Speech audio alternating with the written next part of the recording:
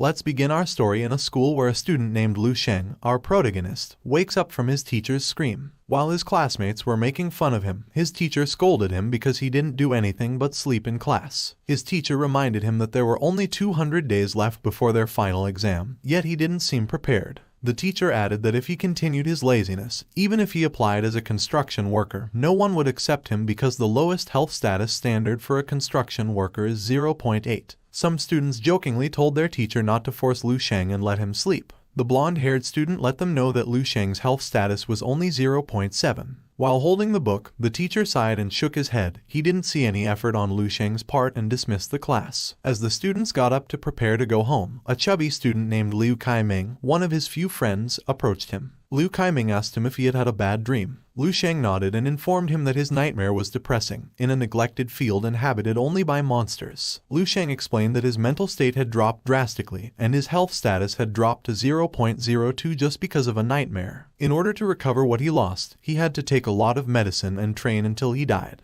Liu Kaiming informed him not to think about his health status because they both have a lower one. Another thing is that they are just ordinary people and suggests leaving it to the geniuses to be superheroes. Liu Kaiming stood up and asked him to play a PC game. But Lu Sheng was in no mood to play right now and wanted to go home. Liu Kaiming offered to pay for the drinks and PC time, but Lu Sheng was not in the mood and just wanted to sleep when he got home. Their conversation was interrupted when a blue-haired student asked Liu Kaiming if he would come to play. As he waved his hand, he shouted that he would come. Then the chubby student said goodbye and said they would play next time, to which Lu Sheng agreed. As he walked home, he thought that after being reincarnated in this new world, he would still have to face the problems with the exam. He decided to see what the recent news was. While looking at a large screen containing the news, he realized that this world was no different from the world he came from. His thoughts were interrupted when a muscular woman suddenly passed by carrying a pallet full of the heavy box. Lu Sheng marveled at the woman's strength and wondered when he would become strong. At their home, while his father was lying prone, his mother was putting a patch on his back. His father reminded her to be gentle. She sighed and told him to grit his teeth and bear the pain because it was almost done. After a while, Lu Sheng arrived. His father got up, and while putting on his clothes, he asked his son if he had eaten. His mother said she would prepare dinner while waiting for his younger sister. Lu Sheng advised his father to buy a blood circulating apparatus suitable for circulating blood and healing waist and back injuries. He also informed his father that one of his classmates had a blood circulating device in their house, proving it produced a better result. As he smiles, with a cigarette in his mouth, he boasts that he is still as strong as steel and that the body pain he feels is only caused by aging. He recalled that he had a present for his son. He took 2 bottles of recovery powder from under the table, a new product from the benevolent clinic. The gift from his father surprised Lu Sheng because he was aware that the recovery powder his father had displayed cost $20,000. His mother patted his father on the back and informed them that her superior at work had allowed her to take home some leftover pork head meat. She asked about Lu Sheng's health status if he broke through 0.85.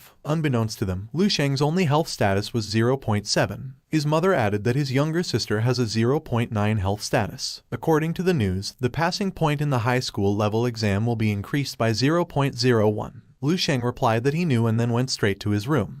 Inside the room, he immediately took off his jacket and started his exercise. The World Martial Alliance recommends the 24-body reconstruction technique, created based on ancient yoga, martial arts, and judo techniques by the Martial Alliance's masters. This technique helps to strengthen the foundation of novice martial artists. 300 years ago, huge cracks appeared in the sky and earth, from which terrifying monsters came out to conquer the world. The advanced weapons did nothing to exterminate the monsters. Despite this, humanity suddenly gained another source of power. A genetic lock within humanity had come undone instead. Every individual's strength was raised exponentially. Thus, mankind has entered the era of martial arts prosperity. However, despite this, in the battleground full of monsters, in order to coexist and inhabit the land, humanity was still at a severe disadvantage. Every day, cities fall at the hands of monsters, and humanity is still pushed toward defeat. Someone said on stage that they were all born into a restless world and that they had to take responsibility for the current era. Each of them practiced martial arts for the sake of humanity, and each of them is the future legacy of martial arts. After training, Lu Sheng tiredly caught his breath. He noticed that after completing the 3 sets of the body reconstruction technique, there was no improvement in his health status, while his younger sister's health status was at 0.9. In addition to that, his parents are doing everything to support him, and heaven has given him a second chance to be reincarnated in this world. Since nothing had changed in his health status, he decided to train again to the extreme. Still, before he started, he lost consciousness. When he opened his eyes, he found himself in a dark, desolate field inside his nightmare. When he stood up and pinched his cheek to wake himself up, he didn't know that a dark figure was standing behind him, ready to finish him off. When he turned around, he realized that it was a zombie. The zombie attacked him, and he fell to the ground. When it tried to bite him, he moved his body to avoid being bitten,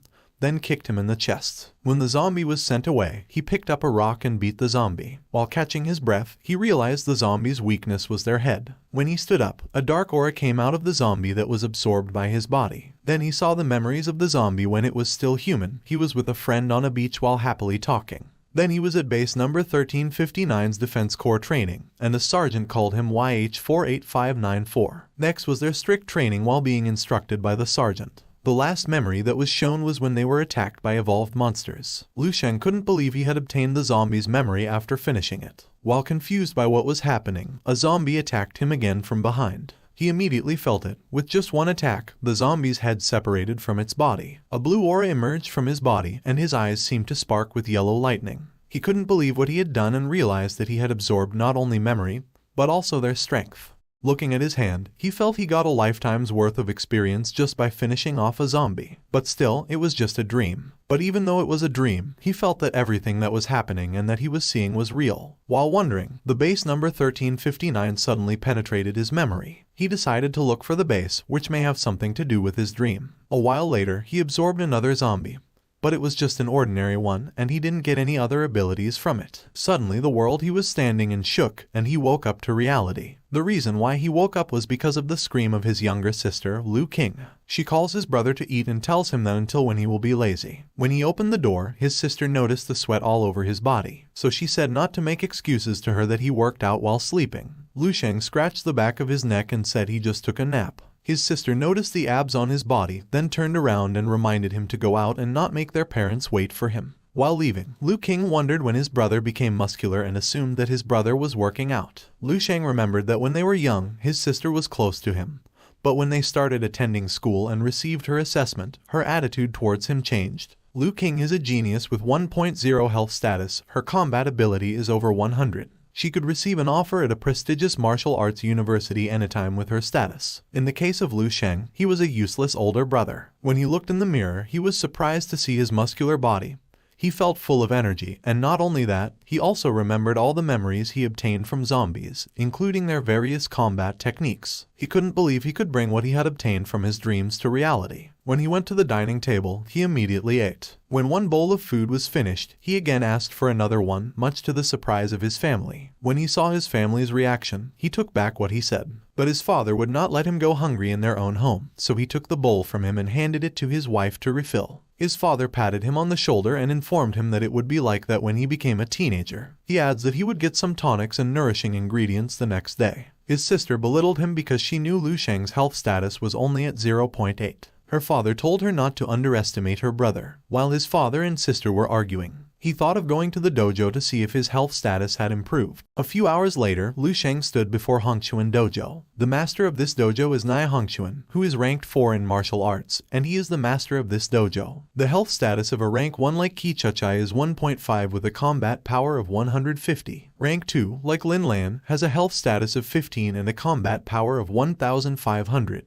Rank 3, like Shi Jin, has a health status of 100 and a combat power of 10,000. And the peak of all ranks is rank 4, like Nai Hongquan, with a health status of more than 200 and a combat power of 100,000. Once martial artists achieve a high rank, society will consider them superhuman. As he looks at the poster with the high tuition fee, he knows that only wealthy people can afford to attend this dojo. If her sister enrolls in this dojo, he knows his family will support her. But for him, he is not interested. Besides, he can absorb the experience of the zombies in his dream. A staff greeted him and asked if he would register for a martial arts enrichment class. He politely replies that he has just come to check his health status and combat power. The staff noticed he was not from a wealthy family based on his appearance and without the instructor assisting him. The staff politely pointed out where the assessment room was and offered assistance. But Lu Sheng didn't want to disturb her. Besides, he knew how the machine worked. When he arrived at the assessment room, he placed his right hand on the top of a glowing ball. In a few seconds, the result of his health status came out with a 0.963 result. He was so happy that his health status increased to 0.2 in just an hour of sleep, and he was about to catch up with his younger sister. Next, he wants to try his combat ability. He placed his right palm in front of a test subject, and a blue aura emerged from his body. He closes his eyes and remembers the experience of the 2 zombies that are carved into his mind. He steps forward and releases a massive blow to a test subject. He waited for the result, and in a few seconds, his combat result reached 113. He was amazed and couldn't believe his improvement. He thinks that if he sleeps for 8 or 10 hours, he will be reborn as the world's strongest martial artist. In his room, his eyes wide with veins, he was so frustrated that he couldn't sleep when he wanted to. He turned on the lights and decided to work out to stabilize his health status. He tries to do the training he knows but makes a mistake in his move and realizes that a zombie he obtains corrects his movement. He continued his training while the memory of the zombies appeared in his mind. Lu Sheng noticed that every time he went through motion, he could feel the power surging through him and the breathing technique the zombies learned when they were still alive. As he made the shape of an electric ball, his tummy rumbled, and he became hungry. Lu Sheng's face turned into an old man, and moments later, he drooled, and his teeth were lost. Oh boy, somebody, please give him a pair of dentures. Anyway, let's get back to our story. Lu Sheng realizes that energy consumption can't keep up because the body is forced to grow. Regular food isn't enough to sustain the nutrients he needs pills. With his family status, he can't afford to provide those pills. If things continue like this, his growth rate will slow down. Such Lu Sheng decided to start earning money. In his school, the reward for their performance is 10,000 for the first grade honor. To achieve that, he must show them his talent. At the sports gym in the locker room, Liu Kaiming told him that it's been a while since they had a practical combat lesson. As Lu Sheng changes his clothes, Liu Kaiming notices his body, and he can't believe that Lu Sheng will achieve a muscular body in a few days. Lu Sheng told him that he was working out, and he noticed his hair growing longer and decided to trim it when he had time. Liu Kaiming concludes that Lu Sheng works hard to get the girl's attention. Lu Sheng lets him know that he is not like him, and they leave the locker room to go to the gym. At the gym, the students gathered. In the middle of them, wearing a gray jacket with a combination of light blue and scars on his arm is their practical combat instructor Zhang Zhenguo. Liu Kaiming informed him that Zhang is a rank 2 martial artist, and he got his scars on a battlefield while facing the beasts. Zhang told them they would review the basic combat techniques they learned in class. Looking at their instructor, Lu Sheng realizes that Zhang's technique is too simple and unrefined. The things he absorbed from his dream are much better compared to their instructor's teaching. After showing the basic combat, Zhang called one of the student named Yang Yifei to demonstrate what he had learned. As he walked, the girl student was astonished by his appearance, and they praised him for being handsome and the strongest in their class. While the girl is flinging, Liu Kaiming is disappointed because Yang Yifei always takes the spotlight. Liu Kaiming knows Yang Yifei is rich and handsome and got himself the best pills, and his health status is getting close to 1.2. Liu Kaiming assumes that their teacher always plays favorites with students because of their status and that people like them are nothing. In his mind, Lu Sheng wanted to agree with his friend's statement, but that was before. Now that he knows his ability, he is prepared to grab them all with his own hands. After the demonstration, Zhang commends Yang Yifei and informs him that he has some balance issues and plans to teach him to correct his balance the next time. Zhang told him he would call some students to spar with him. Yang Yifei thanked him, but in his mind, he disagreed with his teacher's advice. He also belittles his teacher for having a low-ranked martial art compared to his family. Zhang asks the students if any one of them is willing to spar with Yang Yifei. The students are all silent because they know the capabilities of Yang Yifei, and no one bothers to spar with him. Zhang realized that every time this happened, the student was shriveling away. The school may teach them the basics, but once they join the military, only a handful will be walking the path. He also knows that the student is saying that he is playing favorites. Before he finishes his thought, he notices the eyes of Lu Sheng. Those eyes belong to someone who has undergone truly arduous training. Zhang pointed at him and commanded him to stand up and come. Liu Kaiming warns his friend and advises him to back off. He reminds him that they will be doing an exam soon. However, Lu Sheng is confident and tells his friend that he trains so hard that there is nothing to worry about. Zhang instructs them they only have 10 minutes to spar, always remember their safety first, and never forget his teaching. As they faced each other, the teacher gave the signal to start. Zhang noticed that Lu Sheng showed no fear and kept his cool. He asked Lu Sheng about his health status the last time he was tested.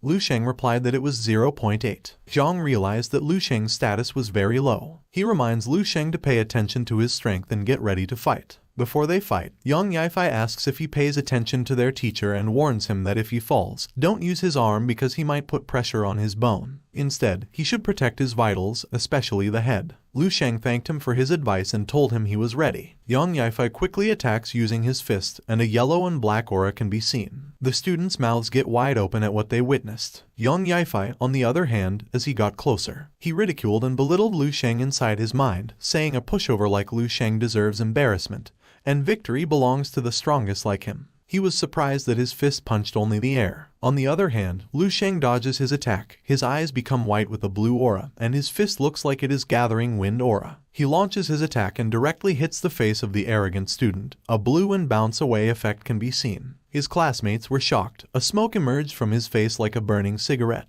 Zhang rushes toward him to check his condition. As they all look at our protagonist, they can't believe that, using only one punch, he knocks out their strongest classmate. But it looks like Lu Sheng was also surprised that Yang Yifei would be knocked out with only one punch. As the teacher still holds the unconscious Yang Yifei, all the students are still in shock and can't believe Lu Sheng defeated Yang Yifei with a single punch. Their instructor shouted at them and ordered them to call the teacher from the nurse's office. When the nurse arrived, they immediately put Yang Yifei on the stretcher. Lu Sheng called his teacher and apologized for what he did. He explained that he didn't manage to control his strength. Zhang looked at him with a fierce eye and patted him on the shoulder, saying that injuries are inevitable during combat. He doesn't have to worry about Yang Yifei because his injury isn't severe. He asks Lu Sheng to come with him to the office for a discussion. Before they leave, Lu Sheng asks Lu Kaiming to help him inform their next teacher. As they leave, Lu Kaiming is frozen and wonders how Lu Sheng manages to defeat Yang Yifei, whose health status is 1.22, using a single punch. He is confused if he is still the Lu Sheng that he knew. When Zhang opened his office door and they entered, Lu Sheng noticed the bonsai. He was astounded by his teacher's interest. Zhang laughed and said that it was just a small hobby of his, and besides, everyone had their own secret. Wouldn't you agree? He asked as his eyes glowed. He added that Lu Sheng only has a health status of 0.8 yet manages to defeat Yang Yifei with one punch. Lu Sheng defended himself, saying those health status results were taken before. Zhang suspected him of using some kind of drug to forcibly increase his health status and warned him that consuming drugs to improve his health status is strictly prohibited in school. Lu Sheng was surprised and insisted that he never use any illegal drugs. To prove his innocence, Zhang suggests assessing his health status. If Lu Sheng uses any drugs, his vitality will be unstable, and the figures will fluctuate wildly. Next, they will determine Lu Sheng's combat strength. If his combat strength and health status are consistent, it would be further proof of his ability. Lu Sheng agreed with him and placed his hand on the glowing ball. Sparkling light emerged, and the result came out. His teacher's mouth got wide open, and he was shocked at Lu Sheng's health status result. Lu Sheng has a rank 1 martial artist with 1.532 health status. Zhang couldn't believe that a student like Lu Sheng, who is only 18,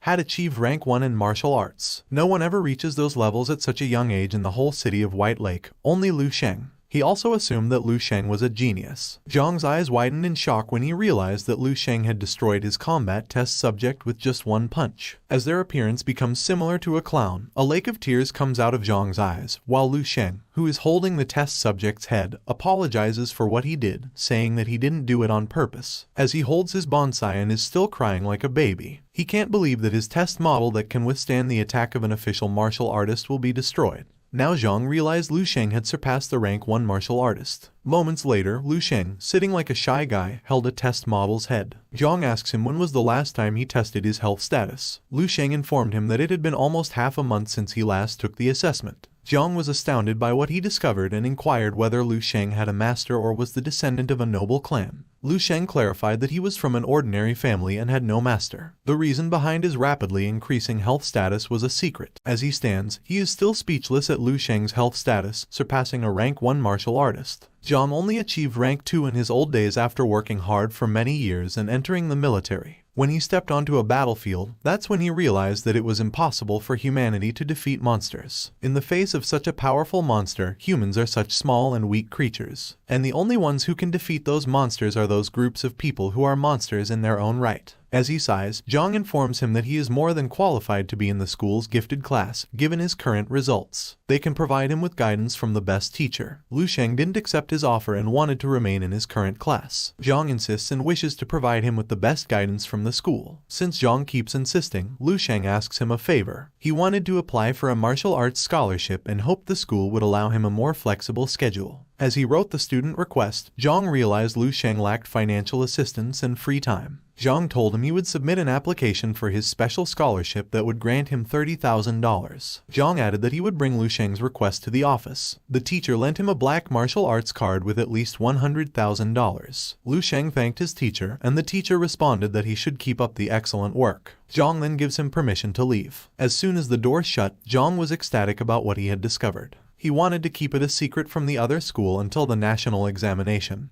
because Lu Sheng is their school's secret weapon. As he stood, he was so excited to tell the higher-ups about Lu Sheng. After so many years, they have finally found someone capable of getting to this strange place. Wait. What is this place? I am also curious. Anyway, let's get back to our story. A few hours later, in a shop, a nourishing tonic called Orchid Heart was recommended by an attendant to the mother and daughter. This tonic can stabilize a person's health status after it reaches 0.8. It's exclusively for female martial artists and costs $30,000. The mother and daughter did not think twice, immediately bought the tonic, and happily left. As Lu Sheng looks into the two, he realizes that even if his parents work day and night tirelessly, they can only afford a $3,000 nourishing. Strong martial artists can earn more money and become rich, supporting their nourishing needs. In her sister's case, Lu Sheng burdens her by taking a portion of their meager resources despite the fact that she is a genius who can change her destiny. Lu Sheng not only can't accept his mediocrity but also doesn't put in enough effort to change his destiny. He only spent his days muddling along aimlessly. When Lu Sheng looks at the two students talking about their PC game, he realized that he was once like them. Like fish trapped in a tank, he longed for the vastness of the boundless sea but was reluctant to part with the comfort and safety of the tank. However, all of this has changed. He broke through the water's surface and discovered the real world beyond that could change his destiny. Looking at the sky, he bowed to himself, saying he would never make a wrong decision. Suddenly, he felt something. All the battle memories he had gathered during this short period had been integrated into a single moment. He decided to advance another step in his path, become stronger and fight for his wants. A while later, Lu Sheng goes to his dream. A zombie with red eyes attacks him. He used his left arm to block the attack and released his right hand to deliver a mighty blow. The zombie got knocked to the ground and he obtained it. He realized that it was a martial artist. Despite being a zombie, he can still use his combat techniques. He decided to continue his venture by going to base 1359. On his way, he faced some zombies and easily defeated them. It didn't take long, and he saw base 1359. Using his feet, he slides down to reach the area. While looking at the big crack in the wall, he couldn't believe it was just a base, not a city. He imagined that Armin, from the attack on Titan, destroyed the wall. He climbs the cracked wall. While touching it, he realizes that it has a thickness of at least 20 meters and can't imagine what kind of battle happened to take down a base like this. If the people with more strength and more advanced development compared to his world were destroyed by the monster, what else in the real world? He thinks. He noticed a strange structure from afar and assumed it was the base command center. Inside the center, an old zombie with gray hair and gray skin sits with a sword in his hand while his eyes glow. When it released a shockwave aura, he was taken aback and fell to the ground. Lu Sheng couldn't deal with this terrifying creature with his current abilities, so he decided to survey the surroundings. He attacked the zombie blocking his path and entered a room. When Lu Sheng was inside, he looked around and noticed a strange object. He approached and touched it. Light emanated from the thing. A hologram woman appeared with long yellow hair and attractive fitted clothing. "Welcome, user of Tanhang technology," she said. While looking at the hologram, Lu Sheng's eyes widened when he realized that it spoke the same language as him. The hologram, Ellie, is a product of Tanhang Technologies, an artificial intelligence of the 16th generation. She is responsible for controlling the network server management at base 1359. Lu Sheng asks her about the latest news. Ellie gladly responded to his request and immediately accessed the data. Multiple news notifications have popped up. According to the information, in the year 11024, on June 21st, main base number 2 successfully launched the 58th spacecraft in search of intelligent life. The targeted destination was the Lyra galaxy. Year 11024, July 24th, the base 105 has fallen. Year 11024, September 24th, Lieutenant General Sun Kang has successfully become a rank 10-star realm martial artist, number 472nd in the world of the Martial Alliance. Year 11024, September 30th, base 114, 838, and 1022 have fallen in succession.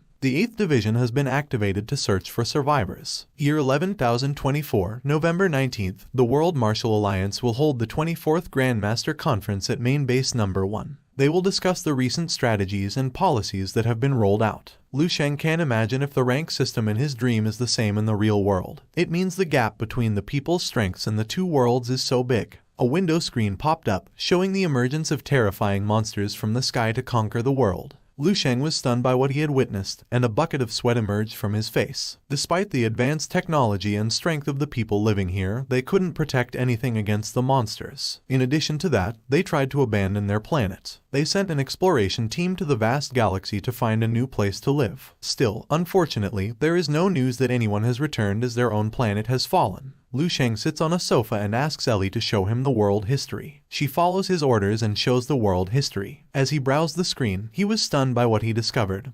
That this world was theirs, and everything that happened here will happen in his world after 10,000 years. Something came to his mind, and he realized that maybe it was a coincidence. He asks Ellie if there's any record of him. Multiple windows popped up. Lu Sheng saw his records and learned that he had lived for only 28 years as a civilian. Lu Sheng requested another query about him in March of the year 299. The system denied access and asked for a blood sample to register. As he thinks about how to give a blood sample, Ellie gets near to his hand and sucks his finger. Lu Sheng got blushed due to the finger licking good. Ellie informed him that the blood sample had been collected and she would start the analysis. Ellie glitched, and Lu Sheng was confused about what was happening. Suddenly, a fire came from her head and notified that a Project Fire C was initiated, and permission was granted. Lu Sheng's record has popped. The information is different from earlier. He got the best grades in the school, graduated from Bei High, and placed 23rd in the whole city of Bei. Then he enrolled in a martial arts university, joined the military for 3 years, and served in Tian'an Military Division.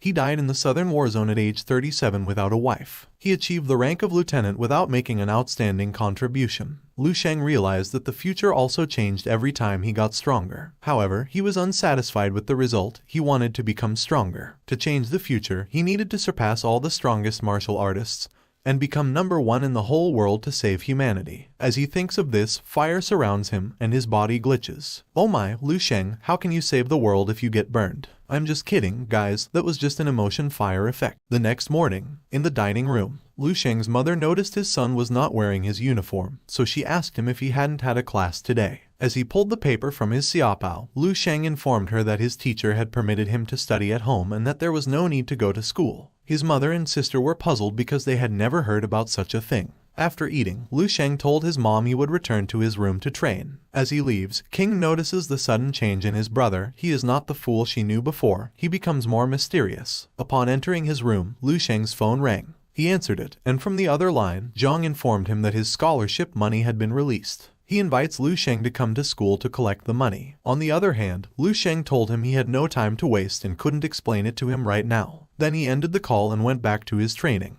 As he sat in a lotus position, Lu Sheng persisted in becoming more vital to changing the future and showing his talent to the people when he reached the peak. Moments later, Lu Sheng went to base 1359 and asked Ellie to pull up all the cultivation methods, reflections, and notes about martial arts that he could access with his perms. Ellie followed his command, and in a few seconds, multiple screens popped up with 465,751 results. Lu Sheng couldn't believe that the result was too many, so he asked Ellie to filter out the most valuable techniques that were suitable for rank 1 martial artists. Ellie quickly followed his order, and as a result, only the 3 best methods remained. The first technique is the Stellar Body Refining Technique. It was created by Wang He, a rank 2 powerhouse from the World Martial Alliance. Second is the Natural Breathing Technique, developed by Yang Yizhu, a rank 2 powerhouse from the World Martial Alliance. The last method is the Visualization Technique, created by Duan Yifeng, a rank 2 powerhouse from the World Martial Alliance. All of them are incorporated into Project Fireseed. In Lu Sheng's current world, the highest level of a martial artist is ranked 9. But in this world, or 10,000 years later, they reached the 11th rank. Lu Sheng was very thankful. Because of what people learned in this world, they managed to preserve it. He starts concentrating on practicing stellar body refining techniques. In this technique, his cells, blood, and inner body were transformed into a much more powerful one. His defense and strength became unimaginably strong. After successful refining, he sweats a bucket of beer and chases the woman. What I mean is his breath. By the way, he realized that the effect of this stellar body refining technique was 1,000 or even higher than the one he had practiced from the beginning. He didn't waste time and practiced the second technique, called the fire breathing technique. As he does this technique, flame surrounds him, and when he opens his eyes, he breathes like a dragon. Lu Sheng felt countless flames burning within his body.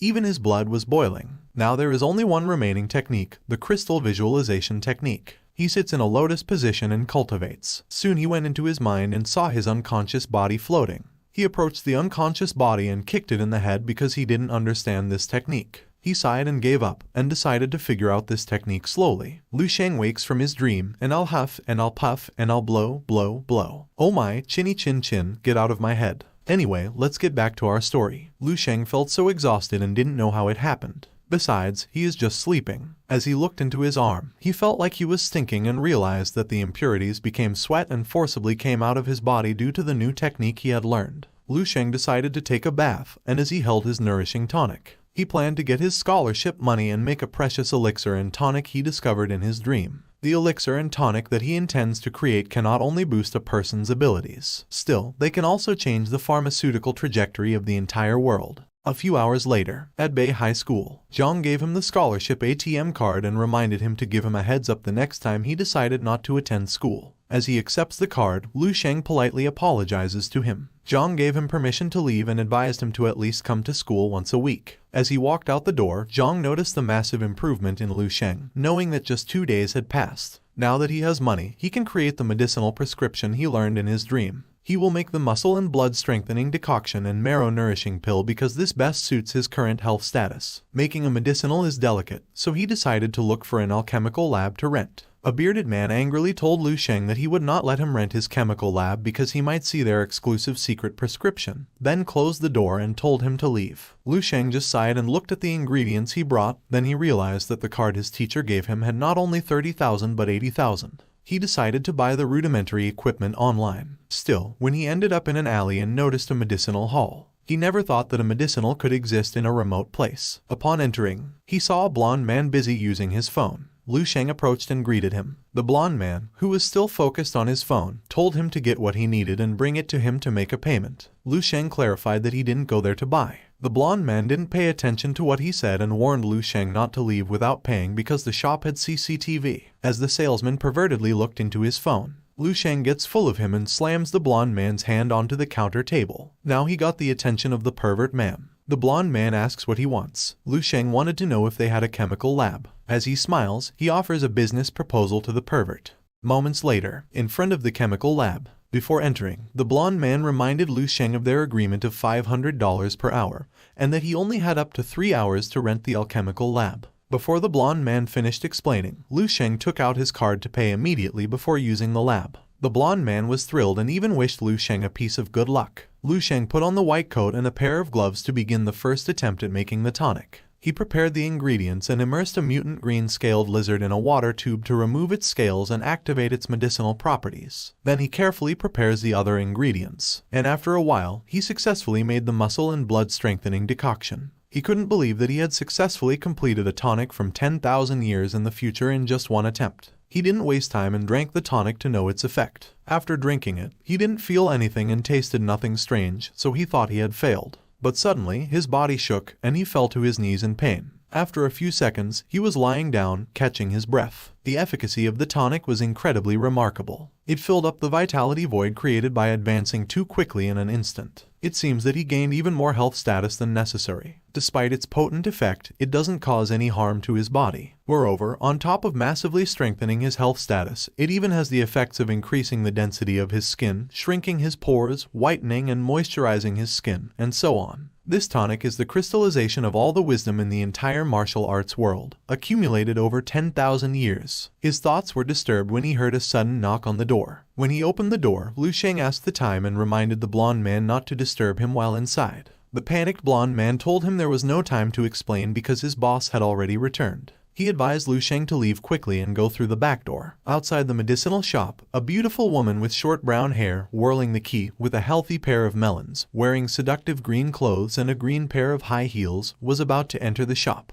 At the alchemical lab, the owner of this Xingshan medicinal hall, Suzu, puts down a box containing different tonics and drinks them. Suzu was very disappointed in the tonics she consumed. The quality is very poor and can't be considered a tonic. As she watches the news showing a martial artist with a muscular body, she realized that the pharmaceutical industry is rapidly changing with the increase in martial artists. A new and better medicinal prescription is developed daily to eliminate the old ones. The reason why they did not keep up with the modern methods of the pharmaceutical industry was that her family was conservative and still used the old methods. Zinshan Medicinal Hall has been selling ancient remedies for 100 years. Now that their pharmaceuticals have been left behind by other pharmaceutical industries, Suzu knows that if she does not find a new medicinal prescription, the business entrusted to her by her father will collapse. She turned around and decided that if she couldn't make a new product, she would collaborate with experienced chemical masters like Mr. Zhang. The blonde man, Ma Fei, greeted her and asked if she would not go to the neighboring city, adding that he didn't expect her to return so soon. Suzu ignored him. The perverted guy blushed and was astounded by her beauty. As he pervertedly smiles, Ma Fei daydreams of Suzu hugging him, and they will live happily ever after. Still daydreaming, Suzu told him to wake up and wanted to know if he had brought someone to the laboratory. Even if she's angry, in Ma Fei's eyes, she is still beautiful and denies her accusation. As Suzu sighed, covering her forehead, she informed Ma Fei that he would be fired starting tomorrow. She threw the dirty coat into the trash can and started to clean the laboratory. Suzu noticed the mutant green-scaled lizard and learned that the one who used the laboratory used the activator to activate the mutant green-scaled lizard. She also discovered that the scales, which are its most valuable part, have been removed. She had never heard of such preparation and assumed that the one who did this was a head stuck in the clouds who wanted to develop their own medicinal prescription. However, in the end, she realizes that she is also like them, the one who is placing their hopes on something completely unrealistic. Suzu saw a broken tube on the floor and wondered how many surprises she would face in her store today. She kneels and picks up the broken tube. As she stood and held up a broken tube, Suzu inspected the tonic and wondered what kind of combination was used to develop such a thing. Out of curiosity, she put one of her fingers inside the broken tube and tasted it.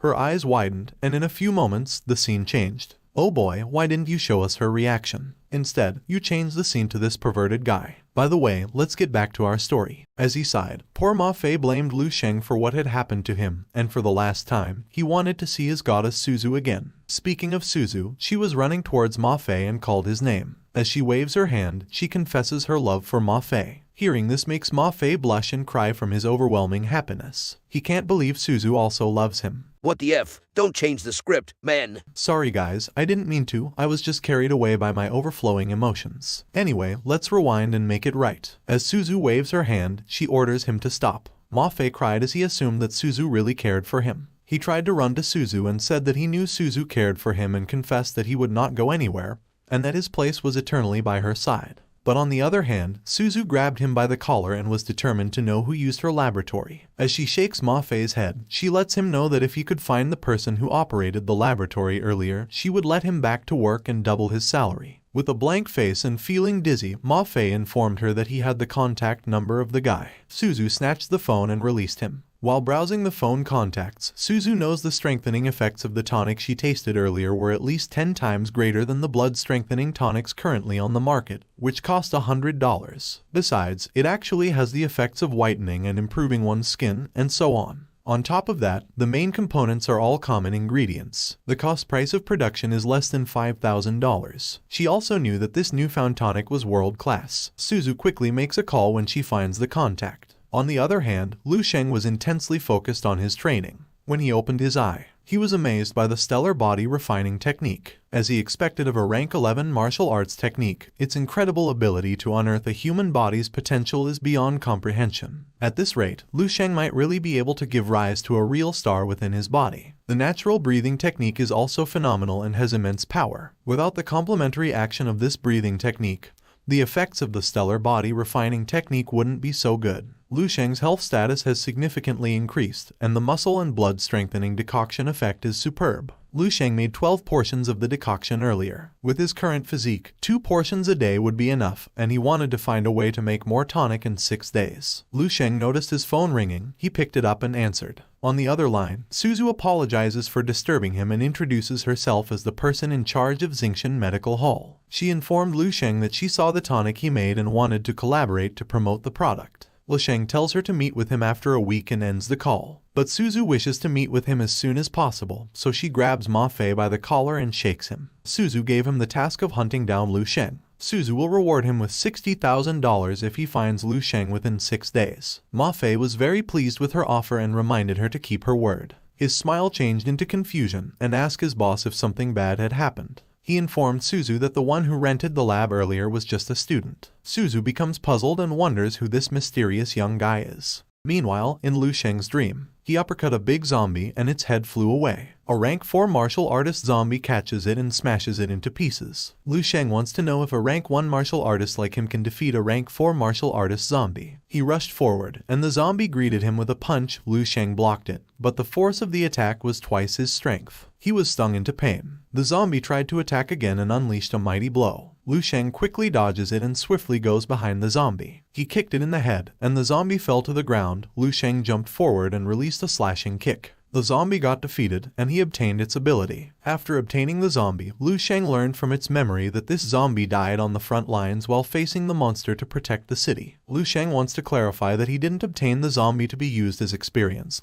but rather as a human being who has passed on the spirits of their bravery. Lu Sheng realizes this zombie was actually a level 5 martial artist when it was alive. No wonder its punches had so much power. If it were not for the fact that it lacked intelligence and lost an arm, it would be impossible for Lu Sheng to defeat this zombie. It's been almost a week since Lu Sheng learned the stellar body refining art, natural breathing technique, and crystal visualization technique. Aside from that, Lu Sheng's health status has increased rapidly with the aid of muscle and blood strengthening decoction. He also fully grasped the zombie fist's techniques by absorbing its memories. Suppose he integrates the secret technique of the stellar body refining art and the natural breathing technique. In that case, Lu Sheng will be able to exert power several times or several hundred times more than he can usually do. The zombies tried to attack him. Lu Sheng gathered his energy into his fist and unleashed a mighty blow that he called a stellar impact. The earth crumbled, the zombies stumbled, and in a blink of an eye, the scene changed at the front of the dojo. Inside the dojo, Lu Sheng asks the attendant if there is an available assessment room, and he wants to rent a machine. Holding her chin, she smirked and asked Lu Sheng why he had returned. She wanted to know if it was because of the upcoming exam, knowing that the health status isn't something that will increase in such a short time. Scratching his head, Lu Sheng fakely laughed and answered that he wondered if his health status might have increased slightly. In his thoughts, Lu Sheng realized it was his second time this month to assess his health status, knowing that most people only assess their vitality twice a year. Even the schools that are most concerned about their students' grades would only perform monthly assessments. The attendant told him room 206 was still available and wished him luck. Inside the assessment room, Lu Sheng told himself that if it weren't for his abilities improving rapidly, he wouldn't bother coming here so often. He first assessed his health status, showing a 15.632 result. He actually far surpassed the standards of a rank 2 martial artist. Thinking about it makes sense. The supreme martial arts techniques and the most advanced tonics are both from 10,000 years in the future. It would be strange if he didn't get such a crazy result. He then pulls up his sleeve to prepare for combat assessment. He unleashed a powerful blow, and in a few seconds, he got a result of 3137 combat power. He realized that because of the fist technique, he got a high result that was more than twice the standard requirement. He then gets the idea that if the skill he uses can affect his combat index, his ultimate combat power should be much higher than this. Lu Sheng then stands in a combat position for a second try. Using a stellar impact of his own, his eyes glow, a blue aura emerges from his body, a whirlwind gathers in his fist, and in a blink of an eye, the scene changes. From a distance, the attendant saw him, asked him if he was already done, and added that he seemed pleased. Lu Sheng replied that he was indeed pretty delighted and said goodbye. The attendant happily wished him good luck in his exam. Closing her eyes, he thinks of Lu Sheng. Even though he is acting cool, he's pretty good looking when he smiles. Her fantasy is interrupted when a boy asks her who she is talking to. This guy is the little brother of this girl with orange hair and a red gym bag on her left shoulder. Her name is Nai Shuang, and she is the daughter of the master of Hong Chuan Martial Arts Academy. She asks the attendant if the guy who came earlier came for an assessment. Still blushing, the attendant clarified that she must have seen it wrong, adding that the guy earlier was just a typical high school student and coincidentally handsome. The red-haired guy said, "What's the point of being handsome if you don't make money? In their society, only prowess in martial arts really counts." He added that based on the man's clothing earlier, it looks like he comes from an ordinary family. Even if he assesses many times, there is no point and nothing will change. Looking at her little brother, she knows the situation in society. The poor dwell in academics, while martial arts are for the rich. The resources needed for cultivating martial arts are a large part of the reason for the saying. Her little brother has been taking all sorts of tonics since he was young, and his vitality was much more than others even before he had begun cultivation. Knowing that her little brother practiced all sorts of martial arts techniques, the gap between him and his peers is ever increasing, and he becomes arrogant. She hit him in the head and reminded him not to compare himself to others, especially those from ordinary households. A lump came out of his head, and Nai Shuang told him that since he had access to good resources, he had more reason to work harder and not to be proud of himself because of his tiny achievements. He grabbed his sister's arm and asked for a favor. He wanted to see the assessment result of the guy earlier. Nai Shuang asks him why. The red-haired guy answered that the guy earlier looked a few years older than him, and he wanted to compare and see if his hard work had improved. Otherwise, he would feel uneasy. Nai Shuang sighed and granted her younger brother's request. She reminded him not to be complacent because the guy earlier was ordinary. The red-haired guy happily agrees with her. The attendant showed the records and clarified that the guy earlier was the only one who came to do an assessment today. As she looked into the result, she was sure that the guy earlier was indeed a student. But when the attendant pulled up the result, Nai Shuang's eyes and mouth widened in shock, and sweat emerged from her face. She grabbed the tablet from the attendant, her little brother fell to the ground, and wondered if the test machine was broken. The attendant clarified that the device was in good condition. Learning that the result was confirmed, Nai Shuang became serious and ordered the attendant to contact all the staff who were free to collect the information of all the students in the area. The attendant quickly followed her order. Looking at the tablet, Nai Shuang is persistent in finding Lu Sheng. On the other hand, in front of the Martial Artists Association building, before closing the taxi's door, the driver was delighted with their chit-chat. He planned to introduce his daughter the next time he met Lu Sheng. As he walked, smiling, his eyes were closed, and his left hand was inside his pocket. He realized that the taxi driver was too passionate and thought he shouldn't have told the driver that he was going to the Martial Arts Association to take the Rank 2 Martial Artist Certification Assessment. Hence, the driver wouldn't talk non-stop. Upon entering the building, Lu Sheng bumped into a disappointed man who couldn't believe his result. At home, his combat power index was higher than 150, but the result was different here. Based on the man who is wearing a green jacket, the Martial Arts Association assessment machine is custom made by the officials. Hence, they may have much higher precision than those sold outside. Hearing this information makes Lu Sheng excited. He can finally get a definitive grasp on his true abilities. At the front desk receptionist, Lu Sheng asks the receptionist where he should go for the Martial Artist Certification Assessment. The receptionist informed him that he needed to fill out a form and then go to room 5203 for the test. A while later, holding his record before entering the room, Lu Sheng didn't expect the Martial Artist Certification Assessment queue to be too long. As he lined up, he felt he would consume much time just to get a certification. His attention went to the two men when he suddenly heard what they were discussing. The guy in green asked his companion if he saw the pretty girl and wondered if she would take an assessment too. The guy in yellow confirmed that the girl was there for certification and felt amazed, knowing that the girl was only young yet dared to take a martial arts certification. Aside from the fact that she was pretty, he assumed she also had an extraordinary ability. Lu Sheng noticed that most people in the room were around 25 years old. He didn't expect to see a martial artist younger than him take an assessment certification. A man with gray hair was shocked to see a huge man entering the door. The big man goes directly inside without even lining up, and the people around him get confused and shocked, and their mouths widen. A man holding his form, wearing a combination of white and blue outfits, declared happily that today was the day he would step onto the path of a martial artist. His partner was very proud and cheered for him. Then suddenly, a big finger pushes him to the side. His mouth widened, sweat emerged from his face, and his eyes wanted to get out of his head. Everyone in the room gets the big man's attention, and the other person takes a photo of him. The girl confronted him and informed him that it was a first-come, first-served situation, and she ordered him to get in line. Holding the form of a big man, Zhao Chengfeng, the examiner let them know that the giant man had the right to go first because he was going for the Rank 3 Martial Artist Certification Assessment. She gets stunned by the information, and her partner spits a lake of blood. The pretty girl is surprised, and other people's mouths widen.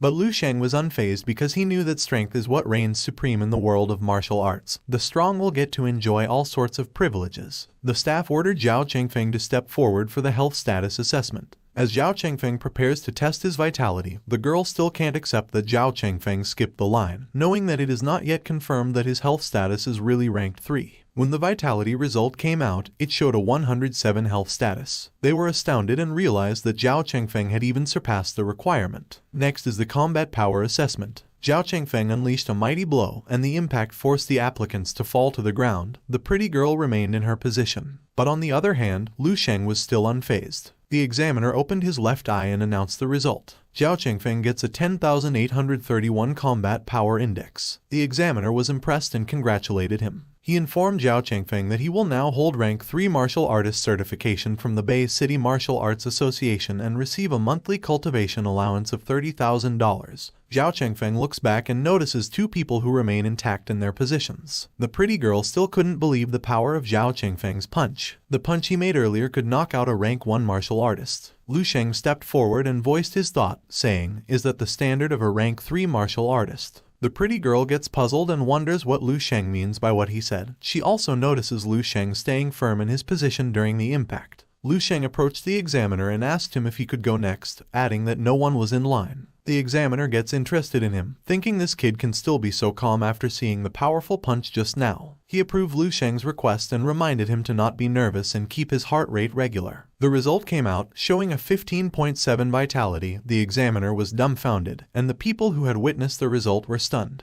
They can't believe that a student has a high health status, and they assume tonics flow through his veins. From a distance, Zhao Qingfeng couldn't imagine that an 18-year-old possessed the requirements for a rank 2 martial art. Before testing his combat power, the examiner reminded him to relax and that he could try his combat power as many times as he liked. Lu Sheng thanked him and clarified that one was enough. Multiple colors of energy emerge from his body, and a blinding light can be seen from afar. The glass from behind gets shattered due to the impact from his punch, and again and again and again, their mouth gets wide open. Our protagonist gets a combat power index of 15,709. After achieving a breakthrough with his fist technique, along with stellar impact and the breathing technique, Lu Sheng's combat power has increased to 10 times that of standard vitality requirements. He was amazed by the beauty of martial arts skills. The staff congratulated Lu Sheng for passing the rank 1 assessment, and he clarified that he even surpassed the requirement for a rank 3 martial artist. The staff apologized to him, saying that he couldn't give Lu Sheng grades now. He wanted to report this matter to the higher-ups because he knew the association would not leave geniuses like him behind.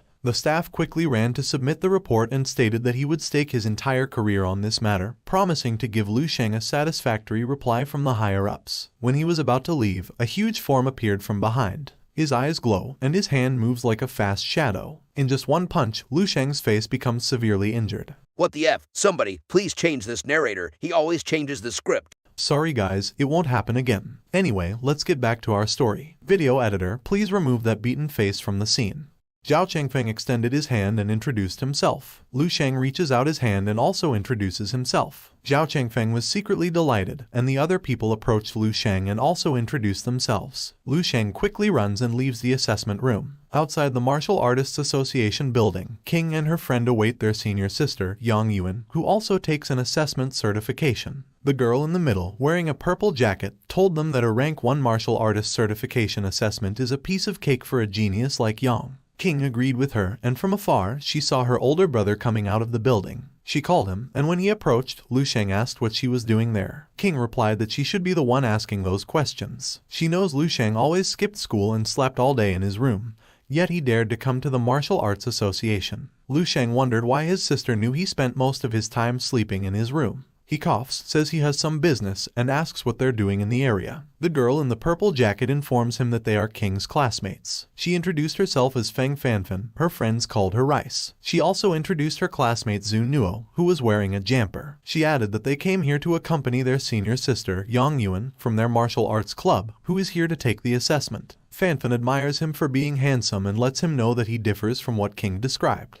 King's mouth widened. Her beautiful appearance became a beast, and she reprimanded Fanfan. Lu Sheng pats her on the head and says goodbye. After leaving, the two were still arguing, and from a distance, Zhu Nuo saw their senior sister. They approach her and ask about her assessment. Yang Yuan sighs and begs to not talk about the evaluation. She informed them that an unexpected incident had occurred. All assessments have been suspended, and she needs to wait until the afternoon. The 3 Powerpuff Girls wondered what kind of incident happened to put all assessments on hold. Yang Yuan explained to them that a guy with a power level of a demon, the same age as her, had a health status of 15.7 and a combat power that surpassed that of a rank 3 martial artist, and his CPI was more than 15,000. Yang Yuan always thought she was talented, but seeing that monster today made her realize that her tiny bit of talent was just a joke. The 2 girls felt worried for her, and Fanfan asked the name of this monster. When Yang Yuan revealed the identity of Lu Sheng to them, They were astounded by what they had learned. On the other hand, Lu Sheng, eating his favorite xiaopao, stops from his track when he notices the 3 Powerpuff Girls. What I mean is, the 3 old ladies who are murmuring while looking at the people in the black suit.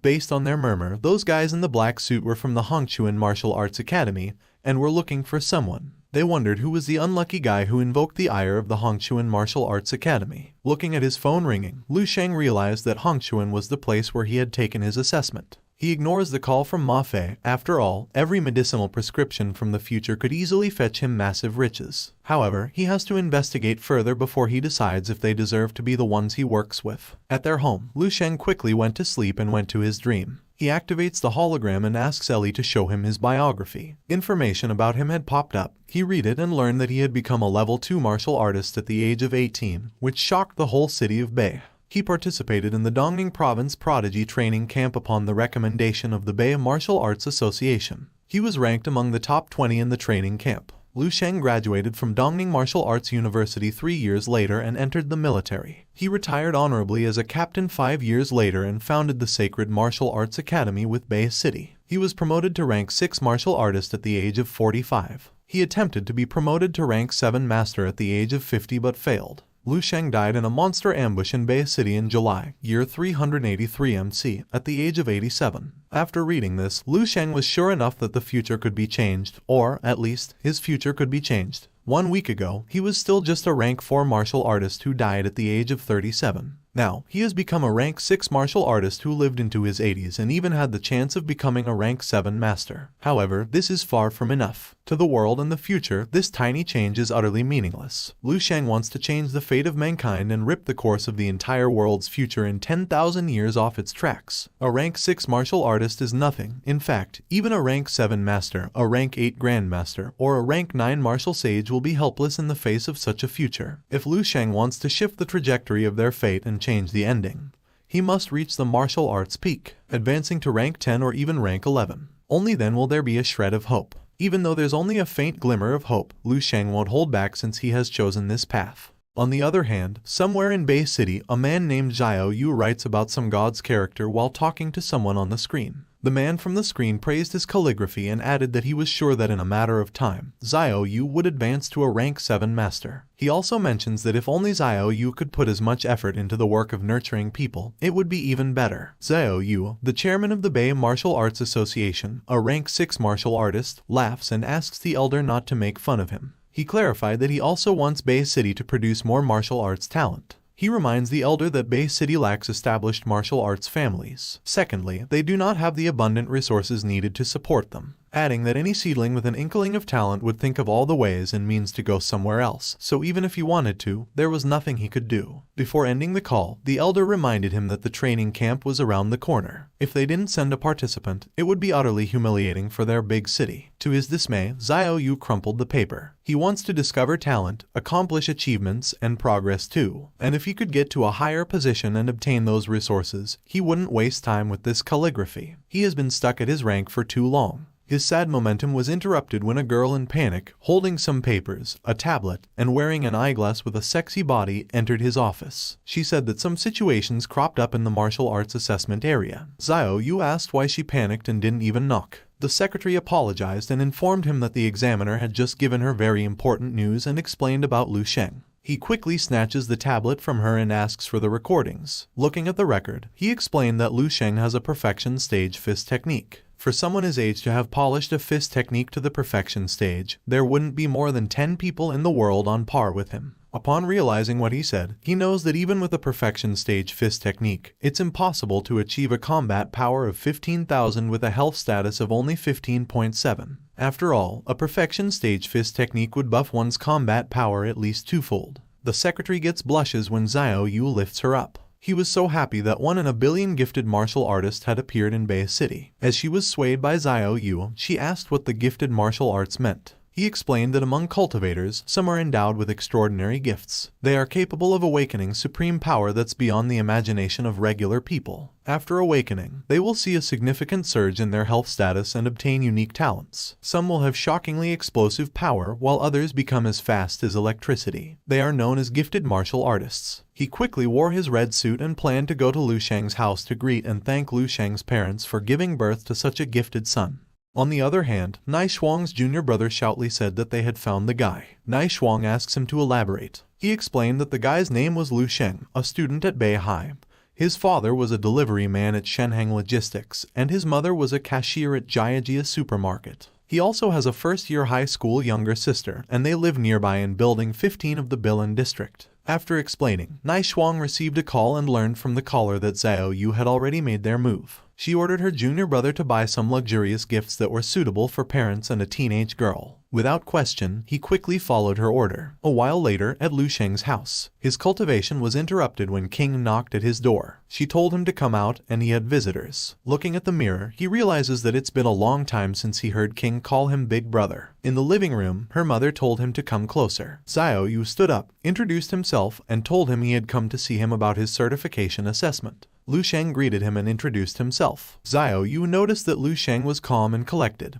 Based on this steady temperament alone, Lu Sheng was a rare sight. Lu Sheng asks who is the girl with a ponytail. As he sat, Xiao Yu told him that it's Nai Shuang from Hongchuan Martial Arts Academy. Nai Shuang greeted him and reminded him they had met at the dojo. Lu Sheng replied, saying that it was nice to meet her. Xiao Yu explained his purpose for coming. On behalf of the Bay Martial Arts Association, he will give Lu Sheng his official Rank 2 Martial Artist badge and a monthly allowance, the same as the Rank 3 Martial Artist. Wait, that's not all. Due to Lu Sheng's exceptional martial arts talent, they have decided to award him $1 million as a show of encouragement. Upon hearing this, Lu Sheng's parents' souls come out of their bodies, and his sister still can't believe the achievements of her older brother. Lu Sheng was grateful for Xiao Yu and the association's encouragement and support. However, he knows there is no such thing as free in this world, so he wants to know what the exchange is for their good deeds. Xiao Yu took something inside his pocket and informed him that they wished Lu Sheng to participate in the Prodigy training camp, which would be held in Dongning Province. Nai Shuang stood in shock and explained that the training camp is where the most talented martial artist geniuses are gathered. However, it's also a place where geniuses are ruined. A senior brother in their martial arts academy, who everyone had the highest hopes for, had attended this very camp in the past. Upon returning, he, who was always spirited and full of vigor, was utterly defeated and simply faded into the background. She also added that with Lu Sheng's talent, he doesn't need to take such a risk. Xiao Yu intervened and agreed with what she said.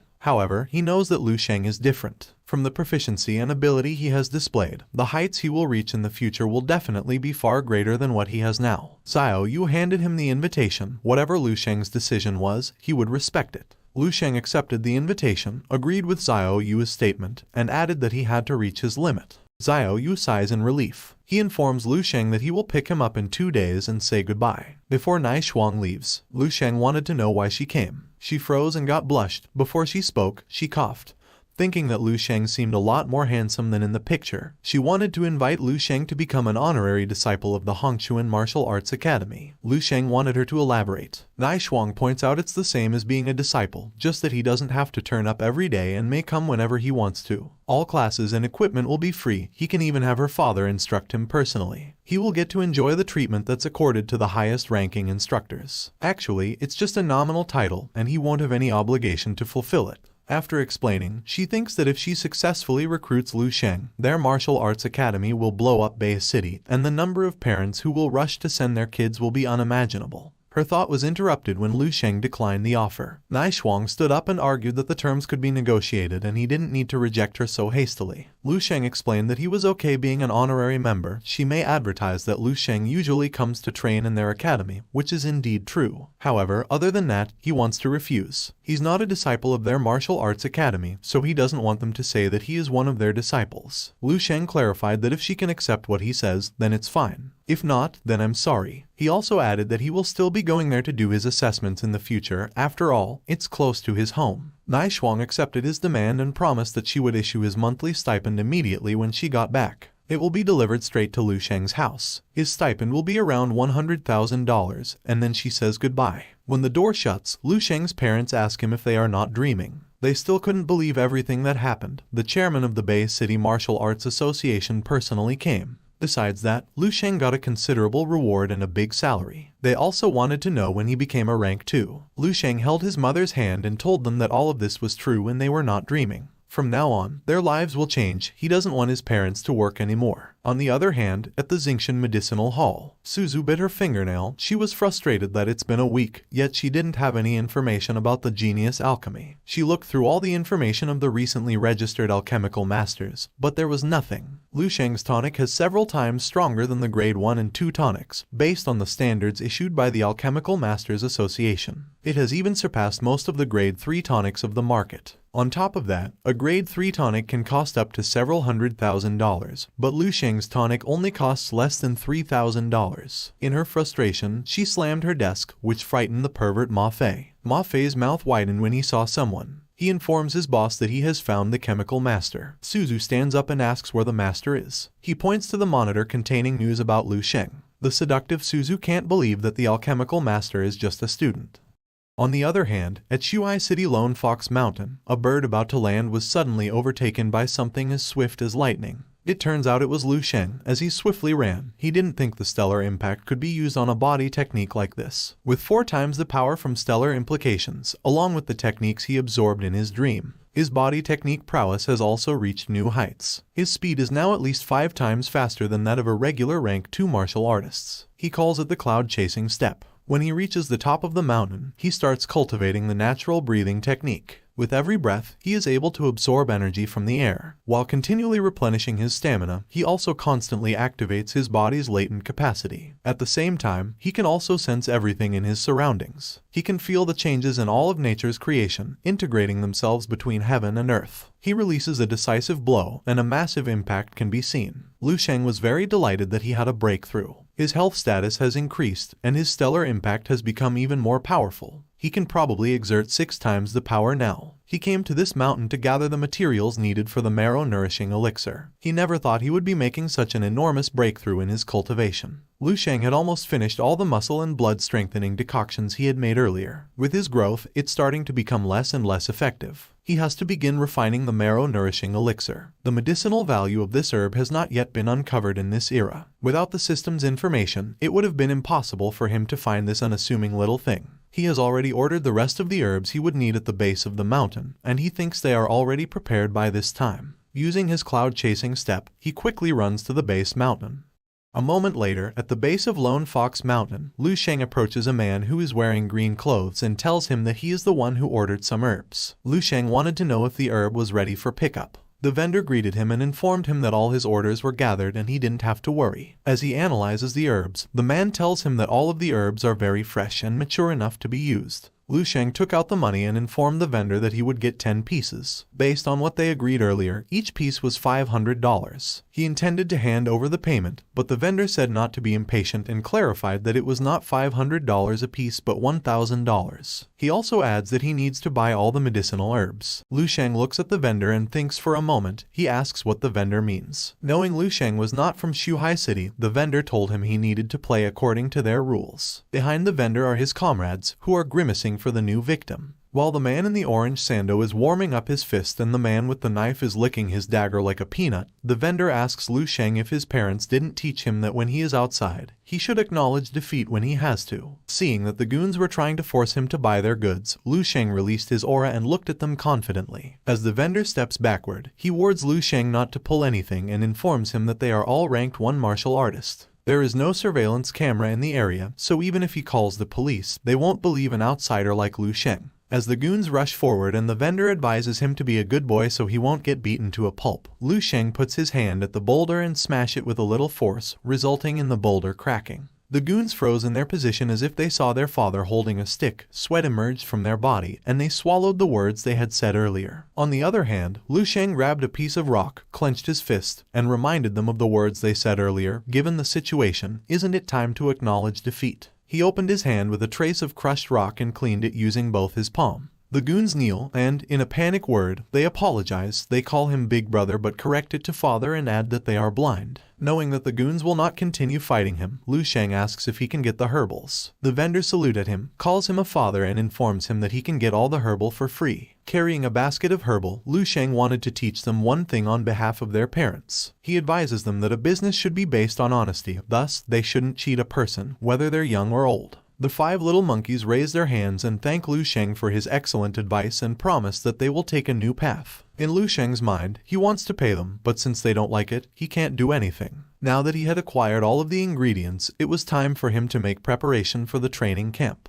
On the other hand, still raising his hand with a gloomy face, the vendor wondered if all the students were now as strong as Lu Sheng. He assumed that the kid was at least ranked 3 in martial arts. The other day, Lu Sheng got off the military vehicle upon arriving at the Dongning Province Prodigy Training Camp. He looked around, continued walking, and thought the training camp was like an army base. He saw the badges of other participants and wondered if they were supposed to wear those. He recalled that his mother put his badge to display in their house, and he forgot to bring it here. One of the guards approaches him and asks where he comes from and why he is alone. Lu Sheng informed the guard that he was from Bay City and something come up, so he was late. The girl in pink informs the guy in yellow that the representative from Bay City had already entered yesterday, and she wonders why they left Lu Sheng behind. The guy in yellow assumes that the organization might only include Lu Sheng at the last minute. Based on his observation, Lu Sheng doesn't even have a badge. He informs the girl that Bay City didn't send any representative for years, but now they actually sent 2 participants. After seeing Lu Sheng's information, the guard remembered that the chairman had mentioned him earlier. The guy in yellow laugh and make fun of him, saying that Lu Sheng is just someone who has their city association chairman's favor. He goes on to say that being associated with the chairman is even more impressive than being a rank 3 martial artist. He wondered how many gifts Lu Sheng received privately from the Bay City chairman.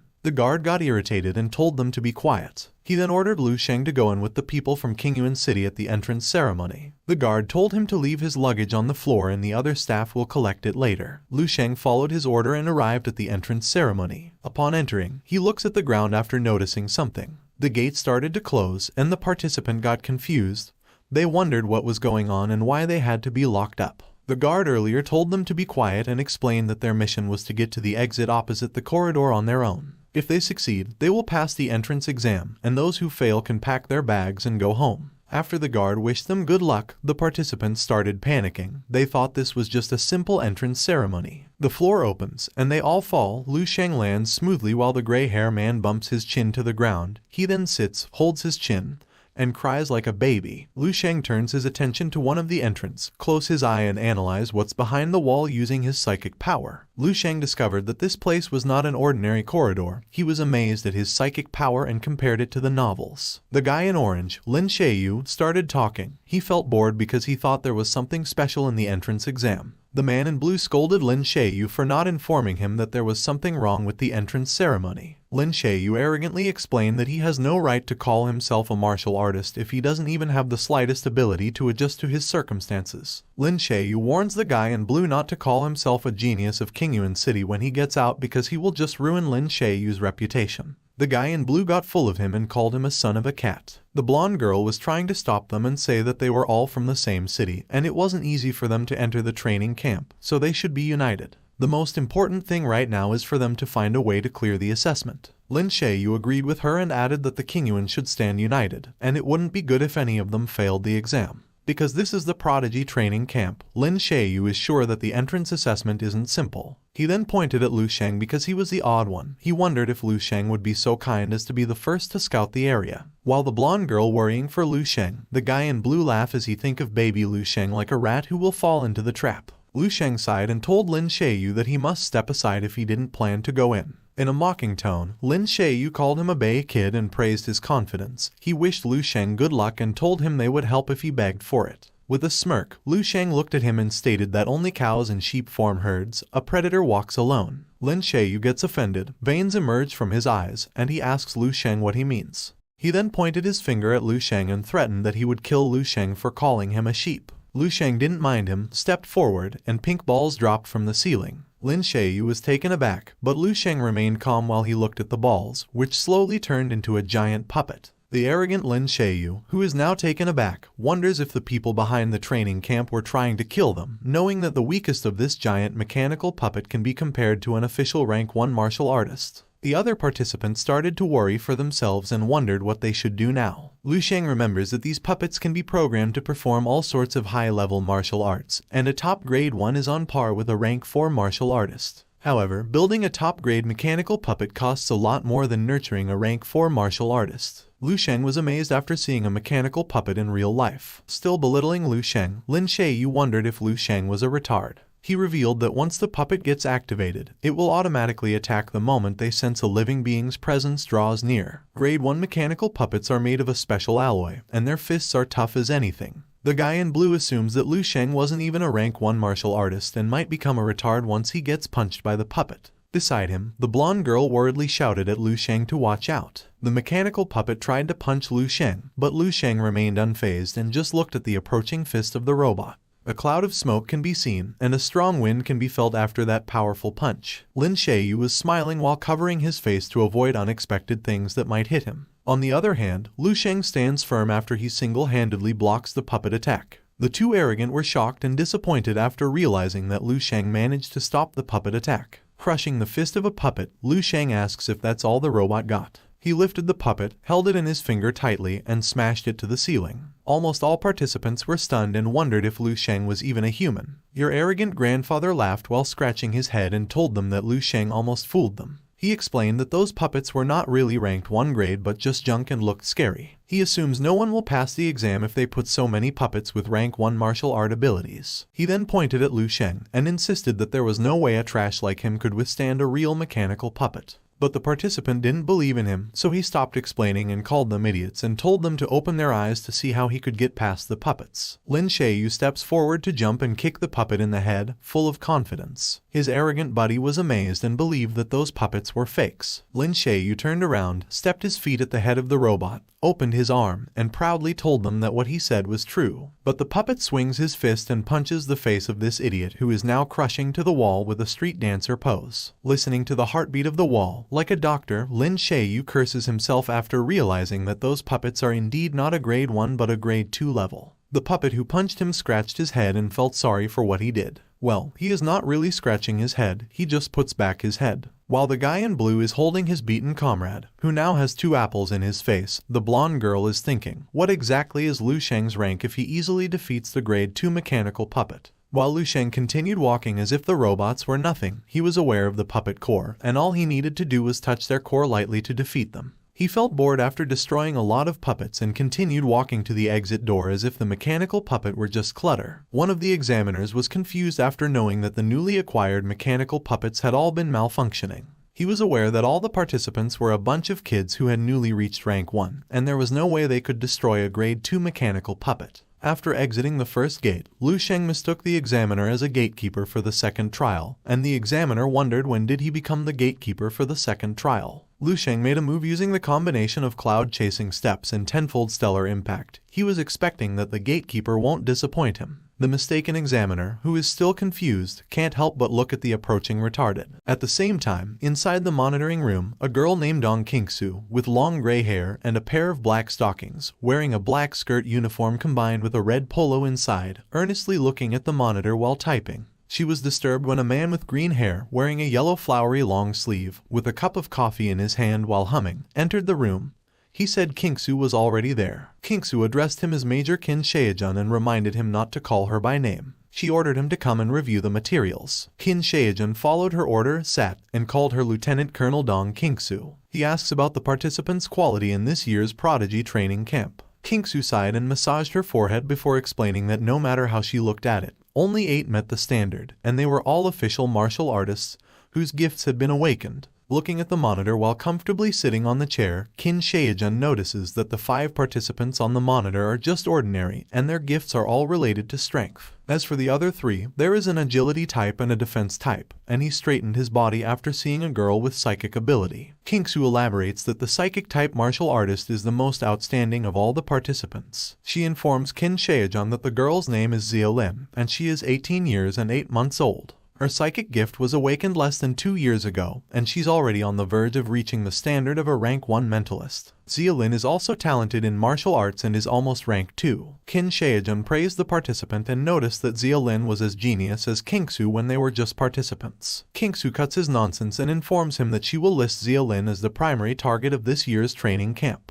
As he laughed, pushing other buttons, he was stunned and almost poured his coffee after seeing something on the monitor. Kingsu was also surprised after seeing this, and her mouth got open. Meanwhile, in the assessment hall 7, a mechanized puppet was crushed to the wall after Zialin used her psychic power. She then senses something dangerous on the other wall with at least rank 3 abilities. After realizing that the person didn't attack her, she assumed it was one of the supervisors responsible for the assessment. Upon exiting the assessment hall, she was surprised after seeing some commotion. The armed security was intensely waiting for someone to come outside. Seeing this makes Zialin wonder what they are up against. To her curiosity, she scanned what was behind the wall using her psychic power. She saw 2 humans about to fight and was puzzled because she knew that the participant's opponent must be a robot and not a human. She wondered who is the person who had an intense aura, and she was taken aback and frightened when Lu Sheng gave her a gaze. She then stepped backward, uses her psychic power to close the door, and the guards were confused about her action. She embraced herself, was so terrified, and felt the bolt of fear that gripped her heart. The guards felt relief after seeing Qin Shaojun and Kingsu. Qin Shaojun asked about the current situation and looked for the supervisor in charge. The guard informs him that the surveillance camera near the entrance has all been destroyed, and they lost contact with the supervisor 3 minutes ago, so they are not sure what's happening right now. Qin Shaojun ordered one of the guards to give him the information of everyone who went into passage 12, but after seeing the wall start to open, Kingsu told him it was not needed anymore. Sweat emerged from the guards' faces, and they prepared themselves for battle. Lu Sheng came out from the assessment room after the door opened, and the guards felt relief after realizing that it was just a student. But their expression suddenly changed upon seeing Lu Sheng drag the supervisor. Knowing that the kid was not from the Qingyuan, Kingsu asks who he is. Lu Sheng dropped the supervisor, introduced himself, and informed them that he was from Bay City. Qin Shaojun smirked and told him he got some nerve after recklessly destroying the mechanical puppets and beating up the supervising instructor. Lu Sheng scratched his face and explained that it was a misunderstanding. He thought that the supervisor was part of the entrance exam, and he didn't hold back because the supervisor was strong. Kingsu looks at him before releasing her purple aura to scare Lu Sheng, who is now standing in front of the unconscious supervisor. Lu Sheng just looked at her as if her aura was nothing. Kingsu then closed her eyes and congratulated him for passing the entrance exam. She then pointed out the way and told him to get some rest, and one of the staff will lead him to the dorms. Holding Lu Sheng's records, Qin Shaojun addressed the kid as crazy and added that he watched the recordings and found out that the rank 2 mechanical puppets became nothing but mere toys in his hands. But according to his records, Lu Sheng only has 15 health status with a combat power of 15,000. He wondered how it could be possible. Kingsu revealed that she assessed Lu Sheng with her psychic energy but didn't sense anything, and Lu Sheng didn't even react. Qin Shaojun wanted to know her plan to deal with the monster Lu Sheng. Kingsu explained that she hadn't any plans yet. However, the stats in Lu Sheng's file are definitely no longer accurate. She then suggested that they should nurture him as a top priority like Zialin. She felt that this year's election was going to be interesting. Meanwhile, Lu Sheng thought of Kingsu's psychic power. He was aware that her psychic power was at least 5 times stronger than his. He did retract all his psychic energy earlier and wondered if Kingsu had discovered anything. The staff informed Lu Sheng that it was mealtime and suggested that they should eat first before going to the dorm. Embracing the hungry worms inside his tummy, Lu Sheng thanked him and apologized for the trouble. He then asked if he could eat as much as he wanted. The staff told him he could eat as much as he wanted for his first meal. Lu Sheng then ordered a lot of food and ate them like there was no tomorrow. While a guy shockingly looked at him, Lu Sheng praised the taste of the food and ordered again for 10 servings. A girl approached him and wanted to confirm if he was Lu Sheng. It turns out that it was Yang Yuan, the senior of her sister. She introduced herself and informed him that she was also a representative from Bay City. She revealed that they met at the martial artist assessment and asked if she could sit. Lu Sheng didn't answer her and protected his food. He informed her that the food was unlimited and she could get more for herself. With a vain effect into her head and clenched teeth, Yang Yuan thought she was not here to eat his hot dog. What I mean is his food. Besides, it came out of his mouth that the food was unlimited. Lu Sheng disturbed her thoughts and told her that, according to the chairman, Bay City didn't have a representative for years and wondered what was going on. Yang Yuan explained that Bay City sends representatives yearly, but no one manages to pass the entrance assessment exam. Even if they managed to pass the assessment, they were asked to leave soon because they didn't manage to score enough points. After all that hard work, they only ended up being a stepping stone for others, and no one would want to put that in their resume. Lu Sheng wondered what points she was talking about. Yang Yuan explained that the points are the currency inside the training camp.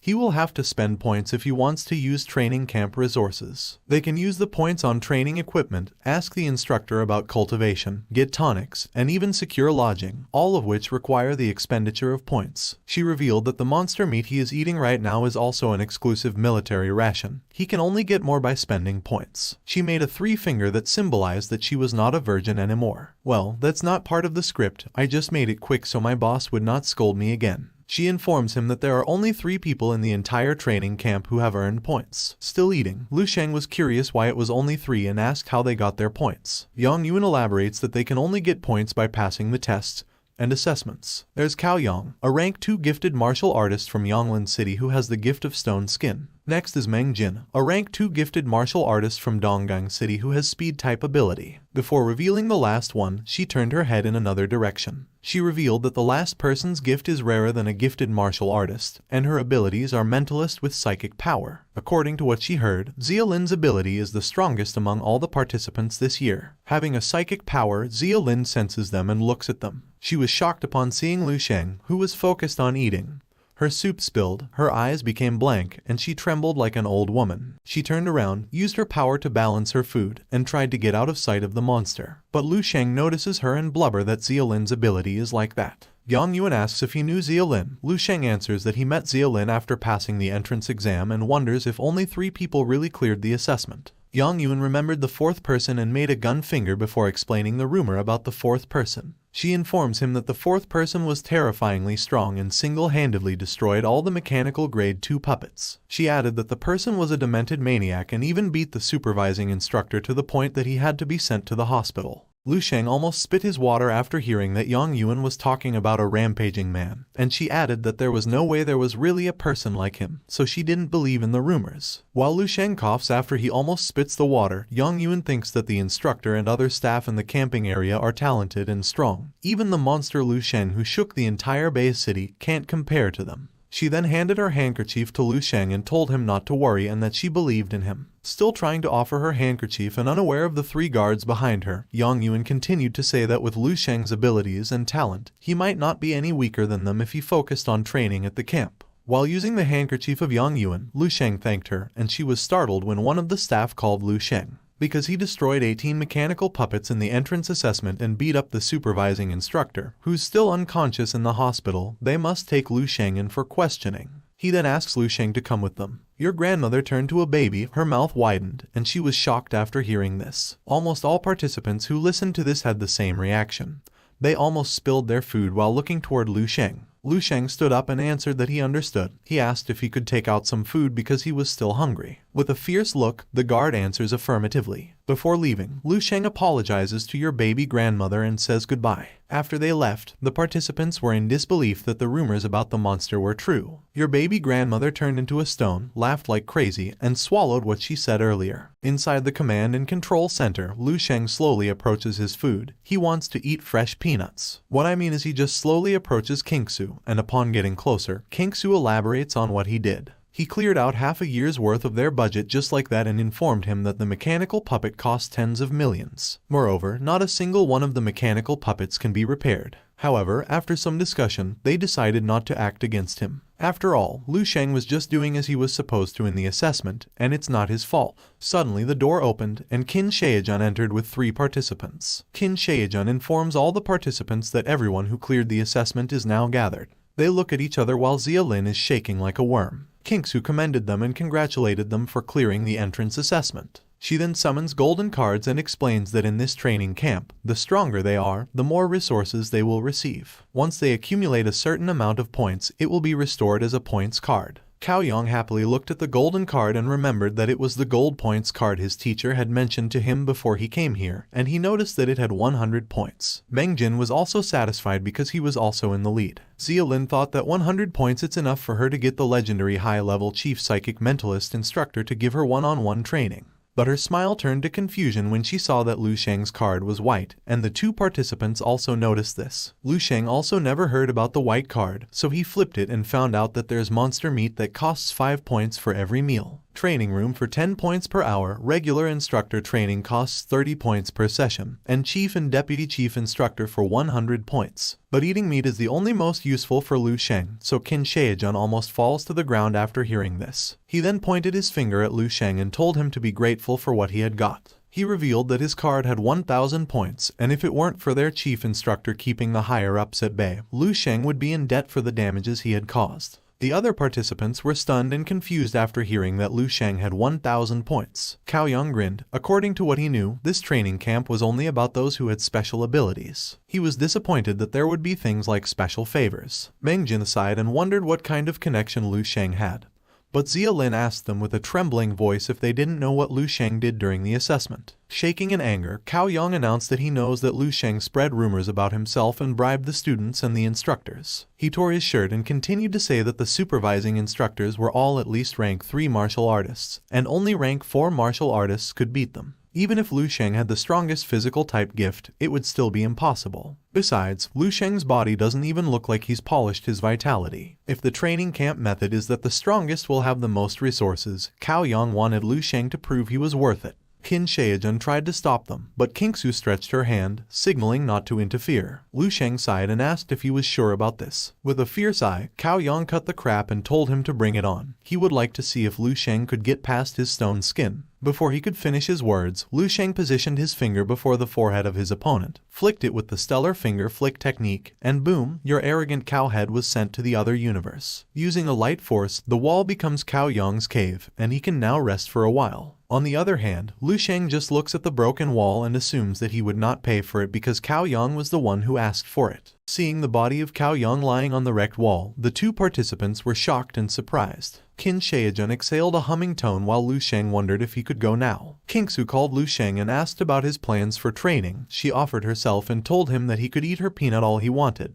What I mean is she informs Lu Sheng that with his points, he can have Kingsu train him personally. Before leaving the room, Lu Sheng thanked the chief for her offer, but he was not interested because he had more important things to do. Qin Shaojun was curious about the more important thing than receiving personal training from the chief commanding officer. The two participants were also surprised by Lu Sheng's answer. Lu Sheng stopped, turned his head, and informs them that he will go to sleep. The two were puzzled, and Ming Jin's eyes became bigger after hearing this. On the other hand, while Kingsu was also puzzled, Qin Shaojun laughed so hard as if he saw my ass with an abscess that was about to explode. A few moments later, while the guards were carrying the stretcher with Cao Yang's body, the two were observing Lu Sheng, who was now going to enter his room. Seeing this makes Qin Shaojun realize that he was serious about what he said earlier. He really went back to get some sleep. On the other hand, boasting her hot floppy rump in front of my camera, Kingsu wondered what Lu Sheng was thinking, knowing there were no resources inside the dorms. Because it's Qin Shaojun's first time meeting such an interesting gifted one, he suggests letting Lu Sheng do what he wants. Kingsu told Qin Shaojun that he didn't understand and explained that Lu Sheng was like a top-grade grindstone that could stimulate rapid growth for others. Qin Shaojun wondered if she was talking about the grindstone stronger than all the blades out here. Kingsu asks if he can still remember the person Ding Peng back then. Thinking Ding Peng makes Qin Shaojun's chest hurt. Back then, Ding Peng overpowered everyone in the training camp and trampled all of them under his feet. He stated that Ding Peng deserved the title of the king. Kingsu agreed with him and added that the people with physical type gifts have an enormous advantage over others in the early stages. They can easily hit a combat power of tens of thousands and even defeat enemies above their rank. However, the ability is not just strength alone.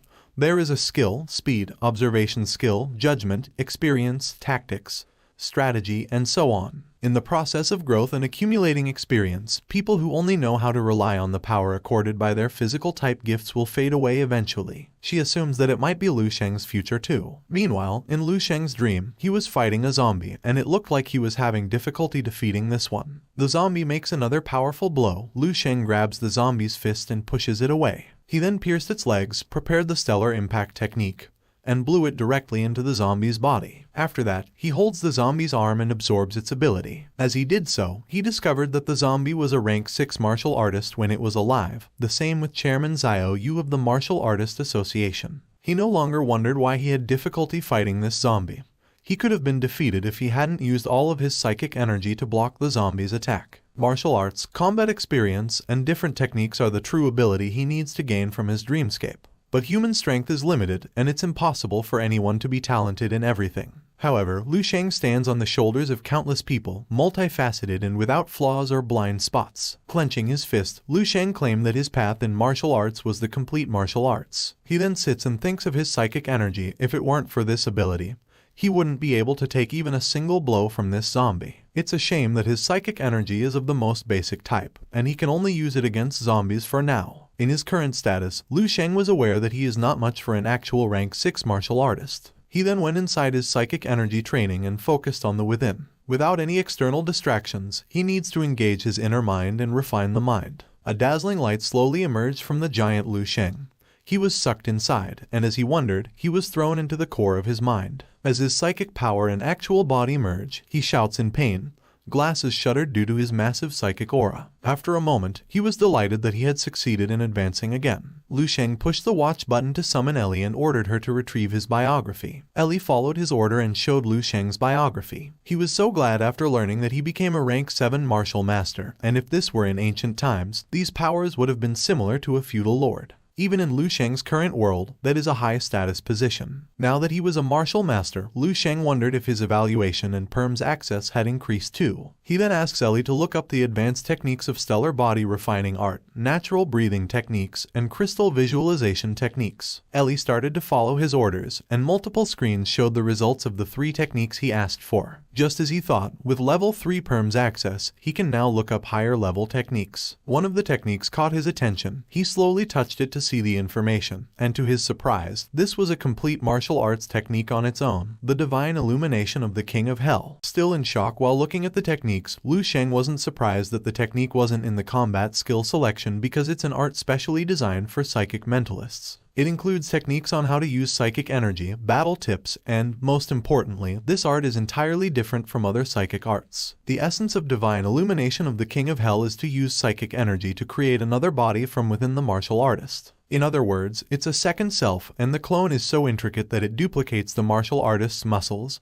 cells, and even genes. All of this is just for one objective, to strengthen oneself from all angles without leaving a single opening. The first level of divine illumination of the King of Hell is to use psychic energy to strengthen one's organs and, as a result, amplify one's vitality. And that is precisely what Lu Sheng needs the most right now. Even though he already has ways to amplify his combat power, his vitality is still unchanged, which keeps him from improving. If he can break through this obstacle, he will be able to enhance all of his stats using psychic energy to affect the martial artist's vitality. Lu Sheng admitted that he underestimated the martial arts knowledge accumulated over 10,000 years. Still, in his era, this art wasn't even something that could be conceived, let alone created. After seeing the name of Duan Yifeng, Lu Sheng recognizes him as an exceptional talent in 1 in a million, and his existence is even above among rank 11 powerhouses. Lu Sheng shook his head, knowing that, despite having such people of extreme talent, the destruction of human civilization couldn't be prevented. But Lu Sheng didn't lose hope. Every minute and every second was so precious for him to train hard and give his all to become stronger. 1 month later, inside the psychic room, as Xia Lin closes her eyes, she focuses on her surroundings using her psychic power. Multiple yellow things were simultaneously about to hit her, and it was all destroyed by a purple aura with star cones from her. After crushing all the targets, Xia Lin summoned back her star cones. Suddenly, someone opened the door and commended her for her rapid improvement. It turns out that it was Kingsu, standing before the door with a cross arm. She was delighted that Xia Lin could now control 3 star cones with ease. She asks Xia Lin when she can handle 6 star cones with ease.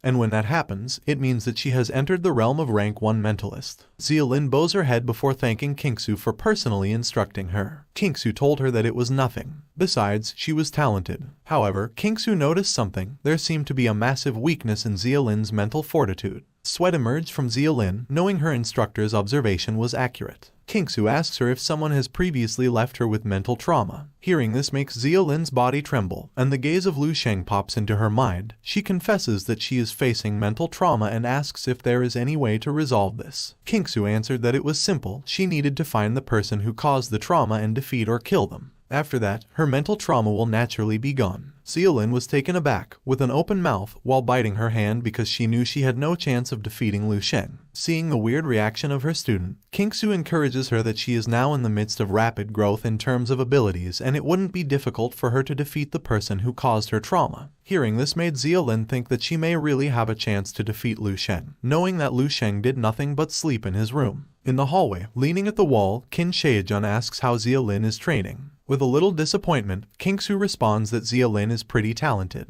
However, her character is a little soft. Qin Shaejun clarified that not everyone is like Kingsu. Besides, no matter what, he is sure that Zeolin's character is better than the one he instructs. Kingsu bring out that they taught them all they could do, and only 2 months remained before the camp assessment closed. She then asked if Lu Sheng was still sleeping all day. Qin Shaejun answered affirmatively and added that every time the staff delivered his meals, they would see him just sleeping. He guessed that Lu Sheng was a lost cause. He then laughed and reminded her of what she said when she was lecturing the students. If they wish, they can stay in the dorms and just sleep their days away, and no one will interfere. Kingsu sighed and massaged her forehead. She regretted saying those things. Putting his 2 hands inside his jeans pockets, Qin Shaejun wondered if she would still use Lu Sheng as a grindstone. With a choo-choo train steam and closed fist, Kingsu stated that there was no chance and added that Lu Sheng was not even fit to be used as a stepping stone. She then walked away and ordered Qin Shaejun to train Meng Jin well. Otherwise, Zeolin might beat him to a pulp during the closed camp assessment. Qin Shaejun made a blah face and told her they were not afraid of her and her student. Meanwhile, in the gym room, standing like a mop model, Yang Yuan wiped her sweat and exhaled her tired. She was interrupted by a cheery girl who just returned to help her. Yang Yuan thanked her, and in response, the girl said it was nothing. Besides, Yang Yuan also helped her the last time.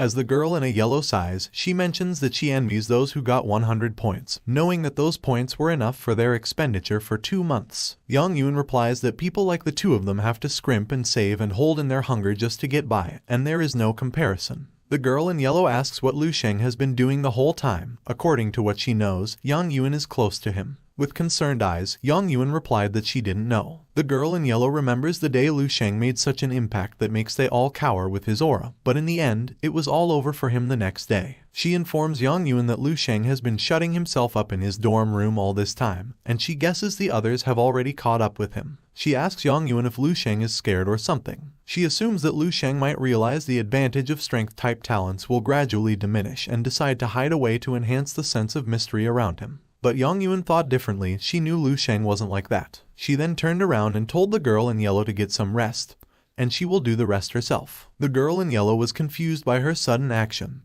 and her attention turned outside after seeing some commotion, the people telling others that Cao Yang was about to take on quadruple gravitational force. Hearing this makes Yang Yuan recall that she almost fainted after spending just 20 minutes in a double gravitational force chamber, but quadruple is insane. The girl in yellow grabbed her hand and told her they should also watch.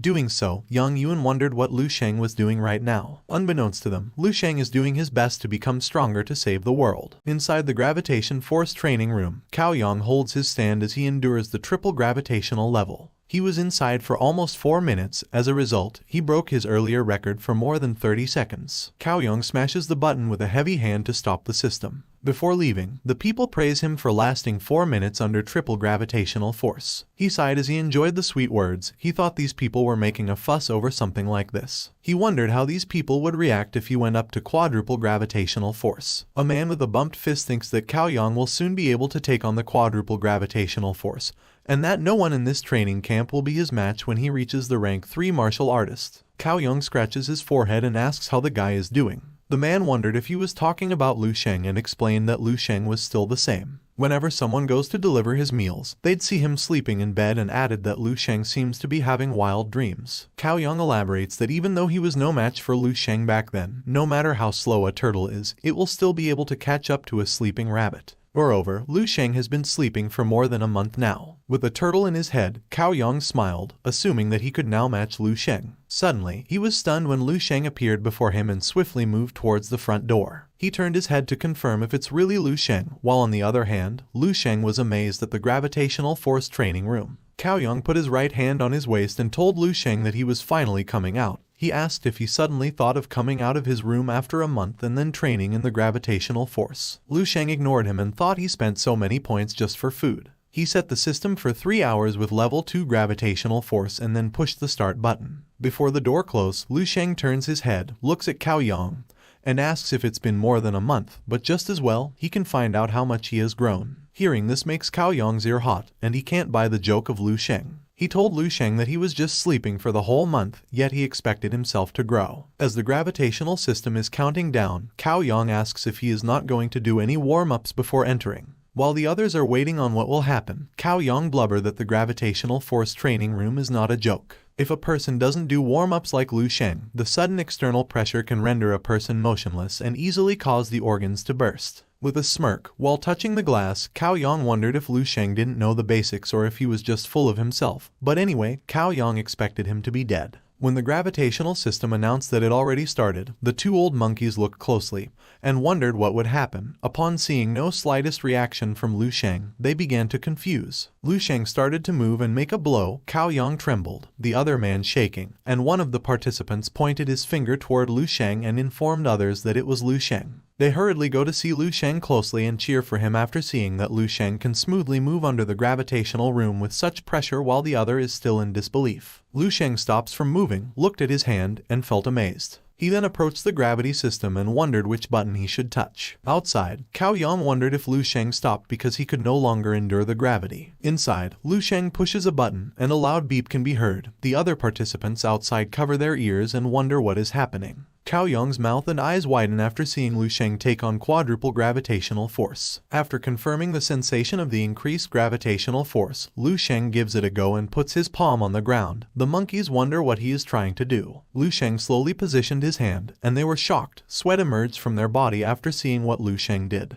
Meanwhile, after a very tiring training, Xia Lin peacefully walked in the hallway but stopped in front of one of the rooms when she saw so many people. Out of curiosity, she approached the hungry monkeys, who were waiting for me to throw my bananas for them to catch it with their wide mouth. She approached one of the monkeys and asked what he was looking at. She trembled after seeing that Lu Sheng was balancing himself upside down using only 2 fingers with the level of 4 gravity. She turns into a doll stone while uttering the name of Lu Sheng in a questioning tone. On the other hand, the tortoise Cao Yong was sitting in disbelief as he gritted his teeth with tears in his eyes. He couldn't accept that Lu Sheng was so strong, knowing that he just slept more than a month. He was expecting that he already surpassed Lu Sheng by now, but as you can see, the lagging tortoise slowly crawled along but couldn't get past the sleeping rabbit. Inside the gravitational force, Lu Sheng was still unsatisfied with gravity, so he jumped backward to increase the gravity. He pushed the red button, and the people outside shouted in shock, calling the others to come and see that Lu Sheng set the gravity to 5 times. Inside, the handsome Lu Sheng, like me, easily endures the 5 times gravity in natural breathing technique mode using the breath of the earth. Other people were rushing just to see if Lu Sheng was really back. On the other hand, Lin Xiaoyu gritted his teeth in disbelief. Upon arriving, their mouths widened in shock upon learning that the sleeping rabbit was back. Cao Yong is sweating after seeing that Lu Sheng can easily move inside the 5 times gravitational force. Looking at his hands, Lu Sheng concluded that the 5 times gravitational force is a fit for him to perform the movement of the stellar body refining technique. However, this is far from enough. To push his limit, he needed tremendous pressure, so he tried to push some buttons in the system. Seeing this makes people outside wonder if Lu Sheng is about to shut down the system because he can't hold it anymore. Lu Sheng smashed the green button, and the people's eyes and mouths widened in shock. Inside the command and control center, Dong Qingsu was disappointed after learning that another 2 students had quit the training camp. It's not even long, yet so many students were quitting the training camp.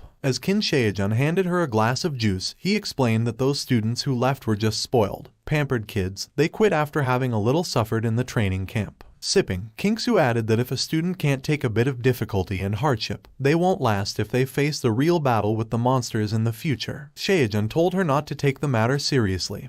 He was confident that the students for this batch were pretty good, and he estimated that 80% of the students would be able to last till the end. He then looked at the monitor with a smile and informed her that the G-Force room had many students who were trying to break the record. But he was surprised after discovering that the G-Force records were actually broken. Hearing this makes Qingsu wonder if Cao Yong was the one who broke the record because she knows that Cao Yong was on the brink of moving on to 4 times gravitational force. But Shaojun scratched her idea because the one who broke the record was someone she didn't expect in a million years. And it was Lu Sheng who was now facing an 8 times gravitational force. After hearing this, Qingsu broke the glass into pieces. She stood up and looked at the monitor to clarify if it's really Lu Sheng. With a look of confusion, Shaejun asks what the current rank of Lu Sheng is. Kingsu didn't know either, but one thing was for sure, they had finally found the one they have looking for. Inside the gravitational training room, bullets of sweat drop from Lu Sheng. The 8 times gravitational force is still too much for him at his current vitality, and he is nearing his limit. He closed his eyes and tried his new technique. His heart started to construct with purple energy, and it flowed through his veins. After that, a purple aura emerged from his body. He looked into his hands and was amazed at the power of the divine illumination of the King of Hell. He just only constructed his heart, yet his vitality has already increased by about 10%. He clenched his fist with a smile and decided to see where his true limits were now. After seeing Lu Sheng approach the system again, they wondered if Lu Sheng would go above the 8 times gravitational force. The glass slowly cracked, and the people outside fell to their knees after they felt the gravity from inside. They couldn't believe that even if they were outside,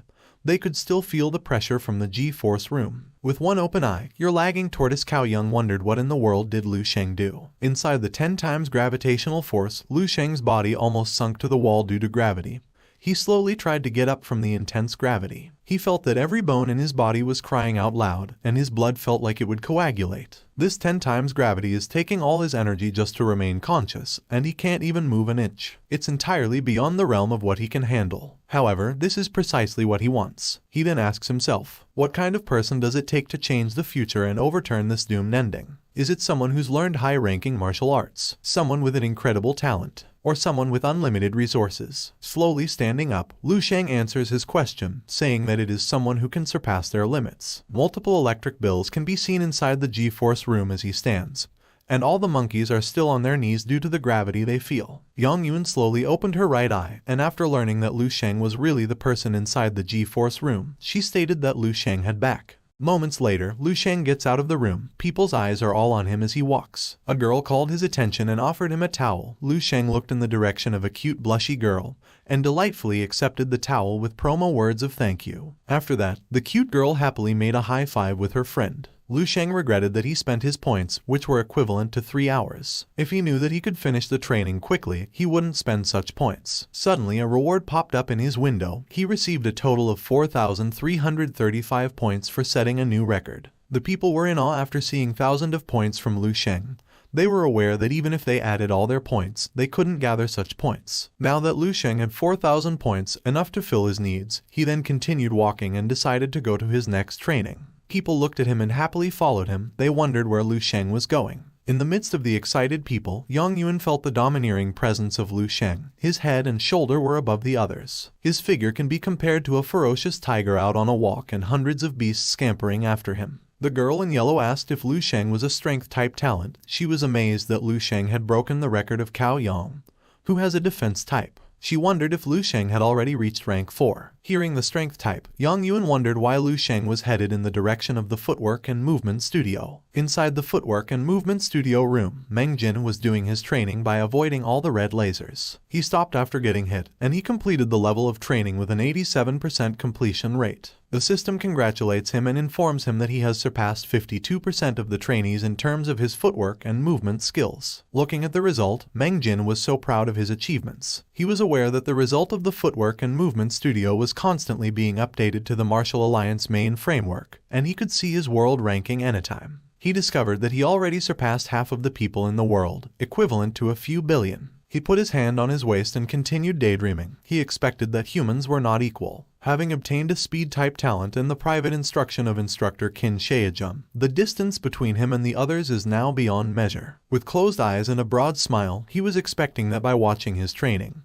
people would be proud of him and themselves because they witnessed intense training. He stretched his hands, and only one leaf was proud of his accomplishment. He looked to the other side and wondered what the commotion was. He noticed that even the 2 head instructors were in the place and asked himself what they were looking at. He grabbed one of the students' shoulders and asked who they were looking at. The guy confidently answered, Lu Sheng, of course. Who else? In a mockery tone, he wanted to hear a clarification if the person was the sleepyhead Lu Sheng from Bay City. He asks the guy if they are crazy just to think Lu Sheng would break his record. The guy gets irritated and asks who the son of a cat is he. Their conversation stopped after they saw that every laser launcher was on at full power. Standing inside the training room, Lu Sheng learned that he only needed to avoid the laser beam. But the difficulty was there was no way he could predict where the laser would be fired from. However, this kind of thing was just nothing to him. He easily dodged the laser beam without sweating. Seeing this movement makes Meng Jin tremble. He can't believe a sleeping rabbit can do this. The guy beside him was also in disbelief, knowing that there were thousands of laser beams, and it was not easy to predict where the next attack would come. But Lu Sheng easily dodged it. Frustrated, Meng Jin grabbed the guy and asked if this was really the first time Lu Sheng had done this training. The guy gave him an affirmative answer and informed him that before Lu Sheng did the footwork training, he broke the G-force record with 10 times gravitational force. Multiple veins form in Meng Jin's eyes and he falls to his knee. He can't accept that Lu Sheng made a huge gap in him just by sleeping. The artist of this man gave him a spotlight because he wanted to go to heaven and sleep like Lu Sheng. Watching the footwork and movements training Lu Sheng, Kingsu couldn't believe it was the first time Lu Sheng had done this training. She knew that even if a person attempted it hundreds of times, there was no way to achieve such a level of ease. She notices that Lu Sheng's movements are like foresight. Inside, Lu Sheng looks bored while dodging thousands of laser beams. Seeing this make Kingsu wonder if Lu Sheng is using psychic power. As he continued his training, Kingsu was tempted to use her power to test Lu Sheng. But Shaejun interrupts her from doing, and he asks what she is trying to do. Kingsu replied that it was nothing. In her mind, she was also confused about herself because she knew the last time she tested Lu Sheng, she didn't notice any trace of psychic energy from him. Yet, now, she was urged to test him again. Inside, Lu Sheng's footwork and movement level 2 training almost get completed. He was amazed at the training program and could now sense that his movements were getting faster. It didn't last long, and he completed the level 2 training for footwork and movements. The people outside were astonished and felt that the level 2 training seemed nothing for Lu Sheng compared to others. Shaejun looked at them and explained that it seemed easy for Lu Sheng because his appearance was too relaxed and his physical control was perfect. With a crossed arm, Kingsu stated that she wanted to see how far can Lu Sheng go. Shaejun laughed before saying they were on the same page for this time. Suddenly, the system announced that the level 3 training for footwork and movement would start. Multiple bunches of the yellow object was thrown toward Lu Sheng, and a bright light reflected in the face of the bystander. Meng Jin ate his hand before asking if this was what the level 3 training looked like, and he felt it was too difficult. With thousands of red laser beams from behind and a bunch of yellow objects approaching him, Lu Sheng realized that the difficulty of the training was starting to get tough. This time, the laser beams are even positioned in a way to prevent him from dodging, and he thinks that he will need to put in some effort this time. He jumped high to avoid the simultaneous attack, and a massive explosion occurred. The training was not yet done, so he continued dodging. Seeing this movement makes Shaejun wonder if Lu Sheng has broken through the inner discernment stage. He held his chin and gritted his teeth as he thought that even among the rank 4 and 5 veterans who have been on the battlefield, very few have managed to get their footwork and movement to the inner discernment stage. He himself only achieved it when he was 22. With a crossed arm and a deep sigh, Kingsu revealed that she was 25 when she reached the inner discernment stage. Irritated, Shaejun explained it is different compared to him because he is a speed-type martial artist, and it's natural for him to achieve that achievement. He added that Lu Sheng was just turned 18 this year, yet he already accomplished those things. Inside, Lu Sheng is at 15% of completion of the training. His eyes were focused on dodging the laser, and he felt that relying on his psychic foresight was not enough. Shaejun noticed this and blabbered that Lu Sheng wasn't looking super relaxed anymore. Realizing that level 3 is too difficult for him, Lu Sheng switches his technique to a breath of the wind. A green aura emerges from his body, and only his green aura and red laser can be seen inside. He now reached 62% of completion, and the people outside wondered where Lu Sheng was. The system announced that 81% of completion had been achieved. Shaejun explained that Lu Sheng was so fast that is why the naked eye couldn't see him. It didn't last long, and level 3 footwork training has been completed. Shaejun turned back and planned to leave. He told Kingsu that Lu Sheng already surprises them, from G-Force to footwork and movement studio. He thinks that Lu Sheng is already exhausted, so he asks Kingsu to go back. But Kingsu stopped him from leaving and told him that Lu Sheng would continue. The training for level 4 has begun, and Shaejun can't believe that Lu Sheng can go up to level 4 in just a day. He revealed that he himself had just started training at level 4 for footwork and movement. Kingsu just remains silent and focuses her gaze on Lu Sheng, who is now standing while looking at the window screen. After his feet touched the black object, it started to activate. The black object quickly made a formation, released some lasers, and tried to catch Lu Sheng, but Lu Sheng was too fast to react, so he disappeared before he was trapped. But the object with laser was too many, and it was impossible for Lu Sheng to dodge all of them, so he stopped and gritted his teeth. People outside, including Meng Jin, were terrified after seeing this. They knew that there was no way Lu Sheng could avoid all the lasers. The system announced that the footwork and movement for level 4 had reached 30% of the completion rate. Shaejun played with his chin and wondered how Lu Sheng would handle his situation. Standing in the midst of a bunch of lasers, Lu Sheng was aware that he was almost at the limit of what he could do with the speed buff from the breath of the wind. He made a serious glare and started to use his divine illumination of the king's hell. He stretched both of his hands with a green aura, and a grayscale circle started to form. He felt like the time had been dragged out. He remembered that the proper term for this is a temporal sense. As he swiftly dodged all the lasers, Kingsu knew that Lu Sheng's technique was the embodiment of one's psychic energy attaining metamorphosis. And this kind of metamorphosis can only happen to psychic mentalists who have reached rank 3. In other words, Lu Sheng is now officially in the realm of rank 3 psychic mentalists. Pink aura emerges from her body as she looks piercingly at Lu Sheng. The wall glass and the floor slowly crack, and when it shatters, Kingsu smile. She is now certain that Lu Sheng is actually a psychic mentalist.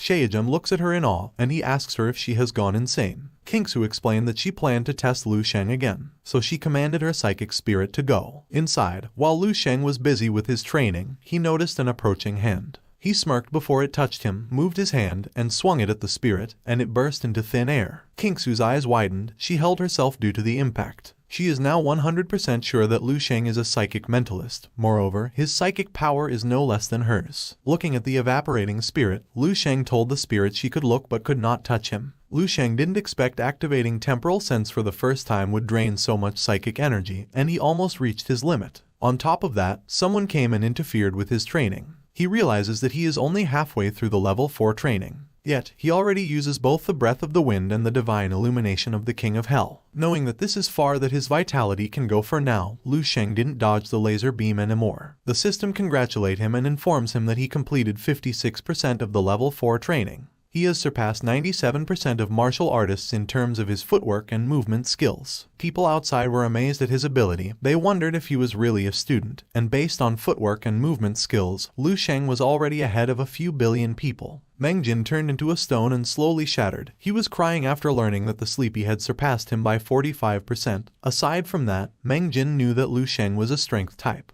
Looking at the screen, Lu Sheng thinks he is still weak because 3% of the people worldwide are stronger than him in terms of footwork and movement skills. To save the world, he decided to train harder again. Kingsu congratulates him for breaking the records in the G-Force training room historical record, and for setting a new record for the footwork and movement studio. She then smiles and asks Lu Sheng if he will go train at the combat training studio or the psychic energy training room. Lu Sheng thinks for a moment, but when he saw that it was mealtime, he said that he would go to the cafeteria. Shaejun laughed so hard after hearing his answer, and Kingsu wondered if Lu Sheng didn't know anything besides eating and sleeping. 3 hours later, inside the command and control center, Lu Sheng asked if the chief instructor Kingsu was looking for him. Kingsu replied affirmatively and told him to come closer. Upon getting closer, he greets Shaejun. In response, Shaejun informs him that they just called him to do a simple assessment, and that there is something they would like to discuss with him. With a big blue injection in her hand, Kingsu explains that every dorm room has this type of vitality assessment blood collection needle. She then asks if Lu Sheng has already tested his vitality during this time. Lu Sheng answered that he didn't because he couldn't pierce his skin with this kind of needle. With a cross arm, Shaejun reminded her that his guess was correct. Lu Sheng had definitely already advanced to rank 3. He continued to say that without at least that level of physical toughness, breaking the G-Force room records would be impossible. He then asks Kingsu to take out the gold blood collection needle. Kingsu put her hand inside her healthy melon and took out the gold blood collection needle. She explained that this thing was meant to use for rank 5 martial artists, and it should be good enough to assess Lu Sheng's vitality. She then asked for Lu Sheng's hand and started the assessment by getting blood from his finger. He now reaches a rank 3 level martial artist with a vitality of 24.65. It's been almost a decade since Shaejun had seen such a young rank 3 martial artist. He told Lu Sheng they would check his combat power index next. Lu Sheng then approached the machine, positioned himself, and decided to go all out to see how far he could go. He uses his breath of fire and the 8 times stellar impact and blows it to the subject. His combat power index reaches 271,920. Shaejun was in shock. He couldn't believe that this monster kid, with a rank 3 martial artist, reached a combat power index almost equivalent to a rank 5 martial artist.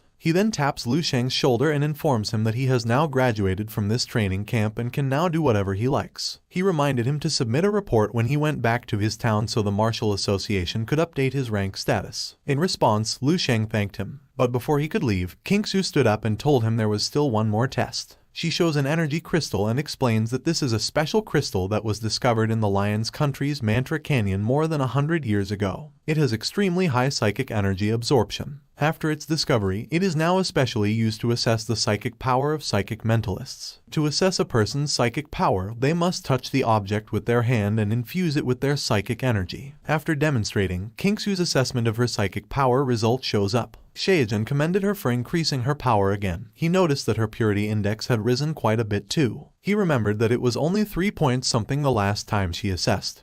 But now she has achieved 4 points 2 purity index. In response, King Su told him she wasn't like him, who only knew to loaf around all day. Shaejun told her that she could insult him but not his lifestyle. When Lu Sheng puts his hand on the energy crystal, Shaejun whispers to King Su. He told her that he would believe her if she said that Lu Sheng had at least half of her power, but to say that Lu Sheng could almost catch up with her power, Shaejun didn't believe it. Irritated, King Su shut him up and told him not to disturb her. The energy crystal glows brightly with yellow energy, and King Su is in disbelief. She asks how this could be possible.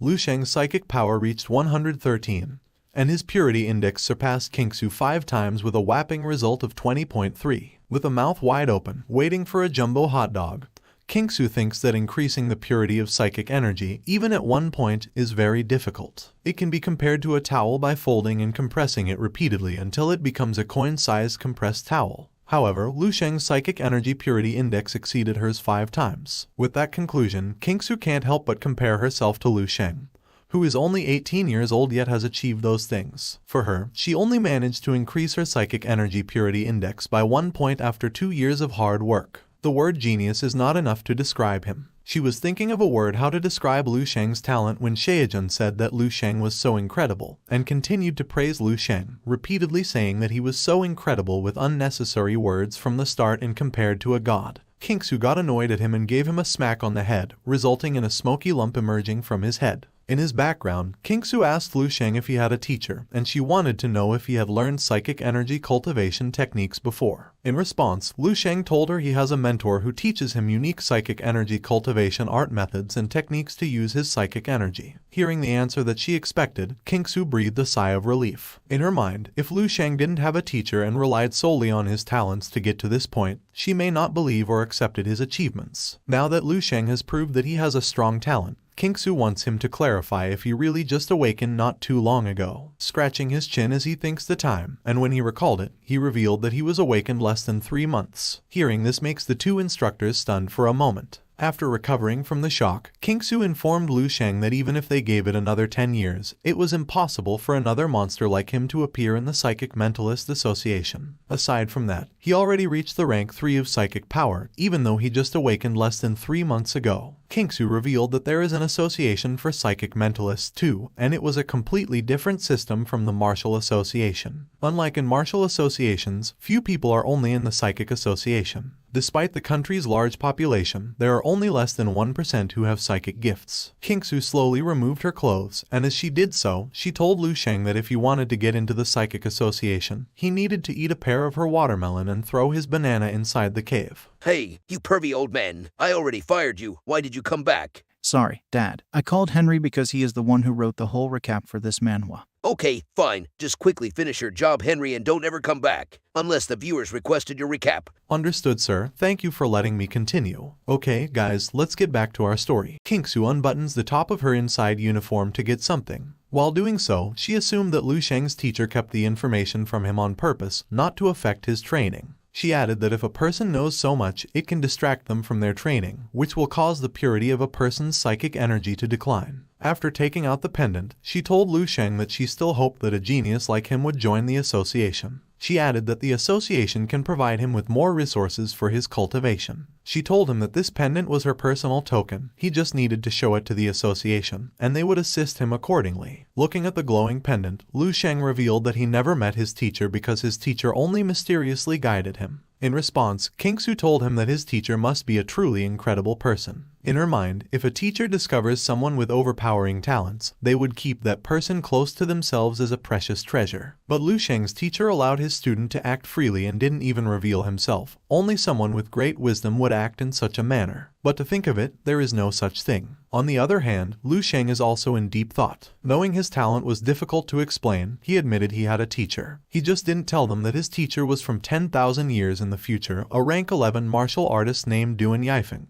Shaejun interrupted his thought and informed him about the matter of why they called him. Firstly, he showed a card and told Lu Sheng that it had 5 million. Even though the training camp had not yet ended, he was sure that Lu Sheng was still the #1 trainee. He added that this card is just an additional reward for his outstanding performance. While Lu Sheng looks at the card with a zombie's eyes, Kingsu tells him not to be displeased because they already put in the maximum amount they could. She informs him that the Eastern Military District's budget has always been tight. Most of the budget has been spent on the daily meals of the trainees. Shaejun patted the old skinny Lu Sheng and revealed that he was famous in camp for his huge appetite. If they added the cost of what he had eaten until this time to his reward, it would be about 7 to 8 million. Knowing that the food he ate was too expensive, Lu Sheng thinks that he can't afford to eat them again. Kingsu put her right hand in front of her healthy pair of melons and told Lu Sheng that even though this monetary reward isn't much, it's enough to show the sincerity of the Eastern Military District, and that is the second thing they would like to talk about to Lu Sheng. Looking at the card, Lu Sheng asks if the Eastern Military District was trying to recruit him. Bingo, you got it, response of Shaejun. Kingsu added that she was sure Lu Sheng was aware that a prodigy like him was bound to end up on the battlefield in the future because a true martial sage could not be born in the comforts of safety. Shaejun revealed that the country and the Martial Association didn't give so much support and privileges to martial artists for nothing. He hopes that when the time comes for Lu Sheng to choose his military district, the Eastern Military District will be at the top of his consideration. He swiftly moved beside him, and with a pervy smile, he informed Lu Sheng of the advantage of being in the Eastern Military District. He elaborates that the females in their district were top beauties. They had good looks, nice figures, big melons, and long legs. After he lifted a like button, a subscribe button smashed his head, and he fell to the ground. While Lu Sheng was looking at his fallen monkey Pervy, Kingsu told him that they had decided to select Lu Sheng as the Dongming Prodigy Training Camp representative to participate in this year's Morning Star selection. Lu Sheng was surprised after hearing what she said and repeated the word Morning Star with a question mark. Kingsu explained that every year, all the provinces in the East would hold a genius training camp. The aim is to select the genius that's truly 1 in a million who has the potential to become a morning star. Kingsu looks into his eyes and asks if he knows what being a morning star means. Lu Sheng thought momentarily, but before he could answer, Shaejun said it was a martial master. Being a morning star means he is a future martial master, a master in training, and only one will be selected from the entire Eastern District to become such a person. He told Lu Sheng to think about it. In response, Lu Sheng said that he would now go. In his mind, since he is living in this era, there are some things that cannot be avoided. Now that he is in the process of changing the future of mankind, he needs to become stronger to change their fate and become unstoppable. Shaejun puts his hand on Lu Sheng's shoulder and informs him that he and Kingsu have full faith in his abilities. If it's not Lu Sheng, he can't imagine who else in this year's Dongming training camp can represent them. He added that the Eastern Military District would give the reward for this selection trial. Lu Sheng told him that he understood and thought that if he wanted to obtain more resources, he would have to showcase even more of his potential. Kingsu said there were still a few more months to go before the Morning Star selection, and it would officially begin after all of the training camps of the various provinces had ended. She will remind Lu Sheng of the date so it won't interfere with his college entrance examination. In Shaejun's opinion, with Lu Sheng's abilities, it doesn't matter if he takes the national exam or not. All the colleges in the Eastern District will be begging him to choose them. Hearing this makes Lu Sheng asks if he still needs to stay in the training camp. But as Shaejun said earlier, it's up to him. He can do whatever he wants. After hearing his words, Lu Sheng turned his gaze at the door, and as he walked toward the door, he told them that he would stay for a while and that if there was nothing else he needed to do, he would take his leave. Shaejun thinks that Lu Sheng would just stay because of the meals in the cafeteria. While looking at Lu Sheng with a bright eye, Kingsu never thought that would come a day when she would be envious of a person's talent. Shaejun agreed with her and added that Lu Sheng was different from them and he was destined to be extraordinary. He was confident that Lu Sheng would definitely cause earth-shattering changes to this era. Sometimes later, at the Bay City Martial Association. It's been a while since Lu Sheng came to this place, and as he recalls the exact floor of the office of Chairman Xiao, an argument between the two people can be heard outside. At that moment, Xiao's secretary called for him and opened the office door as if something tickling her cave. Well, she's just worried because of the commotion inside. She then announces that Lu Sheng has arrived. While Xiao still sitting, looking worried, the old man in a blue suit stood up and approached Lu Sheng. He teased the chairman if this kid was the genius he was talking about. As he observed Lu Sheng, he mockingly said that it was not bad and the kid was indeed young and promising. He then turned his gaze to the chairman and told him not to be upset because not everyone can be outstanding like his precious granddaughter. As his left hand examines the body of Lu Sheng to see if there is something, his right hand holds a phone with her granddaughter Zia Lin as wallpaper, boasting it to the chairman. He informs the chairman that there are tons of people who are weaker than his granddaughter, and Lu Sheng is no different from them. Your gorilla chairman gets furious and turns his attention to Lu Sheng. He demands an explanation for his returning back, knowing that the training camp is not yet ended. Holding an envelope of documents, Lu Sheng politely explained that there was nothing special about his early dismissal from training camp. He informed Chairman Xiao that the chief instructor Dong Qingsu wanted the chairman to examine the document and gave his approval. After hearing the surname of Qingsu, the old man tried to grab the document and asked why Dong Qingsu wanted the Martial Association's chairman of such a minor city as Bay City to examine and approve this confidential document. He was curious if Lu Sheng made any mistake in the training camp and if the chief of the training camp wanted Chairman Xiao to take full responsibility. Chairman Xiao stood up and snatched the documents from this old monkey. He ripped the document cover and focused his gaze on the document, and as he read it carefully, his eyes and mouth widened in surprise. He then put back the document cover with a blank expression. Seeing this makes this old monkey tease him again, saying not to let this matter get to him. Chairman Xiao looks at Lu Sheng and asks when he advanced to become a rank 3 martial artist. The old man gets surprised after hearing those questions. On the other hand, Lu Sheng replied to the chairman that he became a rank 3 martial artist about a month ago, and the chief instructor Dong Qingsu personally did the assessment for him at the training camp. He added that the chief instructor Qingsu said that the military has the right to assess the abilities of martial artists, and all Lu Sheng needed to do was to get Chairman Xiao's approval. With a happy smile, Xiao told him that all he said was true and he would approve the documents right away. Curious, the old man snatches the documents to see if everything they discuss is true. He quickly read the information and learned everything about Lu Sheng. He then shows the document in front of the kid and asks if he has forged the documents. Annoyed, Xiao took back the documents and asked the old man to forge one and show it to him. He teasingly pointed out the seal and asked the arrogant old man if he couldn't see the military district seal in the documents. The old man gets angry and still in disbelief, he asks how a guy who was eliminated before the training camp ended could have a combat power index of 270,000. Lu Sheng can't help but sighs. He explains to the old man that he never said that he got eliminated, and the old man is the one who came to that conclusion. He then told the chairman to give the chief instructor a call because she was afraid that the chairman might doubt the authenticity of the documents. That's why she wanted to verify it personally. With a teasing smile and a bull nose, while looking at the old man, Chairman Xiao tells Lu Sheng that he never doubts it and asks if he looks like a person who's always full of suspicion. However, he still needed to make a call. Knowing that the chief instructor Dong Qingsu was the genius of the Eastern Military District, he wanted to introduce himself to her through video call. When the video call started, Qingsu appeared on the screen, and the first thing she noticed was Lu Sheng. She then asked if Chairman Xiao Yu was in front of her. Chairman Xiao Yu confirmed that he was indeed the chairman of Bay City and was pleased to meet her. The old man's knee gets weak after seeing that it is indeed the chief instructor. After hearing her grandfather's voice, Zia Lin intervened and wondered why his grandfather was on a video call with the chief instructor. Seeing that her student got distracted, Qingsu scolded her and asked if she already reached the target she had set for her. As a consequence of being distracted, Qingsu told her that her training for today would be multiplied by 10. Witnessing this kind of humiliating scene, the two stick men can't help but look at the old stick man. Xiao then pushed the old man and told him to chat with his granddaughter. He then informed Chief Qingsu that he already sees the documents and would get everything done soon. Chief Instructor Dong Qingsu commended him and told him to finish everything quickly. After all, Lu Sheng was going to represent Dongning Province's Prodigy Training Camp to participate in the Eastern District Morning Star selection. She then revealed that Lu Sheng was the strongest prodigy in this year's training camp, and there was no need for him to continue participating in the training camp even if it's not yet ended.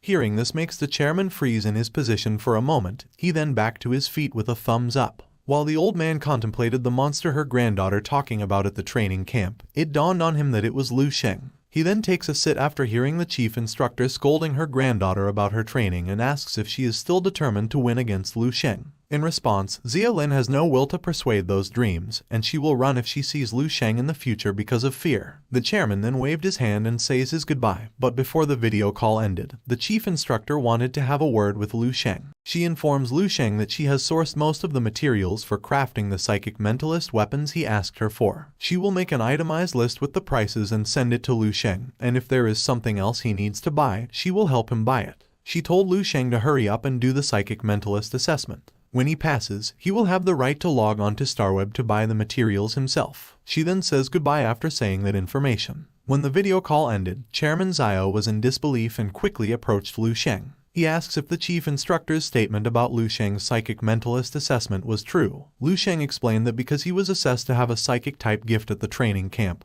King Su wrote a recommendation letter for him to undergo the psychic mentalist assessment. Zio patted Lu Sheng's shoulder and praised him. He was correct about Lu Sheng's ability, and now he thinks of him as Bay City's genius of the century. On the other hand, your old grandfather was still shocked and in disbelief after learning all the revelations. Outside the building, Zio offered Lu Sheng a ride to his home, but Lu Sheng didn't want to bother him because he had somewhere else to stop by. In response, Zio invited Lu Sheng to come to his home when he had some free time, and he will cook some dishes for him and introduce him to others. Before he gets inside the taxi, Lu Sheng agrees with the chairman. In his mind, powerful martial arts reign supreme in this world. Inside the cab, the taxi driver asks what is Lu Sheng's connection to Chairman Zio because he was so friendly to him. Before answering the taxi driver's question, Lu Sheng thinks that even the driver noticed Chairman Zio's good mood, and it looks like the chairman finally has something to be proud of. He then informed the driver that the chairman was just always very friendly and he was not related to him. After that, the taxi driver put his feet on the brake to fully stop the car because a big signage fell before them.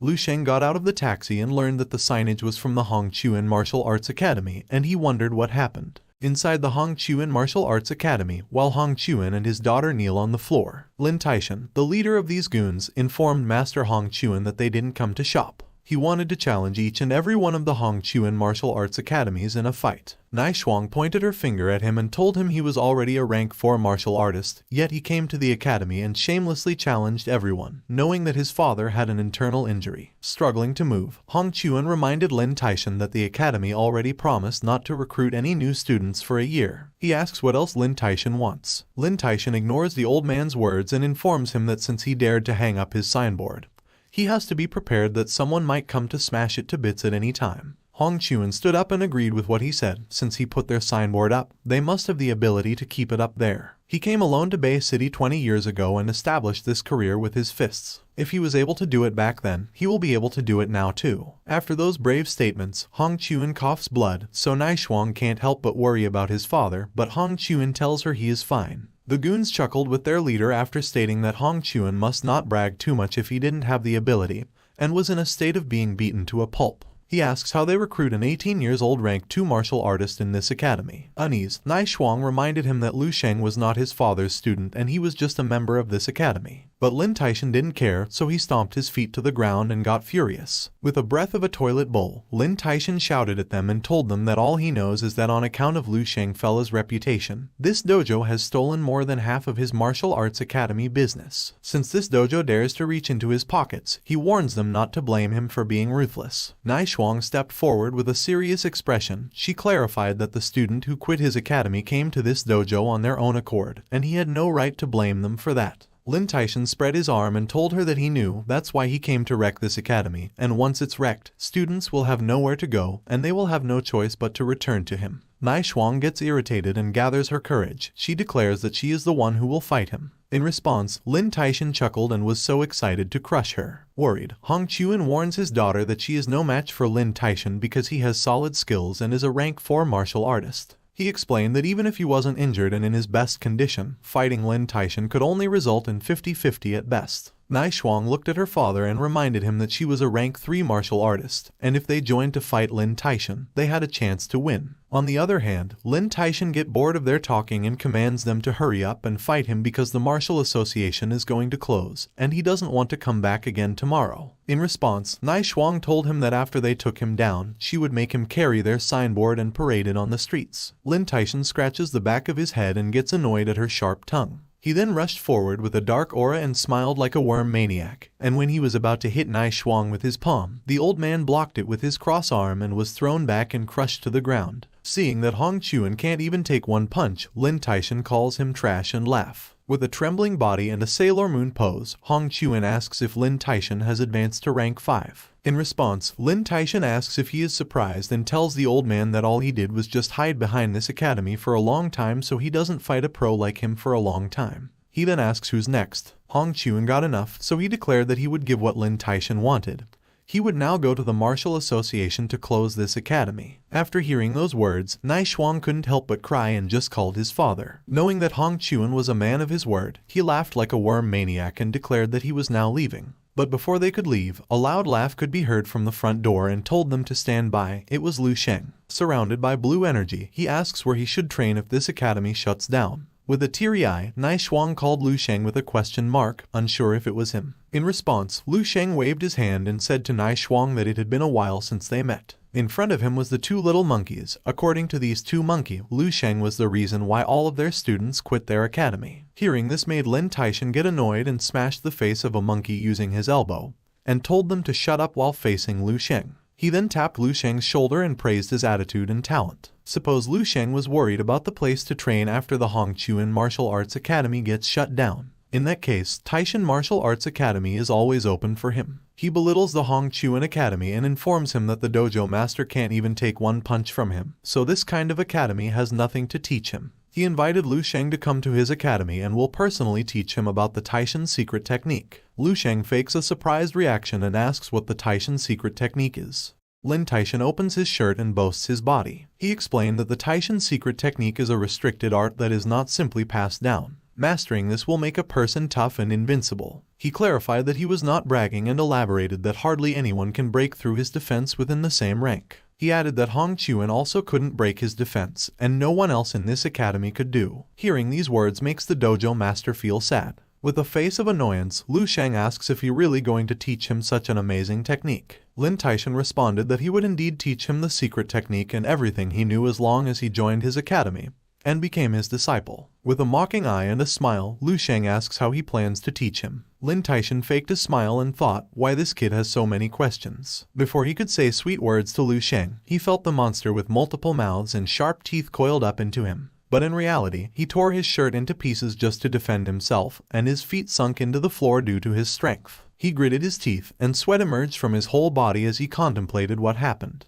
On the other hand, Lu Sheng gave him a like button as he praised his toughness and then threw him a subscribe button directly to his chest that almost embroidered Lu Sheng's fist to his chest and crushed to the wall. Due to this powerful attack, the wall gets wrecked and Lin Taishan falls to his knees. With a thumbs down, Lu Sheng asks how Lin Taishan could teach him if he was now kneeling. While Lin Taishan was still unconscious, Lu Sheng shouted at him to get lost. Witnessing what happened makes your Minecraft buddy with a snake tongue and a bucket of sweat wonder how could an 18-year-old reach rank 2 martial art. In response, his companion asks why he is spacing out. He commands him to help their master up, and they need to get out of the place. Before the Taishan goons left the place, one of their members wanted to shit-talk Lu Sheng, but chickened out and changed what he was going to say. Lu Sheng extended his hand and asked Nai Shuang if she was alright. With a blushy face, Nai Shuang reached for his hand and couldn't utter a word. After they get up, Lu Sheng asks Hong Chuan not to close the Martial Arts Academy because this is the nearest place to his house. Hong Chuan showed his gratitude, agreed with his request,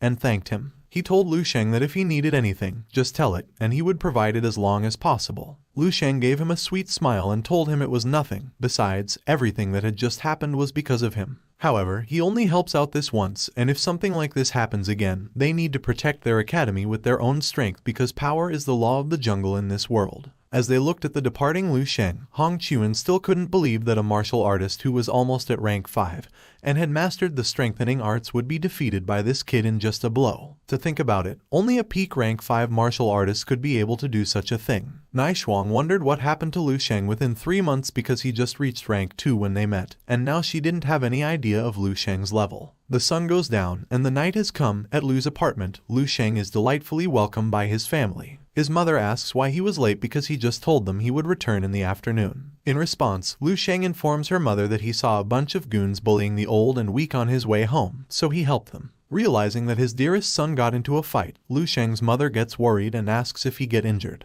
Lu Sheng's father tried to calm her down and reminded his wife that their son was now an official martial artist, and he was sure his son was fine. As he drinks something, he goes on to say that helping those in need and standing up for the weak is a mark of a true man, and when the time has come, his son will be going into battle to fight monsters. Lu King whispered to his big brother and asked what kind of meat he had sent them before because their dad's health had significantly improved after eating some, and her vitality had risen to 1.1. She revealed that meat is even more effective than other nourishing tonics, so she asks if his brother stole those from the training camp. Lu Sheng pinched, stretched his sister's floppy face, and told her he had earned all of it. After putting a mountain of rice for Lu Sheng, his mother asked him if the training camp was tough and told him not to push himself too hard. She felt relieved because her son was safe and well. Lu Sheng's father clicks his tongue and asks his wife what she knows. He bumps his chest and informs Lu Sheng that he knows that there is something buried in his heart. He was confident that his son would become an incredible person and do great things. Even if Lu Sheng fails, his family will always be there for him to support him. Lu Sheng smiled brightly at his dad and told him he knew. Seeing his simple and happy complete family, Lu Sheng declared to himself that he would do everything to become stronger to prevent the world from destruction.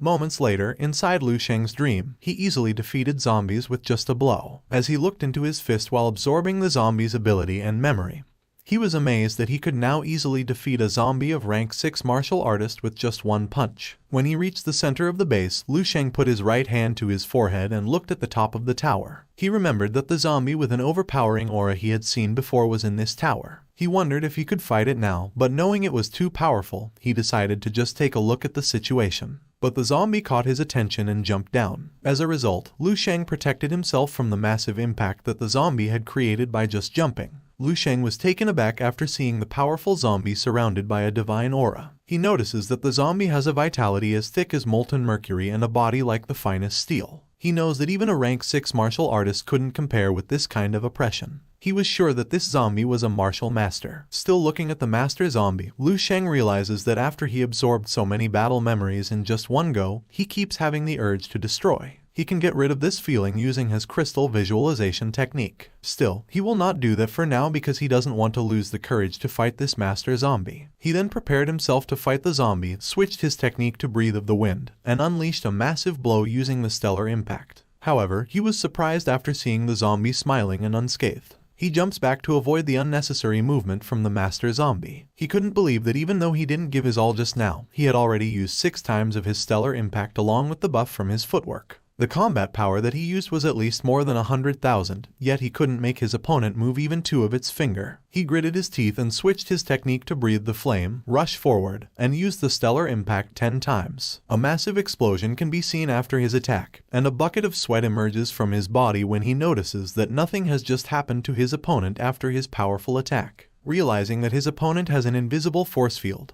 he remembers that all the martial masters have their own invisible force field, and the force field this master zombie has is so potent that even a bullet can't penetrate through it. He jumped back to avoid the surprise attack that his opponent could do to him anytime. But when he is afar, he notices that the master zombie is not after him and has no intention of attacking him. He breathes a deep sigh before accepting that he can't beat the master zombie. He then sat on the ground and analyzed what happened. Every time his attack landed on the force field layer, the power of his attack would be quickly reduced by 99%. Even though his opponent was a deceased martial master, he couldn't believe it was still so powerful. However, Lu Sheng was still feeling lucky because the master zombie didn't consider him his enemy. After all, it never retaliated against his attack and only did a passive defense. He knows that when this zombie master attacks him, he will be instantly killed. Now Lu Sheng understands that even though rank 6 and 7 were just one rank apart, the status of each is worlds apart. The rank 7 can be considered a martial master, while the rank 6 is still a martial artist. He wants to give up on taking down the master zombie. Still, he knows there is a way to defeat him. Once he finishes him off, Lu Sheng will be able to access the memories and the ability of this martial master. He then starts to punch the force field of the old man simultaneously, and when he releases his final blow, he quickly jumps back to make a distance from the master zombie. Chasing his breath, Lu Sheng felt that the force field is not invincible, and he thinks that it weakened even a little tiny bit. Even if he has a little bit of hope in destroying the force field of this zombie, he will do it even if it requires 1,000,000 times of attack. Now that his stamina was almost depleted, he was aware that if he didn't constantly use his natural breathing to recover, a regular rank 3 martial artist would have been worn out from exhaustion. When he looks at the zombies he killed earlier, he thinks of retreating and returning after getting stronger. He then remembered that since his psychic power reached rank 3, killing zombies at rank 6 and below had become so easy for him. Hordes of them could die in just one sweep. Speaking of psychic energy, Lu Sheng's eyes widen when he realizes he hasn't tried his psychic energy to attack the master zombie. Because he hasn't learned any psychic mentalist combat techniques, he just always uses psychic energy as support and fodder for using the divine illumination of the King of Hell to boost his vitality. With closed eyes, while focusing on his psychic power, Lu Sheng realized that he almost forgot that he is also a rank 3 psychic mentalist. Compared to his martial prowess, his power as a psychic mentalist is even stronger. He then condenses his psychic energy to a crystal, and even though he never tried to condense his psychic energy to a weapon, he thinks that this is enough to destroy the master zombie. He swiftly rushed forward and directly hit the master zombie.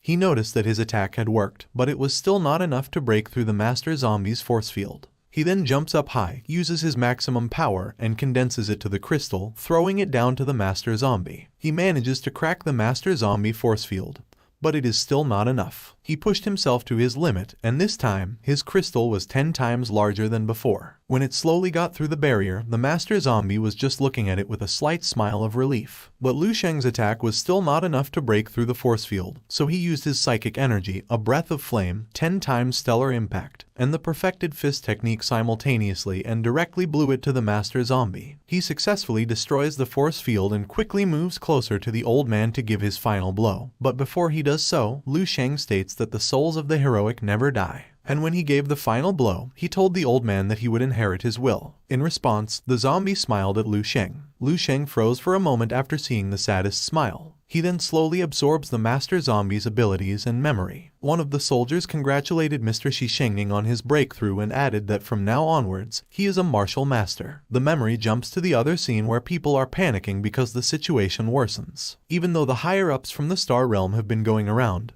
there are still bases falling every day. A child asks her dad if he is not coming with them. In response, Shishengning tells her that as a martial master, he has to stay on the front lines until his last breath. The scene change in front of a rank 9 monster. Even though Shishengning is already a martial master, he still feels fear after seeing this kind of monster. The soldier cheerfully praises Master Wang He for defeating a rank 9 monster. They think there is still hope for mankind as long as there is someone like Master Wang He. After Shishengning grasped a new martial art from Master Wang he thought that he could have a chance to reach the rank 8 Grand Martial Masters. But suddenly, he felt cold as he held his wounds. He wondered if this was what it felt like before dying. But before he loses consciousness, he hears that the Martial Alliance has already activated the Fireweed plan, concentrating all of mankind's efforts on nurturing a rank 12 powerhouse that's never seen before in history. Before his vision turned completely black, he wondered if there was still hope for humankind. Lu Sheng chased his breath after absorbing those memories. The amount of memories he absorbed this time was more significant than other zombies. Lu Sheng now knows that this master zombie's name was Shishengning, and he was a practitioner of fist arts. Shishengning's fist arts, techniques, epiphanies, and combat experience are all now integrated with Lu Sheng. And now his fist art level is advancing like crazy, and a massive blue aura emanates from his body. Moments later, as he looks into his hand with blue energy slowly turning into gold energy,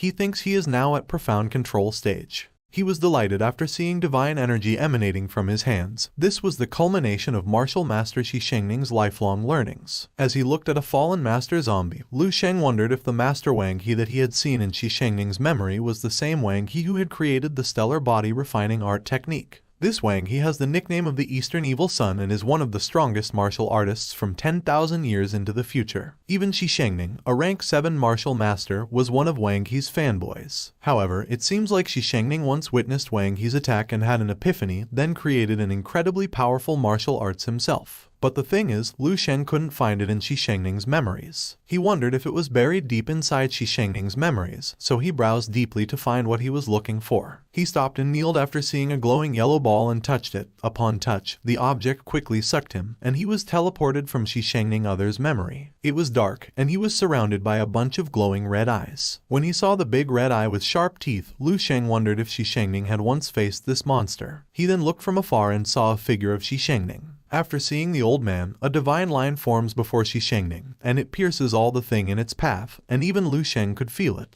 He was shocked after witnessing what was in front of him. In ancient mythology, the son of the heavenly emperor is known as the Golden Crow. The golden crow bears the responsibility of the sun's journey. Every golden crow represents a sun, and when all 10 suns appeared in the sky simultaneously, the rivers ran dry, the earth split open, and endless light and heat incinerated everything. No living being could survive the 10 suns. As he contemplated the memory, Lu Sheng learned that what he witnessed was the result of Shi Shengning's painstaking efforts and lifelong dedication. This is an unparalleled master martial skill that he intended to use to advance to become a rank 8 Grand Martial Master, and it's called the 10 Suns in the Same Sky. Now, it's mine, Lu Sheng stated before punching the darkness. A new day had begun with a bright sky. Inside Lu Sheng's room, while he was sitting on his bed, he noticed that his psychic energy had undergone some sort of transformation. He tried to condense it into a pink ball crystal and successfully made it. He can feel that his total amount of psychic energy is not much different from before. Still, the difference in quality is like heaven and earth. If he compared Xiaolin's psychic energy to the air, then Dong Qingsu's psychic energy would be water, and as for Lu Sheng, his psychic energy is like a steel ball forged from pure steel. He clenched his fist with a smile of success. Even though his psychic energy formed the same, the quality and toughness were many times higher. Because he was so happy with his significant improvement, he didn't notice that he already lifted a building, and all the people from the inside and outside were panicking upon seeing this. With the face of an innocent monkey, Lu Sheng couldn't believe that he could now lift a massive object with just light touch. He can't help but calculate how many times his psychic energy gets stronger. However, he still needs to practice more to perfectly use this power. As he put back the building, Lu Sheng thinks that what he feels now is something an ordinary martial artist can't even imagine. He could feel that, in a certain sense, he had already thoroughly entered the realm of extraordinary beings, and he was very sure that with just the power of his psychic energy, he could crush a rank 3 or even rank 4 martial artists to death. But that's not all he got. There is now a martial master force field around his body too. Even though it's only a very faint layer, he can strengthen it by expending more psychic energy. However, even if he boosts it to his very limit, the thickness is not even 1% of the Master Zombie. As you can see, Lu Sheng's force field can compare to a chicken egg, and for the Master Zombie, his force field can be compared to an ostrich. But for you who are watching this, yours is much thicker. Just look down, and you can see how thick your brown force field is. Anyway, having a force field is equivalent to having the beginnings of a martial master's will. Although Lu Sheng's force field was just a seed, it will grow into a towering tree one day, and it will evolve to become a true martial master level martial arts that will belong to him. Moments later, at the Grand Sea and Sky Heaven room, Lu Sheng was sitting on a chair while holding his phone. He was chatting with someone, and the person apologized and said she would be there soon. After reading the message, Lu Sheng thinks that now he has left the training camp. He no longer has his daily meals of monster meat. As a result, there is a pressing need for him to supplement his cultivation with tonics. He thinks now is the right time to meet with the Xingshan Medicinal Hall. It didn't take long, and your seductive Isuzu with a pair of healthy melons arrived, chasing her breath. After seeing Lu Sheng's appearance, she became confident after noticing that the guy was just a student and thought that dealing with him would be easy. What about dealing with me? Shut up, you pervy old man. Sorry, sir.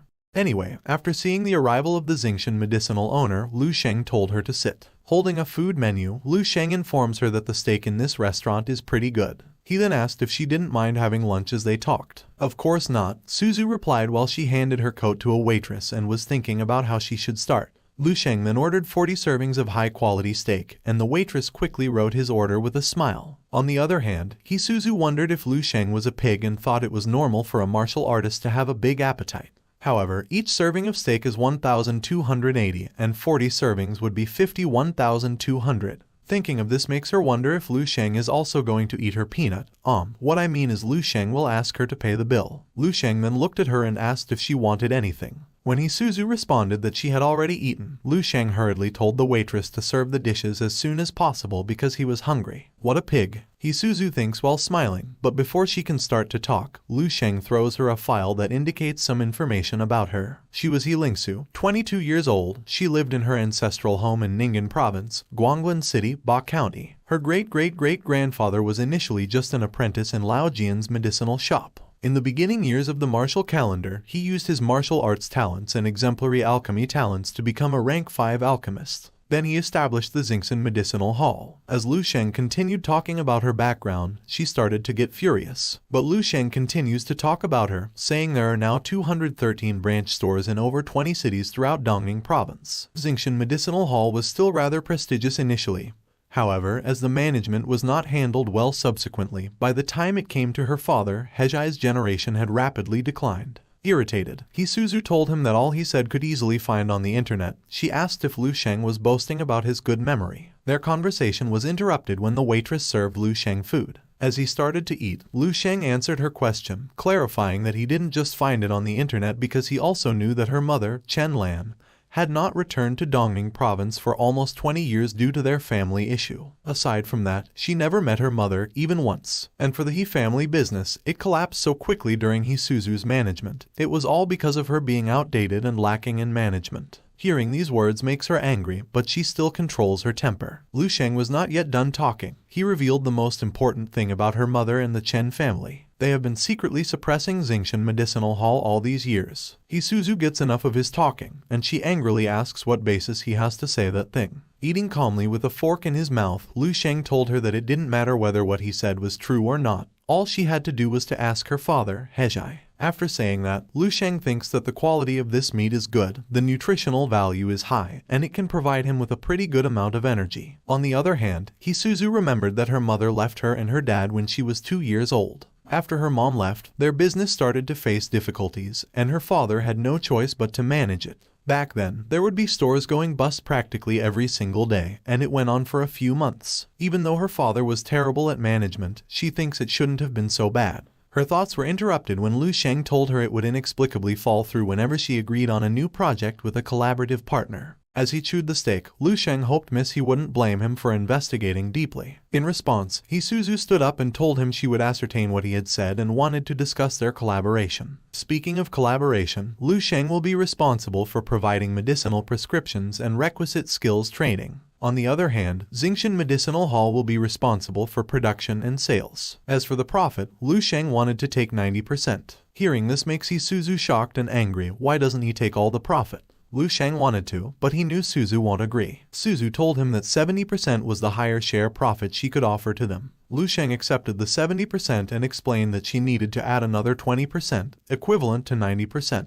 He elaborates that the 10% was for their long-term collaboration, and the other 10% was for helping her get rid of annoying things. Suzu wanted to know what he meant, so Lu Sheng explained that the He family had been bullied by the capital's Chen family for so many years. He would help her get her revenge and take back everything that belonged to her. He then showed his power, and Suzu was frozen after seeing the psychic power of Lu Sheng. She couldn't believe that an 18-years-old rank 2 martial artist with unparalleled martial art talent and a legendary psychic mentalist gift was in Bay City. Even though she's not a martial artist, she fully understands the weight of those credentials. Because Suzu thinks Lu Sheng has someone behind him, he explains that the 10% is for his power and the person behind him. He then asks if there is a more profitable deal than this. Suzu didn't answer and thought that if everything Lu Sheng said was true, she'd have to face the Chen family sooner or later. Even if she doesn't have any complaints or intention to take revenge for the past 20 years, it doesn't mean the other party will spare her. The medicinal prescription she's collaborating with Lu Sheng will be the best excuse for another group to strike her. She then looks back at Lu Sheng before agreeing to Lu Sheng's condition. Lu Sheng then showed the USB and informed her that the medicinal prescription for the muscle and blood strengthening decoction was in this USB drive. Holding the vibrator with a smile, "What I mean is the USB, Suzu hopes that Lu Sheng will fulfill his promise. In response, Lu Sheng assured her that he will. While she was thinking about how far will Lu Sheng grow, Lu Sheng instructed her to go register for a patent with the Alchemist Association. She could ask him anytime if she had any questions about the alchemical process. As for making tonic, he didn't want to trouble himself because he had faith in her abilities. He added that he would borrow her alchemical lab sometime soon and ask her to arrange it for him. He then took his leave and told her it was a pleasure working with her. Now that she was alone, she sighed before thinking that she could easily make a deal with Lu Sheng to her advantage, but she didn't expect the table will turn, and in the end, she didn't feel like she was dealing with an 18-years-old student, but a man of great importance and status. Her thought was interrupted when the waitress approached her and asked if she could settle the bill. Touching her forehead, Suzu mumbled that she wasn't the one who ate, yet Lu Sheng didn't pay. However, she still asks the waitress how much the bill. In response, the waitress fired a kilometer of bill paper and explained that there was a total of 90 items that cost 115,200, but she will give her a 200 discount, so the final bill was 115,000. She gets frustrated and asks why there are 90 items, knowing that she just only serves 40 portions. With a victory smile and a hearty eye, the waitress explained to your grandma that Lu Sheng only ate 40 servings, but ordered 50 items to go for his family. She then asks how she wants to pay, cash or card. With tears in her eyes, Suzu reluctantly took out her card while thinking of Lu Sheng. On the other hand, your cheery waitress, with a victory smile, thanked her for her patronage. A while later, at Lu's apartment, Lu Sheng's mother was surprised after seeing a tower box of food. Lu Sheng let her know that it was a high-quality steak and that she doesn't need to cook for their dinner tonight. Lu Sheng's mom noticed that the food was from an expensive restaurant and told him that if he wanted steak, she could cook it for him so he didn't have to waste money. Lu Sheng clarified that he wasn't the one who paid for it but a rich heiress who treated him. He made an alibi, saying he told her not to, but she insisted. While he was saying this lie, Suzu sneezed in front of the waitress as she turned back her card. Carrying the boxes of food, Lu Sheng's mom reminded him not to do this again, even if someone insisted, because freeloading is not good. She then informs him that teacher Zhang came by several times to ask how he was doing. Hearing his teacher Zhang's name makes Lu Sheng realize that it's been a long time since he last attended school, so he decided to go tomorrow. The next day, at Baihe Third High, teacher Zhang was sitting inside his office when suddenly someone knocked on the door. He wanted to ask who the person was, but after seeing that it was Lu Sheng, he was a little bit surprised by his sudden visit. Holding a pot of bonsai, Lu Sheng cheerfully greeted his teacher. Because Lu Sheng ruined teacher Zhang bonsai before, he brought a new one. Zhang was touched by the student being thoughtful. However, he was surprised by the massive change of Lu Sheng, knowing that it wasn't that long since he was gone. He then invited Lu Sheng to go inside. As he lights the cigarette, Zhang informs Lu Sheng that his school leaving procedures will be done sooner, and after this meeting, he thinks that he will only see Lu Sheng on TV in the future. He then asks about Lu Sheng's plan for the future. Lu Sheng revealed that he was going to participate in the Morning Star selection and then take the assessment at the Psychic Mentalist Association. After hearing Lu Sheng's revelation, Zhang almost dropped his cigarette. He then stood up, and with a bucket of sweat, he asked if he heard him right. Lu Sheng confirmed it and explained that the instructor at the training camp recommended him to do so. They were also the ones who discovered his talent. Holding his forehead, Zhang couldn't speak proper words on how to elaborate on Lu Sheng's outstanding achievement. He then patted the kid's shoulder and told him there was nothing he could teach him anymore. He told Lu Sheng to do whatever he wanted, make a name in this world, and teacher Zhang will fully support him. In response, Lu Sheng politely thanked him. It didn't long before Lu Sheng took his leave, and as he walked away, Zhang thought that he had underestimated the kid. To think of it, Lu Sheng was not only the pride of Third High and Bay City, but he also became the pride of all of mankind.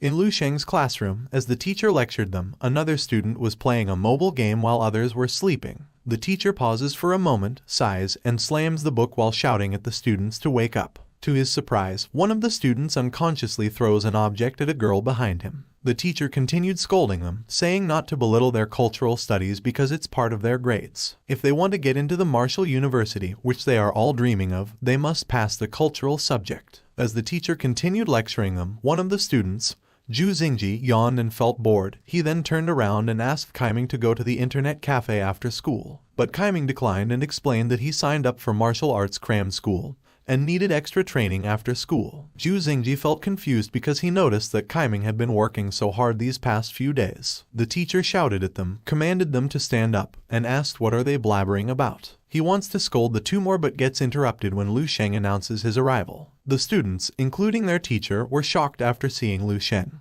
who was now waving his hand with a smile on his face while greeting them. Another student stood up while a girl student blushed after seeing Lu Sheng. They never thought they could see him again. The students started to mumble about all of Lu Sheng's accomplishments, including the issue of the mayor wanting her daughter to marry Lu Sheng but getting turned down because Lu Sheng wanted to focus on his martial arts. And because it was rare to meet Lu Sheng, they wanted to ask for his autograph. The teacher gladly welcomed and approached Lu Sheng. On the other hand, Lu Sheng informs him that he just wants to attend school for the last time and asks if he can attend the cultural lesson. The teacher delightfully welcomed him to his class, and Lu Sheng started to walk toward his old seat. After that, the teacher cheerfully announces that they will now start the lesson.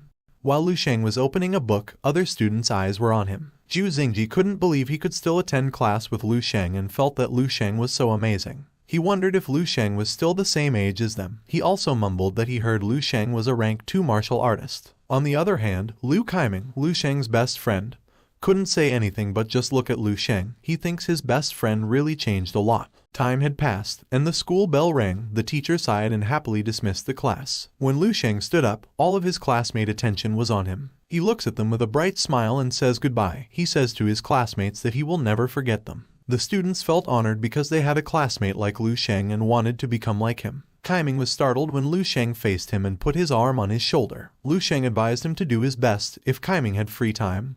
He wanted to bond with him. Kaiming was very touched after his best friend approached him, and he held his emotion not to cry. But he couldn't, so he declared to Lu Sheng that even if he died of exhaustion, he would definitely make it to Marshall University. Moments later, in Lu Sheng's room, as he sits in front of his computer, Lu Sheng realizes that he has already gotten Suzu to buy the materials needed to make the muscle and blood-strengthening decoction and the marrow-nourishing elixir. Both of these medicinal supplements have special effects in strengthening the muscles and bone, and it also has the best cost-effectiveness. If there is a sufficient quantity, it should be enough for Lu Sheng till he reaches rank 4. As for the psychic mentalist weapon, Lu Sheng has no access to the star web to buy his own weapon because he needs to pass the assessment first before he can have access. In that case, he needs to find some time to take the assessment before the morning star selection. Otherwise, it would be easy for his secret to be exposed if he had to keep bothering Dong Qingsu all the time. He then took a look at the weapon list and was shocked after seeing the price. The Eternal Blade Wheel weapon cost a whopping $37,500,000. Seeing this price made him remember the $5 million reward given to him by the instructors, and they humbly said that it was just a tiny amount. Now that he saw the weapon price, like this Silver Sky Glider with a whopping price of $29,500,000, he realized that they were not joking. He crossed his arms and thought that he needed dense steel to forge blade wheels and sky gliders, but this dense steel alone was worth $9,000 per gram. One blade wheel would weigh at least 1 pound, equivalent to more than $5 million. Other supplementary materials were not included with that price, and he needed more than one blade wheel. With the quality of his psychic energy surpassing an ordinary person, regular dense steel blade wheels are not enough. If he forged a weapon with mithril, the cost would be 10 times, and his money wouldn't be enough. Still thinking deeply, Lu Sheng realizes he has no choice but to mine the materials himself. Luckily, he finds an MC 300 strategic materials resource distribution map in the Fireweed repository, which will help make his work easy. He looked closely at the map and found the mithril material he needed located at Oxhead Mountain. With a bright smile, while holding the map, Lu Sheng planned that he would go mine mithril from an unexcavated mithril mine, then bring the materials to look for a blacksmith. Also, if he finds enough mithril or dense steel, he can exchange it for money. He then decided that he would go make all the marrow-nourishing elixir he needed at Suzu Laboratory, and then head to Oxhead Mountain. 1 week later, at Xingshan Medicinal Hall, Suzu was frustrated because Lu Sheng still didn't come. It didn't take long, and Lu Sheng arrived wearing a white long sleeve, then grabbed a white coat. He apologized for being late, but Suzu was still irritated and told him that he still remembered to come. As he put on the white coat, Lu Sheng explained that he was held up by something and asked if Suzu had already prepared all the needed materials. Suzu answered affirmatively and said that it's been prepared as he instructed. Putting gloves, Lu Sheng asked the total cost for all the materials, and Suzu replied that it was about 200,000. While analyzing a green herb, Lu Sheng told her the quality was not bad. He then asked Suzu to list it in the account book so they could deduct the amount from the profit. He then puts on the face mask and announces that he will begin, but before he starts, he politely asks Suzu to go out for now. Suzu was confused yet still followed his order. Before leaving, Suzu thinks that the marketing for the muscle and blood strengthening decoction has not even begun. She hasn't earned a cent, but she has already spent nearly $1 million on the materials for Lu Sheng alone. However, she still felt relief because the information Lu Sheng gave her was very comprehensive, and she successfully prepared the perfect muscle and blood strengthening decoction without any difficulties. As she closed the door, Suzu wondered if Lu Sheng was making a new medicinal prescription. She then recalled that Lu Sheng was coming to the lab every day this week and asked herself how many secrets Lu Sheng was hiding. 3 hours later, Suzu's attention was turned to Lu Sheng when he called her and announced that he was done. He then informed Suzu that he was going on a trip for a couple days. He told her not to worry because he would transfer the startup capital needed for the muscle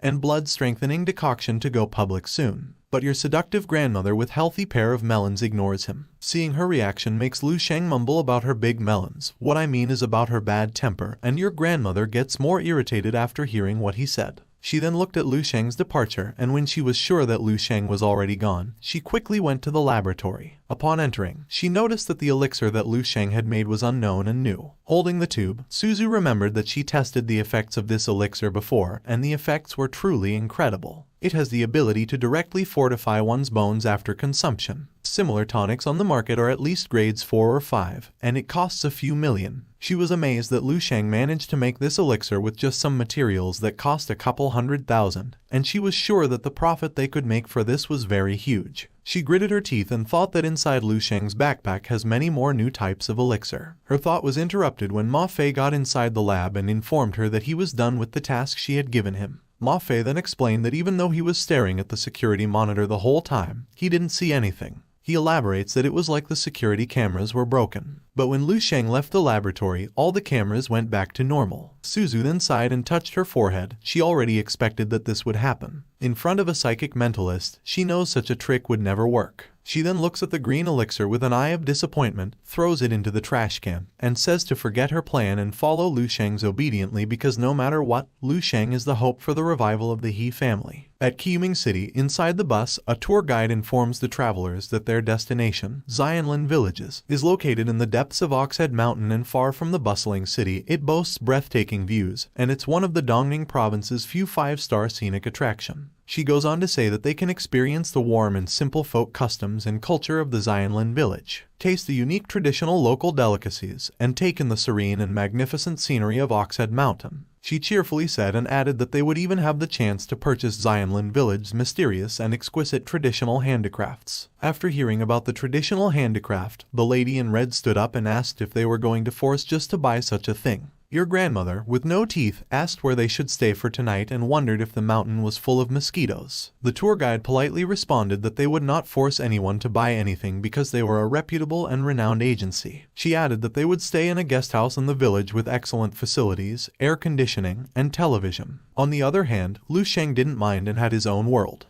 He was thinking of the 93 marrow nourishing he made for this week, which would be enough for him for a while. He thinks that this place was really off the grid. The mithril mine hidden inside was probably yet to be discovered by anyone, and there's a possibility that he can monopolize it. His thought was interrupted when a yellow ball suddenly rolled beside him. A girl in a red dress picks it up and then looks at Lu Sheng, calling him a big brother and asking if he can play with her. But her mother intervened and reminded her not to disturb others. As she makes her sad daughter sit, she apologizes to Lu Sheng, to which Lu Sheng replies that there is nothing to worry. But he was shocked after noticing the psychic aura of the girl's father. He then smiles and thinks it is interesting because he is not the only psychic mentalist on this trip.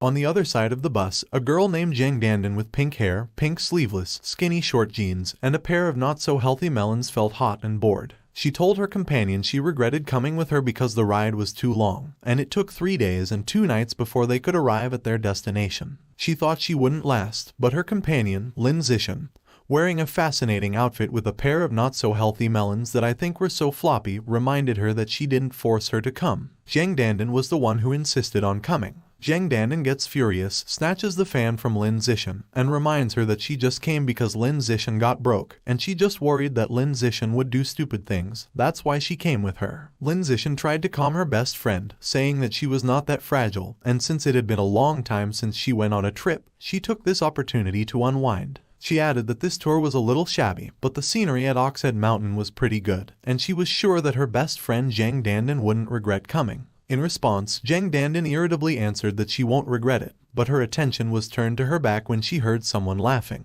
It was the girl in red who was happily playing catch ball with Lu Sheng. When Lu Sheng smiled brightly, Zhang Dandan's eyes spark and get blushed with a mouth wide open ready to eat Lu Sheng's hot dog. When the girl in red hits the ball, it goes in Zhang Dandan's direction. She smiled widely after catching the ball and said she got it and threw it to Lu Sheng. After Lu Sheng catches the ball, he smiles at her with a thank you. Your grandmother gets blushed and told Lu Sheng that he was welcome. While she was holding her blushy hot cheek, Lin Zishan noticed her and told her that she was infatuated. 2 hours later, the bus has already arrived at its destination. Zhang Dandan scanned the location and noticed that it was just an ordinary mountain, and how could they call it a 5-star scenic attraction? But to Lin Zishan, the place was pretty nice, and she even heard that there's even a huge waterfall there. She wanted to find it out after they entered the forest by tomorrow. Zhang Dandan tried to reply to her best friend, but her attention turned to Lu Sheng getting off the bus. The girl in red cheerfully approached Lu Sheng, called him a big brother, and asked if he could play with her again tomorrow. Lu Sheng sat, patted her head, and told her he would play with her tomorrow if he was free. The girl was so delighted with his answer, and she gave Lu Sheng a cheery smile. Zhang Dandan approached them and asked the little girl if she could also play with them tomorrow. The little girl hides behind Lu Sheng before giving her a no answer with a blush. blah and teasing her that she is a batty big sister because she keeps stealing the ball from her. She added that she doesn't want to play with a bad big sister, she only wants to play with a big brother. The little girl's mischievous behavior was interrupted when her mom called her and informed her that it was time for them to enter the village. The two new friends says goodbye to each other. On the other hand, Zhang Dandan also waved her hand as a sign of goodbye and mumbled that she also didn't want to play with a little brat. Lu Sheng looked at her and explained in a good manner that a child tends to speak their minds without thinking. In response, Zhang Dandan told him she wouldn't begrudge a child. She then called Lu Sheng a handsome and asked for his number. Well, my number is 14347, meaning, I love you till bedtime. You son of a cat. She wasn't asking for your number, you idiot. Get back to your narration. Sorry, sir. I never experienced someone calling me handsome and asking for my number, so I take this chance. Okay, fine. Handsome Henry, get back to your narration and give me your number when you're done so I can introduce you to my gay friend.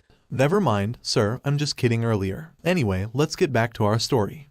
With a cute smile, while looking at Zhang Dandan, Lu Sheng agreed to share his number. They then started to add each other to their friends, including Lin Zishan. Holding her phone while looking at Lu Sheng, Zhang Dandan told him in a flirty way that his name was so powerful. She then turns around with her friend and says goodbye to Lu Sheng. With a clingy smile, Zhang Dandan told her friend that this trip was now going to be interesting. Well, as long as you're happy, Lin Zishan replied. Waving his hand at the two with a smile, Lu Sheng then thinks that his trip will be interesting because not only is there an uncommon rank 2 psychic mentalist, but there are also 2 rank 2 martial artists. He was aware that the 4-eye psychic mentalist didn't discover his true ability, and the most he could detect about Lu Sheng was him being a martial arts practitioner. After forming the will of a martial master, Lu Sheng can now control the intensity of the psychic energy he can release. As long as he doesn't exude any, regular people won't be able to discover how strong his psychic energy is. He doesn't know if there are any martial artists stronger than him. But no matter what the others' reason for coming to Oxhead Mountain, if they become an obstacle to him, he would just kill them like this mosquito. Meanwhile, on a highway hundreds of kilometers away, inside the white limousine, a man in blue was kneeling before the man with purple hair, and beside him was a girl in a Chinese dress. While holding a shot glass, the purple man asks if he has found Tang Maolin. The man in blue turned up his head and confirmed that Tang Maolin was at Qiyuming City's Oxhead Mountain. He informs the purple man that Tang Maolin brought her wife and daughter. He was sure Tang Maolin was planning to hide in the mountains. Hearing this information makes the purple man think that Tang Maolin has some brain because if he hides in the depths of the mountain and never comes out, there is nothing the purple man can do to him. The man in blue told him to rest assured. He revealed that they had already deployed their men to keep an eye on Tang Maolin's family. Even if they tried to become a caveman, he was sure that they would be able to find the holes they were hiding. Purple Man laughed, commended him, and reminded them not to take their eyes off Tang Maolin. Because they were just rank 4, he was sure they were no match for Tang Maolin. He will personally face Tang Maolin when he gets to Oxhead Mountain. As he drinks a purple liquid, the purple man declares to Tang Maolin not to blame him for being ruthless. Since Tang Maolin offended him, he will kill him. Otherwise, if he doesn't, others would think that Wu Zijing is a pushover, and if that happens, all sorts of riff will come thinking they can take advantage of him. Wu Zijing then extended his hands near the girl while holding a shot glass and shook it. The girl looked at his hand, and then suddenly, purple liquid emerged from her mouth and eyes. The purple liquid she spewed directly went into the glass of Wu Zijing. Accompanied by the innocent feeling of love, it exudes the youthful aura unique to one in their 20s. How sweet and enchanting, Wu Zijing said as he sniffed the strange wine. He then looks at the photo of the Tang Maolin family and thinks there will be another addition to his collection. Inside the guest house, while the little girl was cheerfully playing around, her mom reminded her to be careful not to fall because the floor was uneven. Her father, Tang Maolin, started to use his psychic power to scan the whole building. After scanning, he informed his wife that the room was safe. His wife told him that he had become overcautious again and asked if Wu Zijing could track them on this mountain. Tang Maolin looked at her and told her that it's better to be safe than sorry. After all, he had her and their daughter. He reminded his wife that they were currently fleeing for their lives. Their pursuer, Wu Zijing, is a renowned rank 3 psychic mentalist, and he is someone with a narrow mind who seeks revenge for the slightest offense. Everyone who has offended him has met their demise. Tang Maolin puts her hand on his wife's shoulder and hopes they can escape Wu Zijing. He planned to take refuge at his wife's father's place for a year and assumed everything would be fine afterward. If Wu Zijing finds them, they might be able to hold him back if he and her father combine forces because they are both rank 2 psychic mentalists. His wife hopes that their plan will succeed. It's been a while since she saw her father and she wondered how his health. Tang Maolin comforted her and reminded her that her father, who is at the peak of rank 2 psychic mentalist, has strong cultivation and could break through at any moment. Tang Maolin assured her that he won't let them get hurt and added that her father was in good health. As the two continue their lovey-dovey, the little girl looks at the window with a mouth wide open. From the other building, Lu Sheng was standing before the window while using his power to scan the whole area. He noticed that apart from the guy with binoculars, nothing strange was going on. Since the guy in binoculars wasn't bothering him, Lu Sheng decided to let him be. He took something inside his jacket, poured it, and chewed the pill. He thinks that with the aid of elixirs, the speed of refining the immortal golden body of a martial master has indeed accelerated significantly. At this rate, in less than 2 months, Lu Sheng would probably be able to completely cultivate the first stage of the immortal golden body, generate internal energy, and officially join the ranks of the rank 4 martial artists. His thought was interrupted when his phone suddenly beeped. As he read the messages, Lu Sheng thought he was not a kid anymore. Her phone beeped again, and the message was from her sister. She informed him that Yang Yuan had come back to school. She then asked her brother if he and Yang Yuan was dating. With a big red vein in his face and a speedy combo fingering his phone, Lu Sheng told her to focus on her cultivation, stop butting into other people's business, and remember to take the tonics he left for her. If her vitality has still not gone past 1.3 by the time he comes back, he will give her a lesson. What kind of lesson? Anyway, Lu Sheng then sits on the bed after bombarding her sister with a bunch of messages. After putting his phone at the desk, Lu Sheng lay down and went to sleep to see the result of his training for the past few days. As he started fighting the zombies, Lu Sheng thought his growth wasn't bad.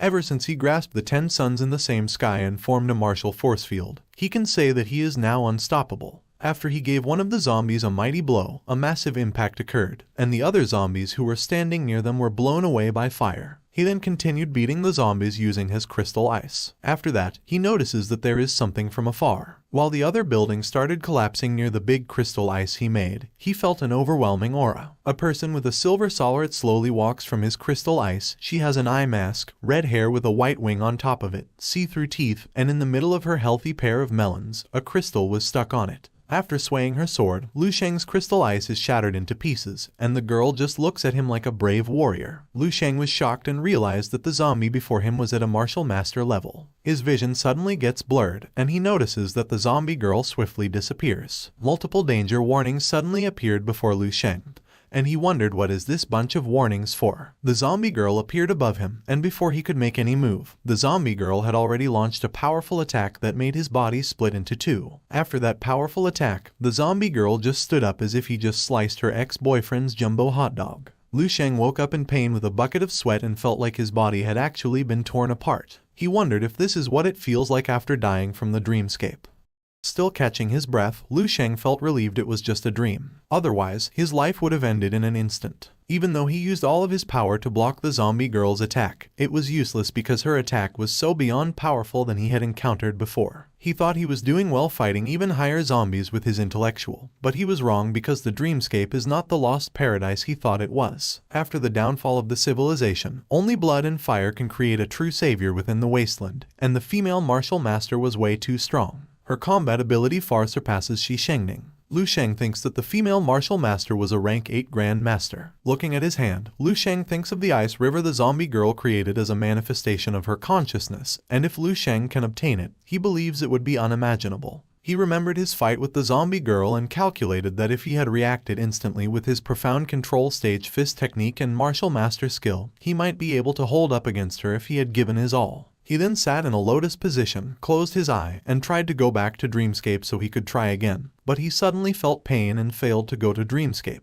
Lu Sheng touched his forehead and wondered if dying in Dreamscape caused his return to cool down. As he thinks there is no way for him to return to Dreamscape for tonight, his phone suddenly vibrates. He opens it and reads the messages from Zhang Dandan. After seeing multiple messages from Zhang Dandan, Lu Sheng started to regret adding her as a friend. He then closed his phone and decided to go out to get some food. Moments later, at Hostel Dining Hall, as soon as Lu Sheng entered the hall, he suddenly heard someone calling his name. It was the little girl from the left table, and Zhang Dandan from the right. Lu Sheng greeted them back and waved his hand. As Lu Sheng goes to the vacant table, Tang Maolin just simply observes him. Lu Sheng's chair didn't even heat, and Zhang Dandan sat before him, asking why he didn't join their table, explaining that mealtime times are more fun when more people are around. Lu Sheng chuckled, cleared his throat, and asked if they had still not eaten yet. The two responded simultaneously but with different answers. Zhang Dandan glared at Lin Zishan, but Lin Zishan was quick to dodge her pierced eyes. Zhang Dandan then grabbed a food menu and cheerfully told Lu Sheng that she didn't have much appetite earlier, but she felt hungry now and asked if she could eat Lu Sheng's hot dog.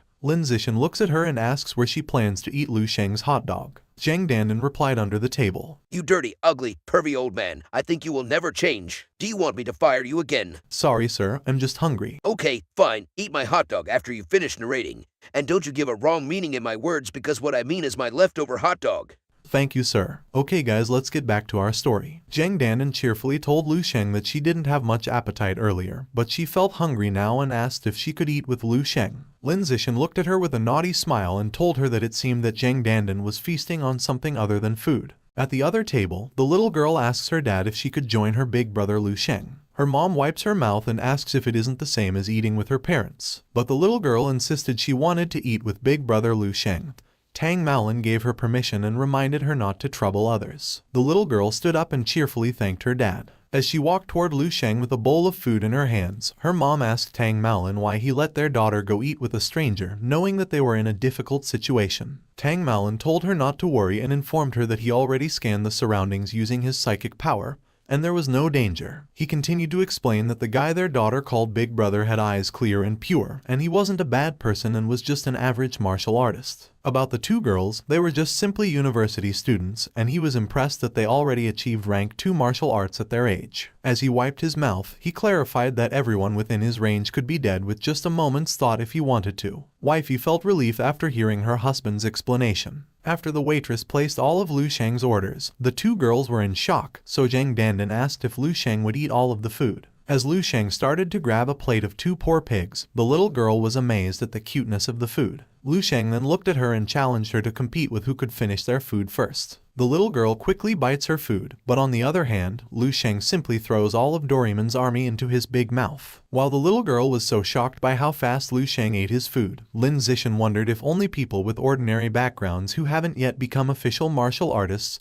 would eat so much in one meal. Generally, after becoming an official martial artist, most people with resources would rely on medicinal supplements to replenish the energy consumed during their daily cultivation. Those who can't afford medicinal supplements would also choose to substitute them with high-quality food. For example, she and Zhang Dandan always carry artificially compressed jerky with them. A rank 1 martial artist would only need a few of those a day. Otherwise, one would have to spend all day in the toilet bowl if one were to eat so much at every meal. Super Mario panicked after seeing that the pipe he was always entering was about to explode. Zhang Dandan blushed like a scratched egg as she called Lu Sheng handsome while eating. Lin Zishan whispered to Zhang Dandan and asked if she was really into Lu Sheng. Zhang Dandan replied positively and asked if she was obvious. In response, Lin Zishan explained that Lu Sheng was younger than them and had unstable breathing. She assumed that Lu Sheng's family background are not good. She added that Zhang Dandan was one of Dongning Martial University's gifted students and an official rank 2 martial artist. But Zhang Dandan was still floating in the sky while fantasizing about Lu Sheng, saying that age doesn't matter and she believed it was fate to meet Lu Sheng. Lin Zishan got frustrated and asked how she and Lu Sheng could be together after they became a couple, knowing that their distance was too far from each other, and added that a person who is not an official martial artist would only earn a salary of 5,000 to 6,000 a month after graduation. She asks how she could buy a car or house. She continues to say that love isn't an act of impulse but rather about the details and expenses of day-to-day life. As she grows stronger and advances on her martial arts path, the gap between her and Lu Sheng will only get bigger. Over time, the accumulation of contradictions will lead to an eventual eruption. In a calm tone, Zhang Dandan replied that all she mentioned were not problems. As a rank 2 martial artist, she can guide Lu Sheng in martial arts. If Lu Sheng can't get into Dongning Martial University, she can go look for him every week. And if Lu Sheng didn't have a car or house, at least she had one. With a gloomy face and shiny eyes, Zhang Dandan continues to elaborate that even if Lu Sheng is only an ordinary person, she can just become an ordinary person too just to be with Lu Sheng. I'm just an ordinary person too, and my name is Henry, not Lu Sheng. You son of a cat, why are you ruining the mood? Get out, and I will find another narrator. Dad, calm down. As Henry said earlier, he was hungry. What an excuse. We just started narrating part 6, and how many times do you think Henry would ruin the script? This argument getting longer. Go back to your narration, Henry. Okay, guys, let's get back to our story. With a lovely eye, Zhang Dandan explained that Lu Sheng wasn't ordinary to her. For her, Lu Sheng was always handsome and brilliant. She believes that there is more to Lu Sheng's future than this. Lin Zixin tapped her shoulder and asked her in a whisper voice if she was crazy because she was about to give up over a decade of martial arts just for a high schooler. She then points her finger at Lu Sheng and orders her to look at how frail Lu Sheng is. She wonders what Zhang Dandan sees in Lu Sheng to fall for him. Zhang Dandan sighed and told Lin Zixin that she was acting too early because there was nothing between her and Lu Sheng yet, so she advised Lin Zixin to talk about it later after she snagged Lu Sheng. Unbeknownst to them, Lu Sheng heard all their conversation because of his abilities. He then mumbled how ridiculous as he scratched his ear. The little girl was confused about what she heard and asked big brother Lu Sheng what ridiculous means. In response, Lu Sheng told her it was nothing much and explained that ridiculous was used to praise girls for being beautiful. The little girl thought for a moment, and when she got what Lu Sheng said, she quickly went to the two girls, pointed at them, and told Lu Sheng that these two big sisters were so ridiculous. Lu Sheng turned into a stone and said the little girl was right. While the two girls were confused, the little girl cheerfully repeated to say that the two big sisters were ridiculous. The next day, as the tourist was chit-chatting while waiting for others, the old man noticed that the family of three had not arrived yet. The tour guide asked him to help her look for them because they weren't answering their phone. The old man also noticed that Lu Sheng was also missing. The tour guide told them to take a break because she would contact the search and rescue team. While Zhang Dandan wondered how Lu Sheng and the family of three disappeared, Lin Zixin told her that she wasn't worried for the family because the father wasn't ordinary, she just felt strange about why Lu Sheng was also gone. Zhang Dandan looked around and ran to the forest. As she waved her hand as a sign of goodbye, she told Lin Zixin that she would go look for Lu Sheng. Meanwhile, somewhere in the forest, Lu Sheng was running so fast to get to his target location. As he runs, he thinks that after a night of rest, the pain from the dreamscape has lessened considerably. He then jumped up high, and after landing on the ground, a purple aura surrounded his body. He put his hand to the ground to track what he was looking for. It didn't take long, and he found it. He stood up, and using his psychic power, he lifted a significant portion of the land, including the mithril he found. He then pointed his finger and integrated all the mithril using his psychic power. As he looked at the mithril, he was amazed to see it for the first time. He then infused some of his energy into it, and as he expected, after infusing his psychic power, he could change the mithril's shape as he wished. As he played on it, he calculated that it was about 4 to 5 pounds worth of mithrils, and based on his data, it is worth over 200 million. Looking at the materials closely, he noticed that it was just raw mithril. Suppose he wants to forge psychic mentalist weapons. In that case, these materials need to undergo dozens of smelting processes, and it will be considered good if at least 1 pound is left after the procedure. He thinks that all the mithril he gathered was about 70%, and if he got someone to excavate the remaining 30% underneath, he was certain that it would be emptied in less than a week. He then looked at the material and thought about how he could transport all of this. He originally planned to mine a little at a time and transport it bit by bit, but when he started mining, he couldn't stop himself. He then plans to look for help, put the mithril back under the ground and kick it to flatten it perfectly. He then remembers that there is a small village of ethnic minorities about a few kilometers from his location. He intends to go there and ask for help. He thinks villagers who are isolated from the world are generally simple, honest, and sincere, and there shouldn't be any problems if he generously compensates them. But if the villager becomes greedy for more, he will just have to crush them using his own hands. He then taps his head, curse, and asks himself why his thought become more violent and ruthless. He repeatedly told himself this was a lawful society, and then looked around to find the village. After locating the villager's location, he reminded himself not to use violence and speak nicely to people so he could win their trust. Meanwhile, somewhere in the forest, the two watermelons were still looking for Lu Sheng. Zhang Dandan wondered if Lu Sheng really came to this remote place. In response, Lin Zixin asks if she is already out of patience and suddenly stops after seeing something. Zhang Dandan notices the ball Lin Zixin pointed at. She then remembers that this was the ball that the little girl was playing with. She tried to pick up the ball but was shocked after learning she couldn't move her hands. Multiple spiders trapped her and Lin Zixin using their purple web. When she looked in front of her, she noticed a person standing before her. Meanwhile, at the Zion village, a man was running to report to the chief that Big Sister was back with her whole family. This old man curving the wood was the chief of this village. The little girl cheerfully greeted her grandfather and told him she missed him so much. She then jumped to hug her grandfather and asked how have you been. Grandpa said that he was good. His daughter called him and let him know of their arrival. Grandpa just looked at them and didn't answer. Behind him were two young men who greeted Tang Maolin, their brother-in-law, and asked why they come back. Grandpa answered them that they came back because of him and no other reason.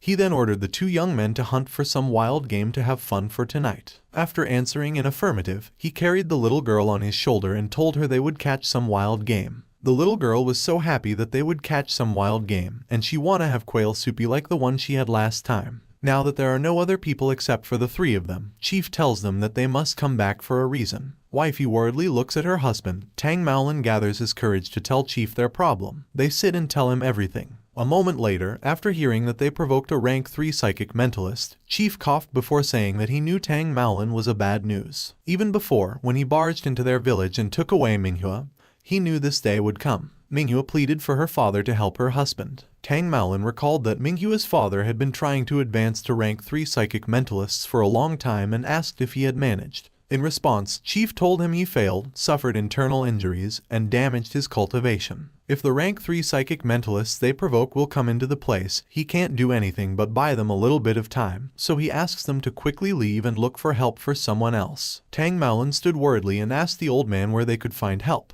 Chief got furious and told him that, of course, they should go to local authorities to seek help. The two were dumbfounded by the old man's answer, so Chief explained that even though their enemy was a rank 3 psychic mentalist, he can't commit murder because they were now living in a lawful society. Tang Maolin held his head, gritted his teeth, and thought that if the police were useful, they would not go into the village to ask for help. His thought is interrupted when a villager calls for the chief and informs them they have an intruder. Meanwhile, at the villager entrance, Lu Sheng thinks that the village is really a remote area. He was greeted by a dagger that he easily dodged. The guy asked who he was and how he found the place. Lu Sheng just stared at him, and before he could do anything else, a little girl showed up, called him, swiftly ran towards him, and hugged him. She asked if Big Brother just came to her grandpa's place to play with her. After seeing that the intruder was their daughter's playmate, Minghua felt relief, and her father asked if they knew the guy. They approach Lu Sheng, and Tang Maolin asks how did he end up in the village. Lu Sheng elaborates that he doesn't want to travel in a group, so he gets lost while wandering in the mountains and ends up in the village. He then asks if the Tang Maolin family gets lost too. Tang Maolin chuckles before explaining that this place is his wife's home, and they come here yearly. After saying that he liked the clear eyes of Lu Sheng, the chief welcomed him to Xianlin village. The guy earlier patted Lu Sheng's shoulder and apologized for what he did. He then told Lu Sheng that he would go hunt some wild game and added that he was sure that a city dweller like Lu Sheng had never tasted anything like it. As Lu Sheng looked at the villager, he realized it wasn't an ordinary village. He noticed that psychic mentalists here are a rare breed like the three men before him. Aside from that, the old man was at the peak of a rank 2. He loses hope for asking for help because he knows that psychic mentalists like them see the value of mithril, and if he goes showcase his abilities to awe them into doing his bidding, it doesn't seem friendly. The little girl sadly informs Big Brother that they cannot play ball anymore because she lost it. Lu Sheng offered to help her find the ball, but before they can do so, he felt the aura of Zhang Dandan and Lin Zishan and wondered why they also came into the village. His eyes get furious after realizing that the aura wasn't just from the 2 watermelons. As the little girl finds out her ball, multiple purple threads can be seen before them. A laugh of man can be heard and said that to come into the deep mountains, he made so much effort just to find Tang Maolin. It was the purple man Wu Zijing with his goons carrying the 2 watermelons. Chief felt bad after seeing the power of the person his son-in-law provoked and mumbled that he wasn't just a rank 3 but at peak rank 3 psychic mentalist. Chief unleashed his divine aura and ordered Tang Maolin to leave the village with his family. Multiple divine daggers are about to pierce Wu Zijing, but he just waves his hand to stop and informs them that a sneak attack won't work on him. He slowly walked toward them, asked if this was all they got, and wondered if the old man was the person Tang Maolin was relying on. He added that they had no right to be called a psychic mentalists with their weak psychic energy. He then spreads his hands, announcing that he will crush them all and let them taste the true despair. Tang Maolin gets furious, unleashes his psychic power, and shouts that he will kill Wu Zijing. He then puts his hand together and with 2 fingers, he throws multiple cannon balls toward his opponent. But Wu Zijing remained calm with a cross arm. He then flicked his finger and shuttered all of Tang Maolin's attacks using his purple thread. Wait, what are that shoes? Is that a passion, or is he a gay? Anyway, Tang Maolin was surprised after realizing that his secret iron cannonball was useless to his opponent. Holding a cannonball, Wu Zijing chuckles and asks how dare Tang Maolin compete with him using a secret weapon. He then summoned multiple purple threads to trap them all, except for Lu Sheng. You can see the worried on their face. Tang Maolin shouted Wu Zijing's name, challenged him to come, and added there was no point in bullying a little girl. In response, Wu Zijing laughed and told him that even on the brink of death, Tang Maolin was still stubborn. He then moved his finger to tighten the threads in their neck. He let them know that he originally planned to kill these 2 girls and frame Tang Maolin for it. But he didn't expect the village to be so nice and secluded from the world. He thinks this time is perfect for taking care of Tang Maolin and informs him that his daughter will be an ideal vessel and he will save a cup for Tang Maolin. After hearing the vessels, Tang Maolin's eyes widened, and he wondered if it was the evil technique that used people as a wine vessel. He clenched his teeth in anger and addressed Wu Zijing, a beast. Wu Zijing just maniacally laughed at him while showing his long tongue and shouted that those were the expression he wanted to see from him. Tears start to fall from Lin Zixin's eyes, and she thinks she will die on this mountain. She regrets coming here just to relax. On the other hand, Zheng Dandan was full of teary eyes. She couldn't accept that they were all going to die here. She looked at Lu Sheng and hoped that she would meet him again in the next life. The goon drops the 2 watermelons after hearing their boss's order to catch the little girl. They approach the little girl, and when they are about to catch her, the threads get broken. After seeing what happened, Wu Zijing was surprised and wondered how his mithril spider silk broke. It was Lu Sheng who was furiously looking at them while holding the threads. Now that she can move, the little girl hugs Lu Sheng's arms and asks him to save her parents. The 2 goon tried to attack Lu Sheng but was easily thrown back when Lu Sheng just simply stretched his hand. Seeing his 2 dogs flying, Wu Zijing wondered if Lu Sheng was a 5th-level martial artist,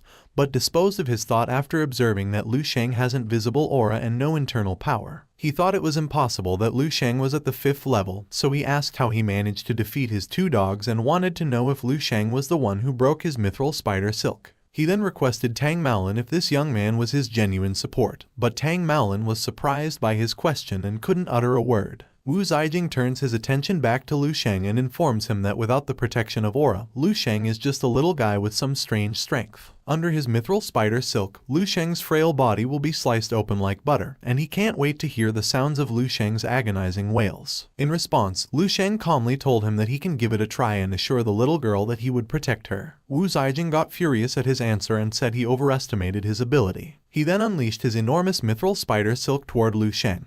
But Lu Sheng just simply caught his attack using his mastery-level martial arts while carrying the little girl. Witnessing what happened shocked Lin Zixin and wondered what the mastery level of martial arts was. She just heard those levels, and to think of it, Lu Sheng was just nothing but an ordinary person earlier, but now he has become divinity. Wu Zijing, on the other hand, froze in his position and wondered how could this be possible. As he held Wu Zijing's thread, he asked the frozen monkey if he was done talking and lifted the thread to throw him in the air like a skeleton puppet. As he was thrown into the air, Wu Zijing couldn't believe that he can't control his thread. He then turned into a fatty ball and declared that even if he died, he will make sure to drag Lu Sheng with him. But Lu Sheng remained calm while holding the threads looking at him. On the other hand, Chief shouted and informed them that Wu Zijing was about to explode his psychic energy and everyone in the area would suffer from mental confusion and die. Looking at Lu Sheng, Zheng Dandan wondered what Lu Sheng planned to do. Lu Sheng just mocked Wu Zijing's ability, saying that he admitted Wu Zijing was so weak that it aroused pity. Using his psychic power, Lu Sheng can be seen becoming a giant while trying to catch the fatty man by his hand. Wu Zijing couldn't do anything but just watch Lu Sheng crushing his fatty body,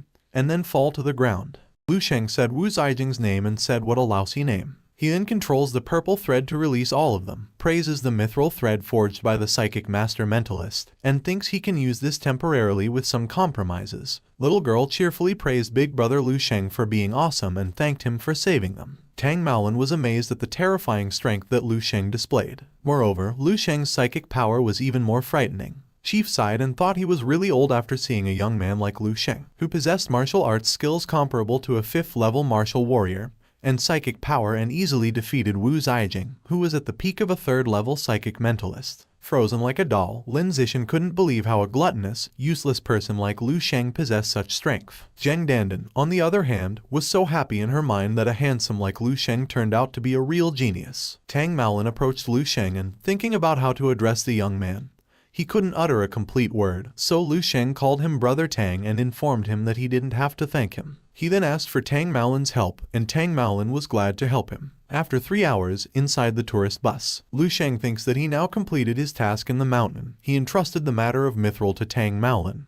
who is a certified 2nd-level psychic mentalist and has passed the assessment. There is a specialized channel to properly compromise and handle those batches of mithril. The next thing Lu Sheng should do was register for the Psychic Mentalist Practitioner qualification. Moreover, he realized that there was an unexpectedly additional set of mithril-level psychic power with at least 4 to 5 katas. Beside him, the 2 were intensely looking at him. Lin Zixin still couldn't believe that Lu Sheng possessed such formidable strength, and if it weren't for him, they might already die at the Niutu mountain. Zheng Dandan then opens her mouth, craving for Lu Sheng's hot dog. She asks where Lu Sheng plans to go next. Lu Sheng revealed that he would go to Liangcheng to go to the Power Practitioner Association because he had something to do there. In an instant, Zhang Dandan was already beside him and grabbed his hot dog using her left hand. Well, that's not included in the script. With multiple sparkling stars and bright eyes, Zhang Dandan informs him that she is actually from Liangcheng and tells him they can go there together. Lu Sheng asked if she wasn't a Dongning Martial Arts University student and wondered what she would do in Liangcheng. Zhang Dandan was surprised by his response and couldn't think of a correct answer. Luckily, she had her best friend, Lin Zishan, who explained that Zhang Dandan's home was indeed in Liangcheng. Before coming to Niutu Mountain, Zhang Dandan told her she would also go home after the trip. With a big mouth, Zhang Dandan agreed with all that her best friend said, so Lu Sheng decided that they could go together and he would ask Zhang Dandan if there was a place he didn't know at Liangcheng. Zhang Dandan replied that there was no problem and that he could also stay at her place. Lu Sheng breathed a deep sigh and thought of what he was doing. He wondered if he wanted to date Zhang Dandan. But he disposed of that idea because he had a lot of things to do and he would leave them after they arrived at Liangcheng. His thought was interrupted when his phone rang. He answered the phone. And on the other line, Dong Qingsu let him know that it was her before informing him that the Morning Star talent selection had been advanced and asked where is Lu Sheng so she could pick him up. Lu Sheng replied that he would stop at the Liangcheng bus station. Dong Qingsu then told him that she would arrive after 15 minutes. Moments later, at the Liangcheng public transport bus station, Lu Sheng told them that there has something urgent came up and he couldn't go with them. Zhang Dandan was slightly disappointed, asking where he planned to go and offering to find someone to take him. Behind her, the two little monkeys were amazed after seeing the latest model of a car of the Emperor Heart from the Lion Kingdom. It stopped before them and a girl called Zhang Dandan. This girl was Zhu Wenhui. She excitedly hugged her and welcomed her for coming back. Inside the car, a blonde man says hello to Zhang Dandan, says long time no see, and adds that Zhang Dandan become more beautiful. He asks if she wasn't going to introduce her friend to them. Zhang Dandan looks at him and asks why did he come. She then introduces Lin Zishan as her best friend from Dongning Martial Arts University and a second-level martial practitioner. Next, she introduces Lu Sheng as a good friend she met during her trip to Niutu Mountain. She doesn't mention Lu Sheng's ability because she knows Lu Sheng has many secrets, and even she doesn't know about them. The blonde guy just looked at Lu Sheng and didn't say anything. Zhu Wenhui was impressed by Lin Zishan's martial level and introduced herself as a good friend of Zhang Dandan. The blonde guy looked at Lin Zishan, introduced himself as Cao Mingliang, and told her that because she was Zhang Dandan's friend, he would also treat her as their new friend. He assumes that they must be tired from their journey and asks them to go in the car, and he will take them to Liangcheng and then show them around the place. Knowing that the car has only 4 seats, Zhang Dandan suggested they call a taxi and will go by themselves. Lu Sheng told her there was nothing to worry about because his friend would arrive soon to pick him up. Zhu Wenhui asked Zhang Dandan what's going on with her. After all, she just met Lu Sheng along the way, and she was her real friend. She asks if Zhang Dandan is attracted to Lu Sheng and reminds her that plenty of handsome guys are in their area. Cao Mingling took his wallet, and as he got some cash, he mockingly apologized for not treating Zhang Dandan new friend. He then showed his money and asked Lu Sheng to take it and get a taxi by himself. Zhang Dandan gets angry and asks her friend what they doing. Lu Sheng tapped her shoulder and clarified that he was okay and it was not a big deal at all. A loud noise can be heard from above, and the money that Cao Manglang was holding flew into the air. Lu Sheng then said that the person who was picking him up had arrived. They looked up and wondered why a military helicopter was in the area. Dong Qingsu showed up and told Lu Sheng to come quickly because they can't land in the urban area. Zhang Dandan looks at Lu Sheng but gets surprised after he jumps. Lu Sheng grabs the helicopter ladder. As he did so, the monkey below him was shocked after learning that the helicopter was from the Eastern Military Region. Lu Sheng looked at them before entering the helicopter and said his goodbye. As the helicopter left, other people were dumbfounded after witnessing what happened. On the other hand, this arrogant blonde guy asks Zhang Dandan about the background of Lu Sheng. Zhang Dandan irritably looked at him, didn't answer, and then grabbed Lin Zishan, saying they would take a taxi to go back to Liangcheng. The two arrogant guys were left behind by an angry Toro, who is now taking a big step away from them. From above, inside the helicopter, Lu Sheng revealed that it was his first time riding a helicopter, and he thought that the small town below looked like a building town made from a toy set. Dong Qingsu took one of her fingers from the cave and asked Lu Sheng if he liked the view. She added that if he liked it, he could join the Eastern Military District in the future. In response, Lu Sheng thought Dong Qingsu would give him a helicopter. Dong Qingsu approached him and told him that if he became a grandmaster in the future and attained the rank of Major General in the military district, the military would naturally provide him with a private one. She then notices that Lu Sheng has become stronger and thinks that she can't now see through him at all. She then got to the point and revealed that 3 days ago, all the genius training camps in the eastern provinces were declared over. The seeded players were all decided, and she carefully reviewed the information. With a serious expression, she told Lu Sheng that this year's participants were stronger than any previous year. Qin Shaejun laughed and told Lu Sheng that he would have just gone through the motions if it wasn't for him. He continued to say that over 80% are innate talented martial artists, one of whom is a talented martial artist with elemental manipulation abilities. There is also one who passed the second level assessment as a spiritual mind master, and there are as many as 20 geniuses with strength at the 3rd level or above. In the end, there was even a monstrous talent with 4th level strength. In response, with a bored face, Lu Sheng just said, "Oh." Dong Qingsu then asks if he doesn't feel anything after hearing about all those talented people. Lu Sheng made a gorilla face and fakely said it was quite exaggerated, and he was greatly amazed. Qin Shaejun laughed at him and said that he was obviously fake and added that all Lu Sheng know is to talk about how much of a monster others are, and being a monster Lu Sheng himself, he don't have feelings at all. He then asks Dong Qingsu to tell Lu Sheng about the reward. Lu Sheng became cheerfully excited after hearing the reward. Dong Qingsu knew Lu Sheng would be interested in the reward and elaborated that this year's selection was very special. Even the top military leaders have come to participate and observe. Furthermore, this time's selection is no longer based on randomly drawing lots for one-on-one arena matches. Instead, it is carried out through another method, the battle against exotic beasts. Lu Sheng looks into his hand and thinks about the powerful enemy that the world is facing.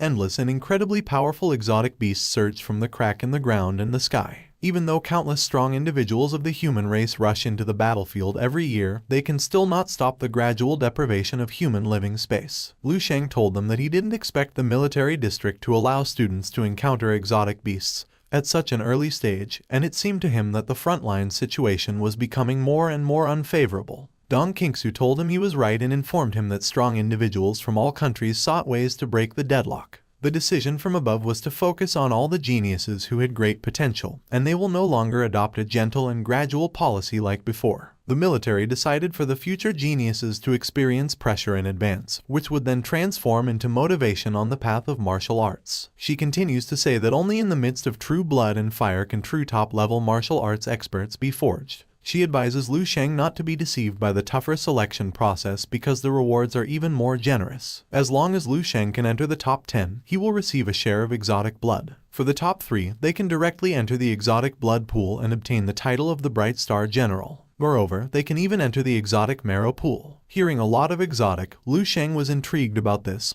So Dong Qingsu explained that it was the extraction of enormous energy from within the bodies of exotic beasts. It's like the exotic beast meat Lu Sheng ate during the training camp before. Exotic blood, it was the extracted fluid from the cells of exotic beasts. Exotic marrow, it was the spinal cord fluid of exotic beasts. Qin Shaejun revealed that this time, the military department has offered rewards at the 4th level or higher. The top 10 individuals will receive one portion of exotic blood, estimated to be just a few hundred milliliters. But for the top 3 who could enter the pool, it was like having an entire cultivation warehouse almost equivalent to an unlimited supply. He pointed out that he knew Lu Sheng had a big appetite, and this time, he could absorb as much as he wanted. One portion of 4th level exotic blood has a minimum selling price of 50 million, and a pool of exotic marrow fluid would cost at least tens of billions. Lu Sheng couldn't believe such an expensive thing was available in unlimited supply. He then thinks that cultivating the immortal gold body in the star refining technique requires a large amount of energy supply. If he only used marrow nourishing pills and spirit muscle building, Lu Sheng didn't know when he could complete the first stage of cultivation. If he could obtain a large quantity of exotic blood or exotic marrow, Lu Sheng was sure it would greatly shorten the cultivation time, and he didn't want to miss this opportunity. He then answered that he understood what they said. Qin Shaejun then announced that they arrived at the eastern military region. As Lu Sheng looked at the military base, Qin Shaejun asked him if the place was pretty impressive. Lu Sheng didn't answer. In his mind, the place was indeed impressive, but he knew that the future martial arts base for the next 10,000 years would be far larger than this. He just can't believe that even though they were much advanced in the future in all aspects, they were still mercilessly torn apart by the exotic beasts, and it was a truly shocking view. After they land in the helistop, Lu Sheng looks at Dong Qingsu as she fixes her hair and says she will come later to play with him, throwing a hot dog into the cave. What I mean is that she will come back tomorrow to pick him up, and if he needs anything, he can press the melon button, I mean the call button on the wall, and someone will come to help him. She then advises Lu Sheng to take a rest before she leaves. Moments later, Lu Sheng go to the dreamscape to face the zombie girl. Fear unexpectedly rose in his heart as he looked at her, but he didn't want to be engulfed by the fear, so he smirked and decided to challenge the zombie girl. He then activated his Kai and Flood amplification and quickly switched it to flame breathing. He uses the divine illumination of the Underworld King's Sutra and a magic circle of spells surrounding his body. He then used the tenfold stellar power. Multiple phoenix flames emerged from above, but the zombie girl stood firm in his position, ready to counterattack Lu Sheng's strike, and in a blink of an eye, Lu Sheng slowly opened his eyes in the real world. Once more, he failed to defeat the zombie girl. However, he doesn't lose hope and realizes that the battle this time made his martial arts more refined. Dozens of his martial arts have reached the state of perfection, and the 10 complete martial paths have advanced even further. Most importantly, he has overcome the fear of death, and his state of mind has become even more steadfast and pure. His thought was interrupted when someone knocked on the door. He was greeted by his 2 instructors after he opened the door. Qin Shaojun asked if he rested well, and Lu Sheng replied that he felt a little bored. Dong Qingsu informs him that a few hundred kilometers ahead of the place established by the Eastern Military Region is the front line of the battle against the foreign beast. Many foreign beasts will release poisonous gas, so the base has stringent gas defense measures. She then looked at the face of Lu Sheng, and Lu Sheng wondered if there was something wrong with his face. Dong Qingsu replied that she just felt Lu Sheng was different from yesterday,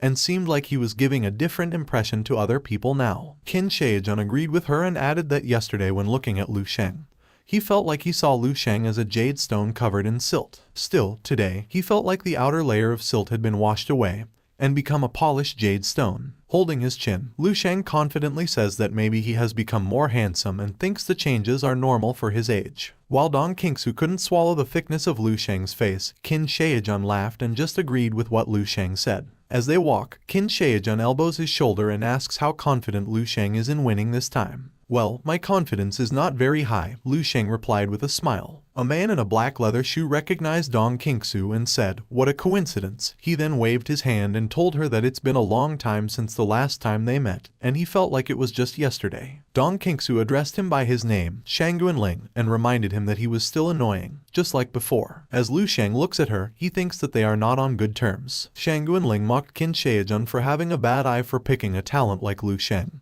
He asked if Qin Shaojun was trying to embarrass the East Dongning province. In response, Qin Shaojun covered his nose, repeatedly waved his hand, and asked the arrogant monkey if he didn't brush his teeth this morning. He teasingly told him not to speak because spreading a foul odor everywhere could bring Shangguanling any merit. He then looked at the book records while holding his laugh and told Shangguanling that the East Province genius was not impressive. Shangguanling then challenges Qin Shaojun to make a bet. He wanted to bet one 5-level rare essence and see whose representative could rank higher in the selection. Dong Qingsu chuckled and also wanted to join the bet because there were 3 of them. Qin Shaojun gave the arrogant monkey a finger and said that if he didn't have anything to back him up, he didn't need to embarrass himself by coming out like this. Dong Qingsu added with a smirked smile that if Shangguanling couldn't afford to play, he doesn't need to gamble. She then stopped from her track after Shangguanling called her and said that they should bet 3 portions of 5th-level rare essence. He asked if Dong Qingsu was afraid now or something, or maybe raising the stake would make her avoid the bet. Now, who can't afford to play? Haha, Shangguanling asks. Dong Qingsu clenched her teeth and told him to count her in. Shangguanling laughed, patted the shoulder of Zhao Lai, and asked if he wasn't going to thank instructor Dong Qingsu because the 3 portions of 5th-level rare essence were enough to take his flame control talent to the next level. Zhao Lai smirked, agreed with him, and thanked Dong Qingsu in advance. Qin Shaojun got angry and told Shangguanling how dare he trick them because the elemental control talent wasn't mentioned in the data. Shangguanling laughed and informed them that no one said all the details had to be mentioned in the data, and it was their fault because of their stupidity. He then reminds them to prepare the 3 portions of the 5th-level rare essence in advance. After assuring that the arrogant monkey already leaves, Qin Shaojun cleared his throat and asked if his acting performance was good. Dong Qingsu turned around and told them that everyone had concealed a part of their true strength in the data, and the idiot Shangguanling thinks he is the only one who knows how to do it. She then turned her head to Lu Sheng and revealed that the Shangguan and Dong Qin family wasn't on good terms. She added that Shangguanling was notorious for being foul-mouthed.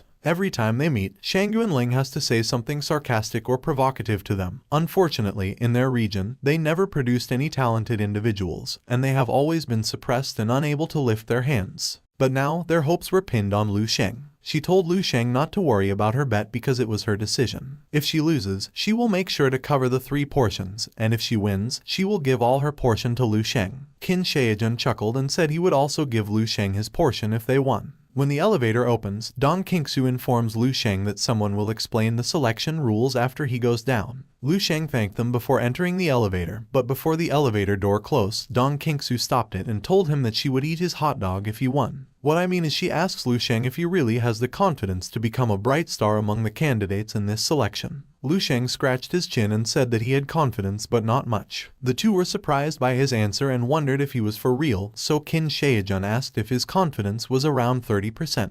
And before the door closed, they look at Lu Sheng, waiting for his clear answer. In response, Lu Sheng said he had 99% of confidence and added that if he was suddenly disqualified from the trials right now, he wouldn't be able to get first place. Meanwhile, in the conference room, the people who were chit-chatting suddenly saluted and greeted the general when they noticed his arrival. It was the 7th level Grand Master and Major General, Yu Fei. He raised his hand and told them to sit down. As he sat, he asked Dong Qingsu if all the representatives from different provinces had arrived. Dong Qingsu answered in affirmative and added that the inspection of the selected exotic beasts was also completed. Each contestant will enter individually at their respective entrance. The contestants will achieve victory if they overcome all the places with exotic beast creatures and become the first to reach the finish line. The arrangement of exotic beasts on each track is the following. In the first stage, there were 3 second-level exotic beasts. In the second stage, there is only 1 at the 3rd level exotic beast. In the 3rd stage, there is also only 1 at the 4th level exotic beast. And for the final stage, they will be facing an exotic beast that is almost at the 5th level, and it was the golden-eyed demon ape.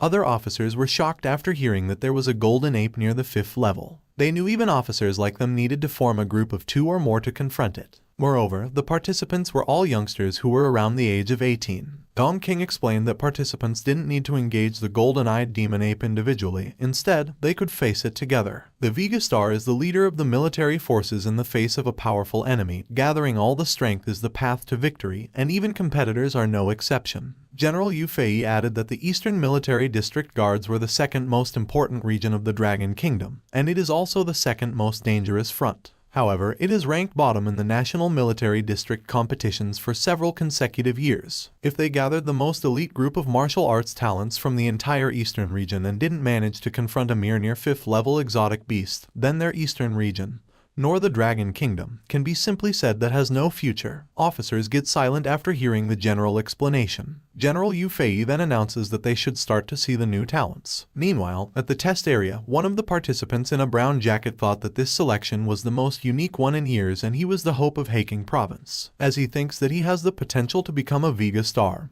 He is startled after seeing a giant exotic beast in front of him. His mouth widened, and he couldn't utter a word, and in an instant, the beast quickly attacked him. Luckily, he managed to block the beast's attack using his arms cross. Despite his situation, he still declared that he was the strongest genius. While General Yu Fei looked at the screen, he stated that the Vega Star is the most dazzling new star of the human race, and the selected ones are the hopes of the Huaguo nation. Being outstanding is far from enough, and what they want is extraordinary. He then sighed and ordered Dong Qingsu to ask the instructor in charge of security to be more attentive and don't let the participants get hurt because, after all, they were the future of Huaguo. He commanded to enlarge the visuals of the highlighted candidates so they could clearly see how they performed. Back at the test area, a girl with blue hair was fighting a beast at stage 1. She was Kong King, a 17-year-old representative from Dong's province. She has an elemental manipulation type and is talented in martial arts. She used her lightning to finish off the big boar and stood up as if it were nothing. She had a pair of healthy melons, and her level of control over her abilities was at level 1. On the other hand, a representative from Jiangsu province was standing like a bored zombie before the big boar. He was Jia Heoran, an 18-year-old spiritual gifted martial artist at 3rd level martial arts. He slowly walked away from the boar after unleashing multiple purple arrows. By the way, he passed the 2nd level psychic adept assessment. On the other side, 3 big boar rushed toward their opponent. And it was Xingzhai. He had a muscular body, and he turned his body into metal and easily defeated the 3 exotic wild boar. He is 18 years old, and at the 4th level of martial arts, he has the defensive type ability. Unbeknownst to him, a stage 2 exotic beast was about to attack him from behind, and in an instant, the beast's claws swiftly slashed his back. Luckily, his current level control at his iron body was at level 3. He turns around with a smile. Using his hand, he smashes the poor beast like a volleyball directly to the ground. General Yu Fei was impressed after seeing the strength of the 3-star candidates. On the other hand, Shang Guanling was smirking while watching Zhao Lai on his phone. General Yu Fei then sees on the screen the displayed talent of Zhao Lai. He is impressed by his control over the fire and asks why Zhao Lai wasn't marked with the star. Shang Guanling proudly reported to General Yu Fei that Zhao Lai's ability was newly awakened, and he apologized for not having a chance to update the information. General Yu Fei told him not to worry because everything speaks through strength, and he praised him for nurturing a promising talent. An officer with black hair was irritated because it was just a trick from Shang Guanling to put up a show. In the background, Shang Guanling flicks his finger toward Dong Qingsu. Well, this scene was just nothing. I think he just flicks his finger just to boast that he was an advantage. Anyway, as General Yu Fei was praising Zhao Lai's talent to break into this stage so quickly, he stopped what he was mumbling after seeing on the screen a strange pathway. He wondered what was going on in this individual. He asks why a unique beast's red dot no longer exists on the track. He then ordered Dong Qingsu to review the footage. In response, Dong Qingsu quickly followed his order. As she did so, General Yu Fei continued to say that it had just been 3 minutes since the selection had started. Yet, the person behind the strange track had already annihilated all the unique beasts. Aside from that, the individual was faster than the 4 elite geniuses. He then pointed his finger and ordered Dong Qingsu to replay the surveillance and report to him who was the person behind the strange track. Dong Qingsu was shocked after learning that the track was from Lu Sheng. She then replayed the footage from 3 minutes ago. 3 minutes ago, after Lu Sheng entered the test area, he was greeted by a big boar at stage 1. He stood firmly on the ground as he faced the exotic boar. He raised his hand and told the boar that he hadn't eaten his flesh yet. He then punched the exotic boar, and as a result, the boar was shattered into pieces with just one punch. As he looked at it, he mockingly said that the boar was too weak. The gate opened, and the 2 boars quickly attacked him but failed when Lu Sheng easily defeated them. After defeating the 3 exotic boar, Lu Sheng was amazed at the ability he used and thought that it was somewhat similar to the mastery realm of martial arts. Yet it surpasses the level of realm mastery, and it's also more comprehensive. Gathering strength, targeted eruption, and insight into weakness, all of this reached a state of omniscience and omnipotence. A shadow of a stage 2 beast emerged from the exotic boar, and as Lu Sheng thinks of the omniscient and omnipotent was the complete martial arts, the stage 2 beast that was about to attack him was easily defeated by Lu Sheng by just simply kicking a small stone backward towards the beast. Back in the conference room, General Yu Fei felt strange after watching Lu Sheng's footage. He said that the progress speed of Lu Sheng is unexpectedly fast because he already reached the final level. Officers had a different reaction and were silent as they listened to General Yu Fei. He continued to explain that Lu Sheng's looks were ordinary, but his punch was unexpectedly powerful. Each exotic beast is dealt with in a single punch and can't endure a second blow from Lu Sheng. He then put his hand together and asked Dong Qingsu to read the information about Lu Sheng if she had. Dong Qingsu obeys his order and reads the information she has. Lu Sheng was a representative of genius from Dongning Province, 18 years old, a 3rd-level martial practitioner, strength type, and a talented warrior. Hearing this makes Shang Guanling wonder if Dong Qingsu also hides their representative abilities. As General Yu Fei was looking at the screen, he asked if they hadn't noticed that Lu Sheng should have mastered at least 4 or more forms of perfected realm martial arts. He elaborates that among them was the body movement and fist techniques that have reached the level of profound understanding, which is why his combat prowess is so outstanding. After hearing what General Yu Fei said, these 2 officers couldn't believe that Lu Sheng achieved all those powers at his age. General Yu Fei told them it's been a long time since he saw such a pure martial arts genius. Only during the first 100 years of the rise of martial arts were there relatively more. He stopped talking after seeing the cheetah in a 4th level was about to attack Lu Sheng. Lu Sheng noticed the cheetah from above, and from the ground, 3 cheetahs started to surround him. The 3 cheetahs jump towards him, and also the cheetah from above joins the party. They simultaneously try to attack Lu Sheng. But Lu Sheng is unfazed and happily defeats them one by slamming them to the ground. General Yu Fei was shocked after seeing that Lu Sheng easily defeated the 4th-level colorful scale cheetah. He stood up and admitted he was wrong. Lu Sheng's fist technique wasn't at the profound realm. Instead, it was at the mastery realm. Qin Shaijun scratched his chin, chuckled, and realized what Lu Sheng meant about the 99% confidence. As he said that Lu Sheng deserved his self-confidence, Shang Guanling was shaking with mixed emotions. Qin Shaijun looked at him with a mocking smile and a clean finger and told him to look. When Lu Sheng reaches the final stage, he looks at the big gate and can sense a very powerful aura of an exotic beast inside. When he entered, a giant golden-eyed demon ape can be seen inside a big cage. Lu Sheng clenched his fist, and since the warm-up was over, there is no need for him to hold back. The golden-eyed demon ape growled at him, and Lu Sheng raised his hand. declaring that it was time to let the people in front of the screen tremble because of him. Lu Sheng slowly approached the quasi-5th level exotic beast, the golden-eyed demon ape. On the other hand, General Yu Fei was seriously watching him from the window screen. Dong Qingsu informed him that the golden-eyed demon ape wasn't yet unleashed, and that the restraints on it would be lifted once the time limit had been reached or the representatives of the geniuses were gathered. With a sweaty face, Dong Qingsu thinks that Lu Sheng always gives her great surprises. She knew Lu Sheng was strong, but she didn't expect him to be this strong. She was so happy that the unreachable dream of everyone being a Vega star of enlightenment was now fulfilled by Lu Sheng. The guy with gray hair told his comrade that with Lu Sheng's strength, along with the other star's genius representative, they could easily defeat the demon ape. The guy with black hair responded that with Lu Sheng's strength, it didn't need many people anymore to defeat the demon ape. Only 1 or 2 people who could assist Lu Sheng would be enough to kill the demon ape. As the gray-haired guy replied that the overall score is calculated based on the progress speed and the contribution value of the final kill of the demon ape and thinks that Lu Sheng will be the rising star of the year. Lu Sheng started to approach the demon ape cell,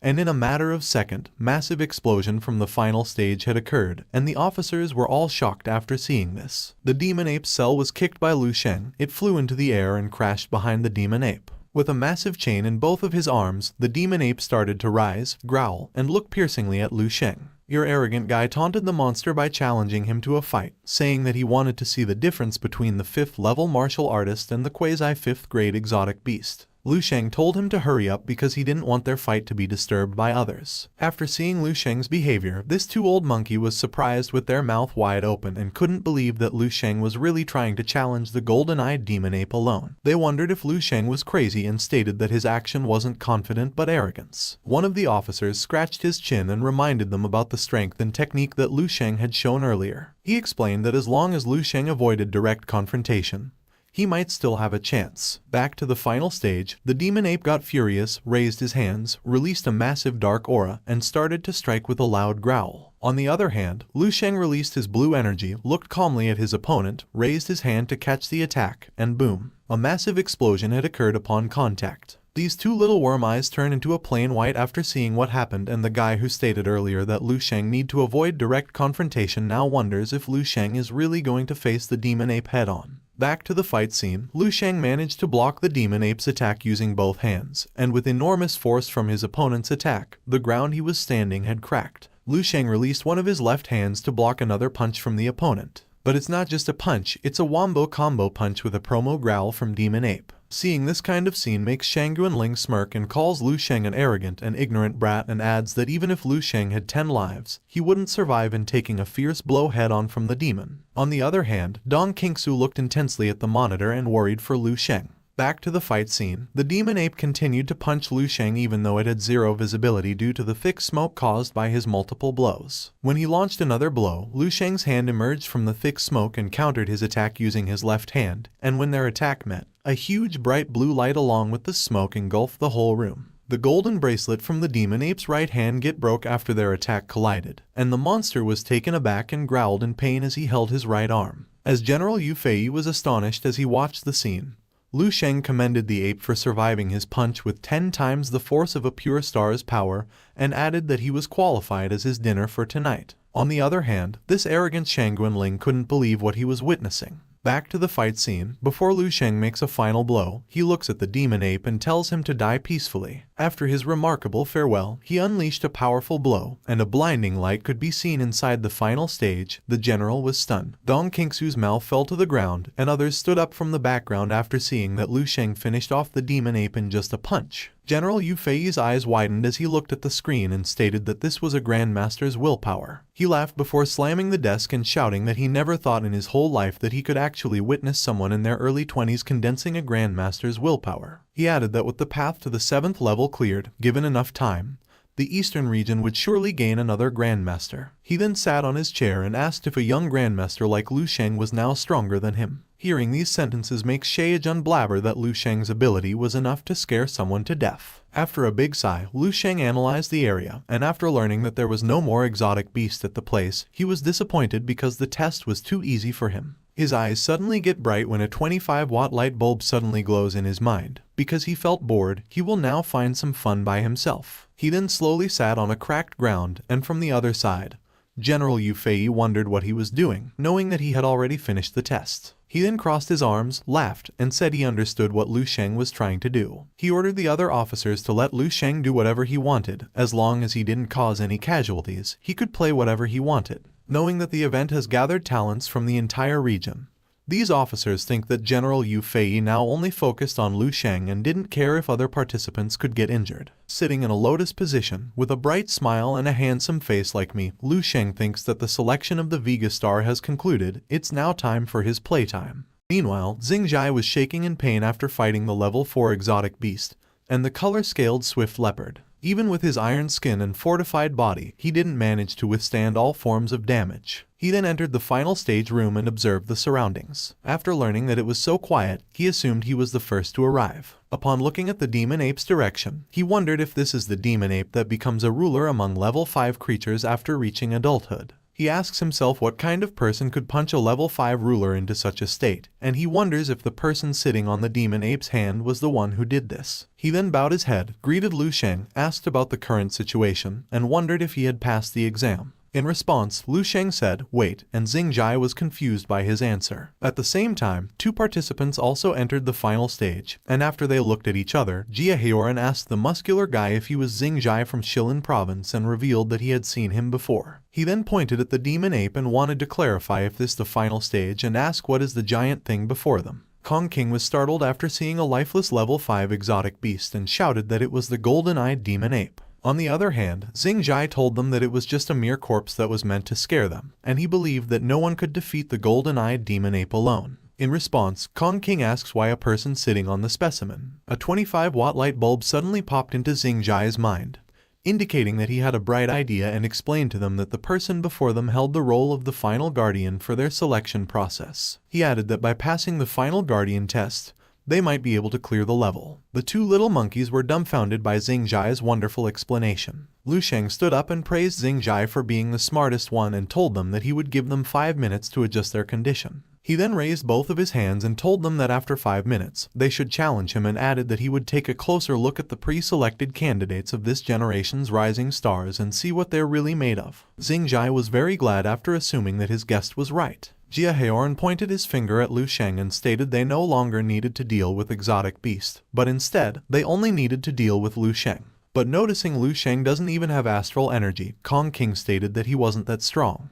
Jia Heoran agrees with her and asks if the eastern military region's people are looking down on them. After taking a pill, Kong King said that 5 minutes was enough for them to restore their energy. On the other hand, Jia Heoran suddenly felt confused after he felt that Lu Sheng's strength was far from simple, and knowing that the 3 of them inherently represented the most elite combat strength under the age of 18 in the entire eastern region. He asks how strong the final guardian is. In response, Xingjai declared that there was no reason for him to be afraid of the final guardian. On the other hand, Lu Sheng smirked and wondered if his acting was better than Shaejun's. All officers stood up and wondered if Lu Sheng was planning to finish all the participants. Unlike their reaction, General Yu Fei was laughing out loud and was very interested in Lu Sheng. The officers raised their hands and requested an immediate end to the selection. This short black-haired officer elaborates that the genius representative from Dongying province significantly surpasses others in terms of strength and can cause indelible physiological and psychological impacts on others. Your best actor, Shaejun, acted deaf while humming, and now learned that 3 instructors behind the 3 participants left in the final stage were these 3 little monkeys from Dong's province, Jiangsu province, and Shilin province. He did laugh into his mind and started to feel sorry for all those geniuses who would get beaten up by their lunatic Lu Sheng. Holding a list of different flavors of the white balloon, Dong Qingsu looks at Lu Sheng on the screen and thinks about how many balloons Lu Sheng could use when they play a throw hot dog inside the cave. You son of a cat, what balloon are you talking about? You really like to take a rest, huh? Fine, I will give you 3 months of days off. Thank you, sir. What I mean is sorry, sir. I wouldn't change the script again. Whatever. Okay, guys, let's get back to our story. With a bright and simple smile, Dong Qingsu thinks that when the level 5 exotic beast appeared, people didn't have so many opinions, but now that Lu Sheng made a move, the officers were panicking for their participants' safety. She thinks that this also indirectly proves how high the level of danger Lu Sheng is perceived to have among everyone at this moment. To ease their worries, General Yu Fei told them they would make the supervisors more vigilant and ready to step in to protect the participants at any time so they wouldn't get injured. Dong Qingsu responded affirmatively to pass the task to the supervisor. Meanwhile, your old Richie Rich lost his confidence, felt embarrassed, and thought of 3 high-grade essences that he bet. Back to the final stage, now that the 3 mutant ninja turtles recovered 90% of their energy, they think that they can now deal with the final guardian. Even if the golden-eyed demon ape were to come to life, Jiaheoran stated that he would have the courage to fight it. Lu Sheng pointed his finger at them and told the new generation of rising stars to come at him and try to defeat him. But Xingjai was overconfident and stated that fighting him together wasn't necessary, so he suddenly jumped and declared that he could handle the final guardian by himself. Kong King was irritated by his action because he had taken the lead again. But Jiaheoran told her not to worry, if Xingjai likes to be ahead, then let him be because it's their chance to see how strong the final guardian is. Speaking of which, Jiaheoran realizes that Xingjai's strength is quite terrifying and probably the strongest among the 3 of them. As Xingjai charges at Lu Sheng, he makes a Sailor Moon pose and turns his skin into a 10-fold iron. Seeing his strength makes Kong King blabber that he is at the peak of level 4. On the other hand, Lu Sheng just simply stood his ground while looking at his opponent. Xingjai shouted that Lu Sheng would be defeated by him. But when he got closer, Lu Sheng stopped him with just one finger and covered his mouth as if he was yawning. Xingjai was stunned by Lu Sheng's power, and with a simple push from Lu Sheng, Xingjai flew to the other universe and was crushed to the ground with a loud bang. The 2 were shocked after seeing this. Lu Sheng then called them and asked if they really wouldn't attack together. The 2 didn't answer and turned their head into fallen Xingjai. They were stunned after seeing the unconscious Johnny Bravo. Jiaheoran mumbled how Lu Sheng defeated Xingjai with 1 strike and couldn't believe that a young guy like Lu Sheng possessed such tremendous strength. He revealed that he heard some martial artist who pursues rapid progress and indiscriminately takes tonics or supplements when they are young, and as a result, this kind of method leads to hormonal imbalance in the body, causing early cessation of physical development. So even after reaching the age of 30 or 40, they still appear so young outside, and he assumed that this final guardian was one of them. Kong King was in disbelief at his explanation and pointed at Lu Sheng. She asked if the final guardian, who looked 17 or 18, was the age of her dad in reality, and she thinks that the military is really cunning. They put a young look-like at the final stage so they can lower their guard. Jiaheoran agreed with her and added that, after all, this is the selection for the entire eastern region, so the military will use any means necessary. But he didn't expect that the final stage would be so outrageous and added that the military even managed to uncover a container of this kind of medicine. On the other hand, Lu Sheng started to get irritated by those 2 and wondered if their minds had been damaged by the exotic beasts. He then stepped forward and asked if their discussion was now over. He then gave them a smile and made an offer. As long as they can make Lu Sheng step back or block his attack once, he will consider them passed. The 2 were taken aback by his offer and got furious for underestimating them. Jiaheoran releases his purple iron-dense nails, enlarges them, and simultaneously throws them at Lu Sheng. Lu Sheng smiled and started to like their action, but on the other hand, Jiaheoran thought of Lu Sheng as a fool because underestimating a second-level psychic practitioner like himself would lead to regret. He smirked and waited for how the final guardian would dodge his attack. When the iron-dense nail gets closer to Lu Sheng, he swiftly catches all of it using his hands, and in a split second, he manages to catch all of Jiaheoran's attack. Lu Sheng looked at him with a smirk and dropped all the purple iron-dense nails that he had caught. Bullets of sweat slowly drop from Jiaheoran's face as he contemplates how Lu Sheng barehandedly catches his fully powered iron-dense flying nails. Lu Sheng closed his eyes and said, "Next." He then put both of his hands at his waist, turned his head a little and addressed Kong King a Pikachu, and said that it was her turn now.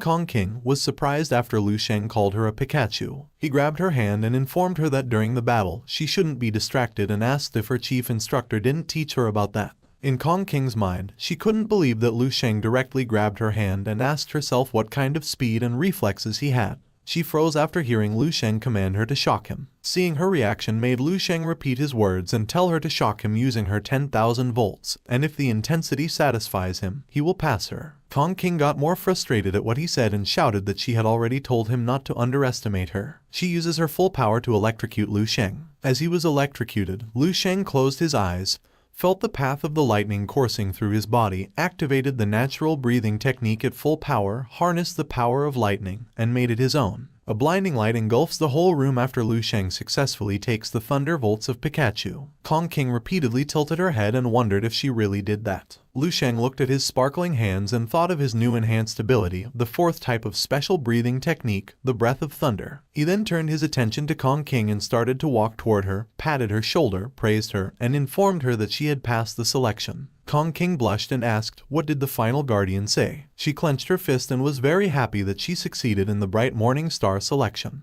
Moreover, it was only her, and she is really the bright morning star now. With tears of joy in her eyes, she jumped and bounced her healthy melons up and down and shouted that she really got the title of the most talented martial arts genius. Together with Pikachu in the background, Kong King saluted Lu Sheng, called him an instructor, and thanked him for his approval. Because Lu Sheng called her Pikachu, then she will now use the title Pikachu from now on. Lu Sheng smiled at her and told her that there was no need to thank him. It's because she was exceptional on her own that he gave him his approval. He told her to keep up the effort by addressing her little Pikachu. On the other hand, these two little monkeys couldn't believe that Kong King had just passed like that, and Jiaheoran stated that it was an inexplicable pass criterion, and wondered what was going on. In a trembling body, Xingjai asks if all his efforts will just go to waste like this and if the test will really end just like this. When Lu Sheng was about to exit the final stage room, he encountered one of the supervisors. The gray-haired guy sighed before asking Lu Sheng if he had enough fun and added that he should go prepare to attend the commendation ceremony for the Morning Star of Enlightenment. He asked why is there a formidable monster like Lu Sheng competing in the test and added that those 3 participants were truly unlucky. Kong King got confused after hearing the supervisor. She asked what he meant by asking Lu Sheng to accept the commendation of the Morning Star of Enlightenment because she thought it was her and Lu Sheng was the final guardian. These 2 macho dancers were also surprised by the revelation and puzzled. The supervisor pointed his finger at Lu Sheng before telling them that they misunderstood everything because Lu Sheng was also a participant like them, and he just arrived at the final stage 20 minutes earlier than them. He then gets closer to the demon ape and explains that there is no guardian, and this limited 5th level golden-eyed demon ape is the final boss, which was punched to death by Lu Sheng. Their mouth widened after hearing what just happened earlier was all made by Lu Sheng. The balloon that Kong King had swallowed from his boyfriend's apartment before going to the military base had come out of her mouth, and she lost consciousness. The 2 idiots behind her were shocked and couldn't believe that she even swallowed the forbidden balloon. You mother, father, brother, sister, you really want to ruin my channel, huh? Sorry, sir, I just remembered Dong Kingsu balloons. Anyway, guys, my boss passed out and was picked up by the ambulance. Now, I can do whatever I want. Let's get back to our story. After Kong King lost consciousness, the supervisor shouted for medical personnel to help them. Meanwhile, Zhao Lai was having a good time with one of the exotic beasts as he hugged it. Well, actually, he is having a hard time killing a level 4 exotic beast. After burning the beast to death, Zhao Lai kicked it before sitting on the ground. He breathed a sigh of relief and stated he almost met his end by fighting these beasts. Both of his physical strength and abilities are entirely drained.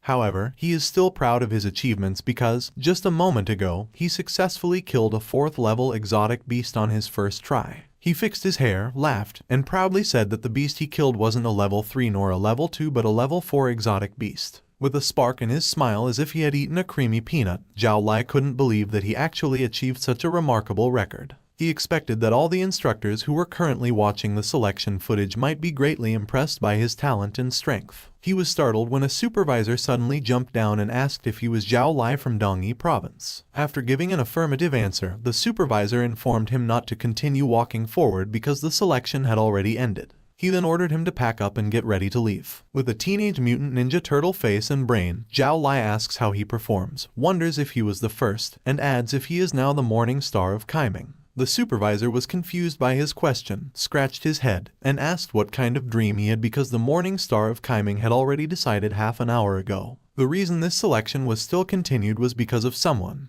But he didn't finish his explanation and thought that explaining it to Zhao Lai was pointless. He sighed before telling the result that Zhao Lai was in 5th place, and he asked him to go quickly. Shaking in disbelief, Zhao Lai couldn't accept the result. He shouted that he single-handedly killed a 4th level exotic beast on the first try. The supervisor couldn't help but just look at this crazy monkey. Give him a banana, bro. Anyway, in the conference room, General Yu Fei ordered Dong Kingsu to give the girl from Dong's province a spot to enter the bloodline pool. He then scratched his head and stated that it wasn't easy for the young girl to forget what happened. The Dong's province instructor saluted the general and thanked him. Still, in his mind, only the top 3 have the qualification to enter the bloodline pool, and Lu Sheng truly deserves the first place, Xingjai in the second place. But for the third place, these 2 little monkey was equally matched. 2 waterfalls started to drop from his eyes as he didn't expect to achieve such results. However, he believed Kong King's efforts were still valuable and told her to hold on and keep fighting. Meanwhile, before entering the room, Lu Sheng remembers that after he exits the selection passage, they send him straight back to get some rest. He thought they would be going directly to the awards ceremony, or something, but the result was different from what he imagined. He then picks a red can of recovery potion and wonders if the medicine in this era would still be useful for him. As he drinks the red recovery potion, he thinks it is similar to an advanced functional beverage and has the effect of refreshing the mind, the same as the blue can.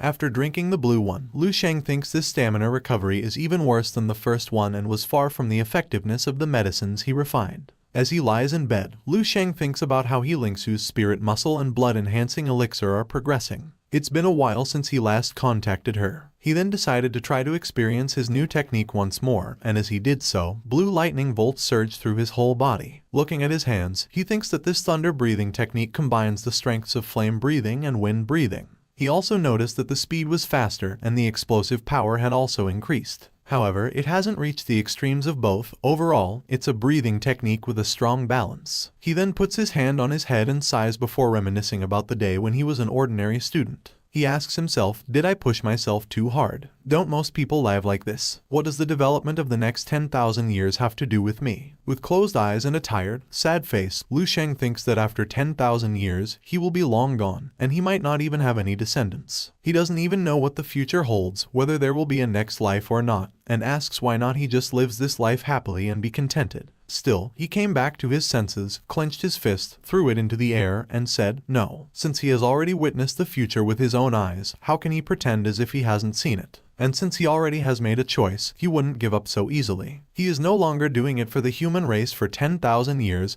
but for himself, and it is something he is willing to give his all for, even if it means gritting his teeth and putting in every ounce of effort. This is not something everyone can possess. He arrives, witnesses, and ignites for this cause. After closing his eyes and before going to the dreamscape, he stated that this was his choice. Now that the emotional phase ends, it's time for Lu Sheng to continue striving. He then summons the Windows screen to see the updated historical information about him. Lu Sheng passed away at the age of 297 with the martial strength of a 7th level warrior. He became a 2nd level warrior at the age of 18, causing a sensation in Bay City. He achieved first place in training camp, and then after participating in the selection for the Morning Star of the Eastern Dragon Nation, he earned the title of Morning Star. Lu Sheng thinks the overall information was similar to what he saw last time, but the resume has become more impressive. The upper limit of strength is still at the 7th level Grandmaster realm, but the character evaluation has gained an extra half star, reaching a height of 3.5 stars. He thinks that this change of result was because of his choice to join the Eastern Military District. He wondered if he hadn't died 20 years earlier due to the large scale of the exotic beast. Maybe he could break through to the 8th-level Grandmaster. The family background information suddenly caught his eyes, and a bucket of sweat emerged from his body after seeing his wife. It was Dong Qingsu, and they were very happy in this portrait. But in real life, Lu Sheng couldn't believe that it was Dong Qingsu because she was 13 years older than him. Fun fact, in this martial world, people often appear younger than their actual age due to their cultivation. Feeling disgusted, Lu Sheng asks how he ended up marrying Dong Qingsu, and compares it to a young grass eaten by an old ox. He then realizes that after joining the Eastern Military District and becoming a Morning Star in the future, he will spend a lot of time with her. Turning his back at the imaginary seductive, blushy Dong Qingsu, Lu Sheng thinks there really might be a possibility that Dong Qingsu could become his wife, and he is so embarrassed and thought that he wouldn't be able to look at Dong Qingsu directly in the future. Meanwhile, Dong Qingsu sneezes out of nowhere. Back at the dreamscape, walking like a drunken master, Lu Sheng was eager to find someone to vent his frustrations on, and after he remembered the Valkyrie's location, he told himself to calm down. On the awarding day, the top 10 participants and other instructors from the different provinces gathered. Since everyone had already arrived, General Yu Fei started the ceremony. He called out for Lu Sheng to come forward, and as he put on the emblem that was made of the same material as the master emblem, General Yu Fei told him that it was just a different style, and he hoped that one day Lu Sheng would wear the same emblem as the real master. In response, Lu Sheng confidently told him that it would happen. He then placed his hand on his chest and stated that the day was not far away. General Yu Fei laughed out loud and told him that he would be waiting for that day. On the other hand, Shaejun stated that only Lu Sheng would venture to say such a thing, and he does so without appearing arrogant as if he is simply stating the obvious. With a simple smile, while looking at Lu Sheng, Dong Qingsu thinks that every year, the Eastern Military District has a rising star, but Lu Sheng is the first to be treated in such a manner by Master Yu Fei. She then announces that the top 10 participants will each receive a portion of special blood as a reward. General Yu Fei ordered Lu Sheng and the other top 3 participants to follow him, and the rest were dismissed. Xingzhai gets excited now that they will go to the special blood pool and marrow pool. Kong King closes her fist and thinks the reward for this year's Rising Stars was genuinely exceptional. Jia Haoran felt relieved because only the top 3 will usually be eligible to enter the blood pool. But due to the exceptional existence of Lu Sheng, Master Yu Fei has made an exception and allowed the 3 of them. Meanwhile, your little ninja turtle was crying a river of tears due to the fact that he only got 1 tube of special blood. His instructor, Shangguan Ling, lost in a bet and had to give away 3 more tubes of special blood. He thinks his 1 tube of special blood might also be given away. Before entering the special blood pool, General Yu Fei asked one of the Among Us if they were ready. In response, the yellow Among Us informed him that everything was prepared and they could enter anytime. Upon entering, the 3 little monkeys were surprised after seeing a giant monster above them. When General Yu Fei got closer to the apparatus, he let them know that this was it and ordered the 3 little monkeys to change their clothes and be ready to enter the cultivation chamber. The 2 macho dancers excitedly took off their clothes while Kong King was thinking twice if she going to take her clothes in front of them. Well, as you can see, she quickly did after seeing me. Anyway, she was thrilled after seeing me, after seeing the level 5 chamber and comparing it to the 1 tube of special blood. In the top 10 participants' cases, the special blood they received was just a drop from this pool. General Yu Fei told Lu Sheng to follow him, and he would lead him to the special marrow pool. Lu Sheng followed them to the marrow pool, and after entering, General Yu Fei and Dong Qingsu stood beside the marrow pool. When Lu Sheng got closer to the pool, he scratched his chin, asked why it was only filled halfway, and added that he was the rising star. In response, Dong Qingsu crossed her arms under her healthy melons and sighed before telling Lu Sheng that a small amount of special marrow cost 1.5 billion and added that it was the original price. But if sold in the market, it would be at least 10 times the original price. Lu Sheng gets excited and exercises his finger for the upcoming Dong Qingsu cave cleaning. He couldn't believe it cost a large sum of money and asked if he could get a refill if this pool wasn't enough for him. In response, Dong Qingsu told him to sanitize his hand first before cleaning the cave.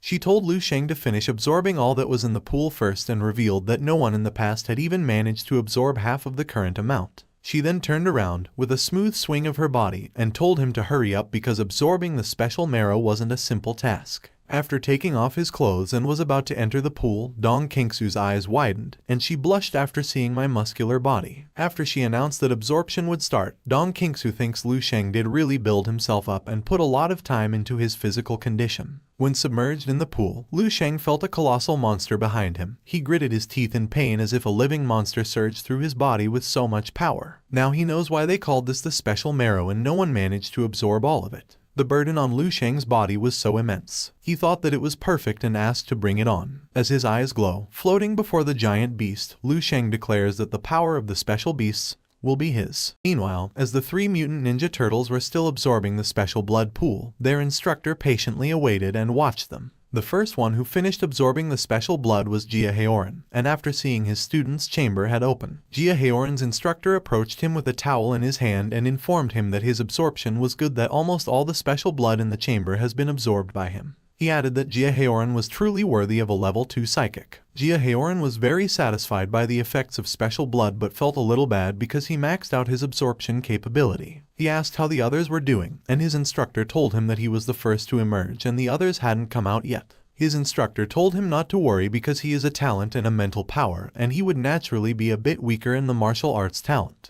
Jia Haoran faked a laugh before responding that his instructor's words were true. After their conversation, one of the chambers started to open, and it was Kong King with a sexy body. With a smiley instructor beside her, Kong King felt amazed because after absorbing the special blood, she thought that level 4 was knocking on her door. Which door? Anyway, her talent is also leveled up. Her instructor informed her that she had completely absorbed a chamber of special blood and added that her talent was indeed commendable. Moments later, after the 2 little monkeys put on their clothes, Xingjai's chamber opened, and he felt incredible and stated that the special blood was truly a treasure. With some consolidation, he can directly break through to level 5. His instructor proudly called him a genius and explained that he progressed from level 4 to level 5 in just 1 year. Back in his day, it took around 10 years for one to break through. He believes that the new generation will always surpass the old. Seeing that Xingjai's chamber wasn't fully absorbed, Jia Haoran asks if he was sure he was truly on the verge of having a breakthrough. In response, Xingjai didn't answer and continued walking. Jia Haoran's instructor informs him that Xingjai has already absorbed 1 chamber, and the remaining special blood that he sees in Xingjai's chamber is the additional 2nd chamber. The 2 were shocked after hearing the instructor's revelation, and Jia Haoran asked if Xingjai had absorbed 2/3 more special blood than them. He then sighed and accepted that Xingzhai was more powerful than him, and their gap was widening even further. Kong King responded that the difference in strength was clear. Even among geniuses, there are disparities. As Xingzhai was about to exit the special blood area, he was shocked like a cheetah after turning his head in the marrow pool room. He shoutedly asked how it could be possible that Lu Sheng's absorption was too insane. Inside the marrow pool room, General Yu Fei asks if everything is running smoothly. In response, Dong Qingsu said that it was and explained that the marrow was a bit quickly consumed in half. General Yu Fei approached the chamber and said that although Lu Sheng's performance among his peers is quite good, he's still just a rookie. He then ordered the Among Us to empty the entire reserve tank into the chamber so they could maximize the effects. In response, one of the Among Us panicked and informed the general that something terrible had happened. All the extra special marrow from the reserve is already absorbed by Lu Sheng, and what's in the current tank was all they had. As they conversed, the marrow pool was rapidly absorbed by Lu Sheng. On the other hand, General Yu Fei can't believe what happened and elaborates that when he broke through to the Grandmaster, he only used up half a tank. He then pointed his finger and ordered them to hurry up, and if they needed to empty the warehouse, they must do so. Looking at Lu Sheng's chamber, General Yu Fei became curious and wondered what more astonishing feats Lu Sheng had up his sleeve. Moments later, the Among Us managed to refill the marrow pool. Inside the chamber, as Lu Sheng continued to absorb the marrow pool, he could feel that his body achieved the star body refining. His body continued to rapidly absorb the marrow pool, and the Among Us continued refilling it. Because of his fast absorption, one of the Among Us was in disbelief because the marrow they poured was already drained, so he asked the general if they should continue. Assuming that there was no way Lu Sheng could drain the entire military marrow reserves, the general told them not to stop and keep the supply coming. All the Among Us quickly followed his orders and poured all the marrow they had. Lu Sheng's body started to glow, and he felt incredible. The special marrow's energy is immense, and it's finally pushing him to complete the first phase of his immortal golden body. Even if it's just a level 4 special marrow, its energy was terrifying, and he can't even imagine what levels 5, 6, or 7 would be like. Trembling in tiredness, one of the Among Us asks if they would still continue adding more marrow. Your grandfather falls in shock, and just look at how Lu Sheng quickly absorbed the marrow pool. He then came back to his senses and told them to keep adding until Lu Sheng couldn't absorb any more. He cursed and said that if Lu Sheng didn't join their eastern military region, he would skin him alive, because each tank cost $1 billion and he has already spent tens of billions. Meanwhile, Lu Sheng goes to the hospital to take an X-ray. He was still at the training camp, and he felt like there were countless volcanoes erupting inside him. His kai and blood are as hot as magma, and his whole skeleton has already taken on a golden hue that shines so brilliantly. He raised his hand and explained to the tortoise and the hare the rules. When he said go, they should run until they reach the finish line. You son of a cat! What do you think of my channel? This wasn't a Cocomelon channel that you can play around. Dad, calm down. We just arrived from the hospital. Okay, son, put me in my room. I do not want to see nor hear this Henry. Okay, guys, let's get back to our story. Lu Sheng raised his hand and thought that this surge of internal energy made him transcend to level 3 and ascend to the realm of level 4 martial arts. His breakthrough from level 3 to level 4 is an entirely different ball game compared to most martial artists, where one merely unlocks internal energy. He looked at his hand and thought that he had gone beyond that. Not only did he have internal energy, but he also achieved the first stage of the immortal golden body, which means that his physique has undergone a huge breakthrough. When his overall combat strength was about to experience an unprecedented, terrifying boost, an explosion occurred in his chamber. On the other hand, your old grandfather mumbled that this can't be real and added that Lu Sheng has actually depleted all of the level 4 special marrow. He then asks if they do not have enough in their entire reserves to satiate Lu Sheng alone. He chuckled and asked if Lu Sheng had a black hole inside his body and wondered what kind of monster he was. Dong Qingsu blushes like a brown egg that turns red after scratching. As the smoke fills the air, Lu Sheng emerges from the chamber, and as he stands before the two, a yellow blinding light surrounds him. He put on his clothes like an action star and felt like he had grown a bit taller. These three little monkeys were trembling after seeing how strong Lu Sheng really was. Gritting his teeth, Xingzhai felt an unthinkable and unbelievable power of Lu Sheng that he couldn't even get closer to. On the other hand, these two little monkeys froze in their position. Dong Qingsu told Lu Sheng that in less than 2 months, he had not just caught up with her but eclipsed her. Lu Sheng was startled when the general suddenly jumped forward, released his massive aura, and told Lu Sheng to take on his move. Dong Qingsu was confused by the general's sudden move, but Lu Sheng, on the other hand, was smiling, clenched his fist that was engulfed with flame, posed like a martial artist Jackie Chan, and ready to counterattack the crazy old man. Inside General Yu Fei's mind, he was impressed by Lu Sheng's guts and recalled that he had some of the flair of a person from back in the day. When the Phoenix and Dragon were about to clash, the Among Us ran as fast as they could, as if a bunch of dog was chasing them. On the other side, with the two drunken monkeys beside him, Xingzhai asks if this is a contest between grandmasters. Back to the fight scene, a straight path of dust could be seen as Lu Sheng slid back due to the force of the attack of the general. He smilingly told the general that he was overdoing it a bit and asked to give him some time because he had just advanced to level 4. General Yu Fei chuckles and asks, "Level 4. He continued to say that Lu Sheng had a golden bone and jade-like muscle, and the aura he emanated was the same as the Grandmaster with the combat powers that shot past 500,000, and now Lu Sheng telling him that he had just barely reached level 4. In response, Lu Sheng raised his hand as if he were about to catch melons and clarified that he was really a level 4. But General Yu Fei didn't care whether he was at level 4 or not because after Lu Sheng absorbed the 15 billion worth of his special marrow fluid, he really wanted to punch him because he felt that even a smack felt like a courtesy. After hearing a childish explanation, Lu Sheng drops his shoulder as if Dong Qingsu licks and swallows his lollipop and runs without finishing it. On the other hand, Shaejun couldn't believe what he witnessed, knowing that General Yu Fei was a genuine 7th level master and that the lowest combat power from a direct hit starts at 1,000,000, yet Lu Sheng managed to withstand it. Another balloon emerged from Kong King after seeing what happened, and Jia Heoran asked if they were being assessed by someone like Lu Sheng and added that he had never heard of any bright star going to such extremes. After approaching Dong Qingsu, Shaejun accepted that Lu Sheng was stronger than him now. Aside from that, he's only 18 years old and hasn't even taken the unified test. Speaking of the unified test, Shaejun suddenly paused, turned to Dong Qingsu, and shouted the unified test. In response, Dong Qingsu laughed before stating that this time, the one who will undoubtedly achieve great success is Lu Sheng. As Xingzhai looks at the mess, he mumbles that even though he knows he can't compare to Lu Sheng, he never imagined the gap between them would be this big. He continued mumbling that even though Lu Sheng was just at the 4th level of martial arts, he already possessed the combat power of the peak 6th level, which has a combat power of over 500,000.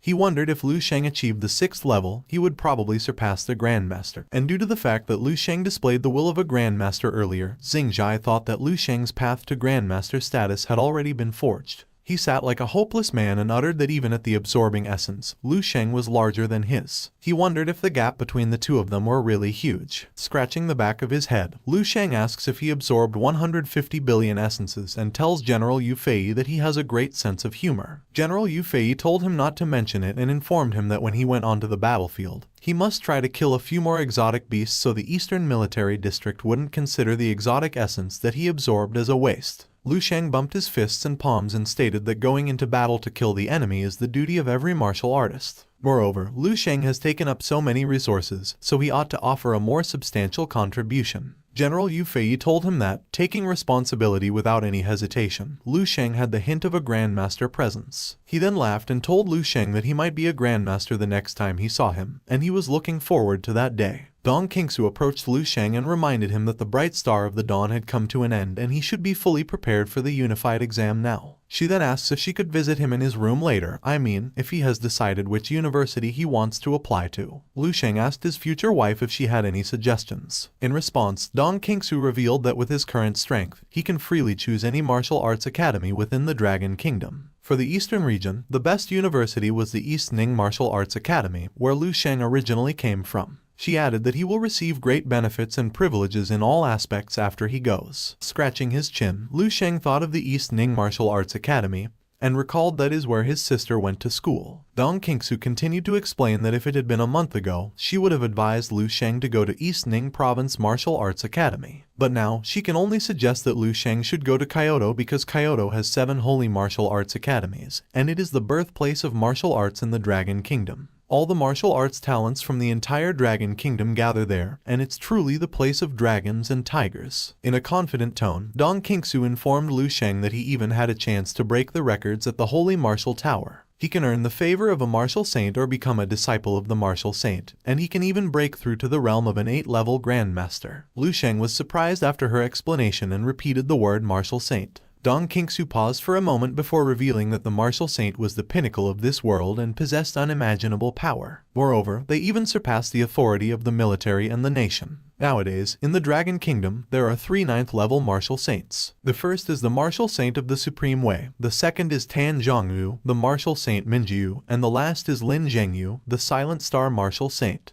Lu Sheng recalled that at the Ignition system, level 9 or the martial saint, was the highest rank in this current era. Dong Qingsu informed him that she could not decide for him because she felt that Lu Sheng's future would go further than anyone else, but to the point that he was not inferior to the martial saint. Lu Sheng was surprised because he didn't expect Dong Qingsu to see him this way in her heart. Remembering that he possessed the 3 supreme martial arts techniques at the 11th level, Lu Sheng was sure that in the future, he will surely surpass those 2 words, martial saint. On the other hand, Shaejun thinks that Lu Sheng made a big statement. Knowing that he was only at level 4, he wanted to be on par with a 9th level martial saint. But after remembering what Lu Sheng displayed earlier, Shaejun became uncertain. Back to the lovebirds, Dong Qingsu explained that in the entire Dragon Kingdom military district, the highest ranking is the Grandmaster, who only reaches the 8th level Grandmaster, and as for the 9th level martial saint, Dong Qingsu asks why they couldn't have won and added that it only has a difference of 1 level. In response, Lu Sheng repeated her question and asked why not use the entire military's power to break through 1 level. Shaejun slowly approached them with a dropped shoulder and told Lu Sheng that it was not as simple as he thought. To nurture an 8th-level Grandmaster, they have already expended all the top-tier resources of the military. They simply don't know how many resources it would take to reach the 9th level. Between the 8th level and the 9th level, there exists an unimaginable chasm. With a sad face, Dong Qingsu informed Lu Sheng that having a 9th-level martial saint is something they have long desired, as well as something the military has always desired. As a lieutenant colonel in the Eastern Military District, Dong Qingsu advised Lu Sheng to stay in the east because this way, he would have a high probability of joining the military district in the future. However, their wishes should not become chains that would bind him, and he should decide his own path. After hearing a few concerned words from her, Lu Sheng suddenly blushed like a scratched egg and remembered what he saw from the dreamscape. He then sighed before putting his fist to his chest and stating that, as he promised to General Yu Fei, stepping onto the battlefield to defend their homeland is the duty of martial artists like them. He added that he will never forget the support and care the Eastern Military District provided. Dong Qingsu responded with a smile and boasted healthy melons while looking at Lu Sheng as if she was telling him that she was ready to play the throw hot dog in the cave. As they face each other, Lu Sheng makes a hand sign, meaning that she should eat first. What I mean is he coughs while blushing. In the background, your groovy little monkey covered his mouth as if he smelled something fishy between the two. Since the selection was over and only a few days left until the college entrance examination, Dong Qingsu told Lu Sheng that he should hurry to the Psychic Association to get through their assessment. She added that the faster he can access the star network, the better. In response, Lu Sheng agreed with what she said and added that he would prepare to leave right away. Dong Qingsu was taken aback at his fast decision. As Lu Sheng was about to exit the room, Shaejun teased Dong Qingsu by saying that they'd known each other for so many years and the face she had now was the face he had never seen before. He directly asks if she has feelings for Lu Sheng. In response, Dong Qingsu told him that he was talking nonsense and clarified that she didn't have feelings for Lu Sheng before giving him a father and son bump in his head. She then exits the room, leans at the wall, and thinks of Lu Sheng. The next day, somewhere in the skies of Ning Province, inside the helicopter, Dong Qingsu asked Lu Sheng if he was sure about jumping there. Lu Sheng replied that he was, and added that the spot was good because there were fewer people at the location. In a concerned tone, Dong Qingsu told him to wait so they could descend the helicopter a bit, and she would lower the rope ladder. Lu Sheng looked at her with a smile on his face before saying that there was no need, waved his hand as a sign of goodbye, and added that until they met again.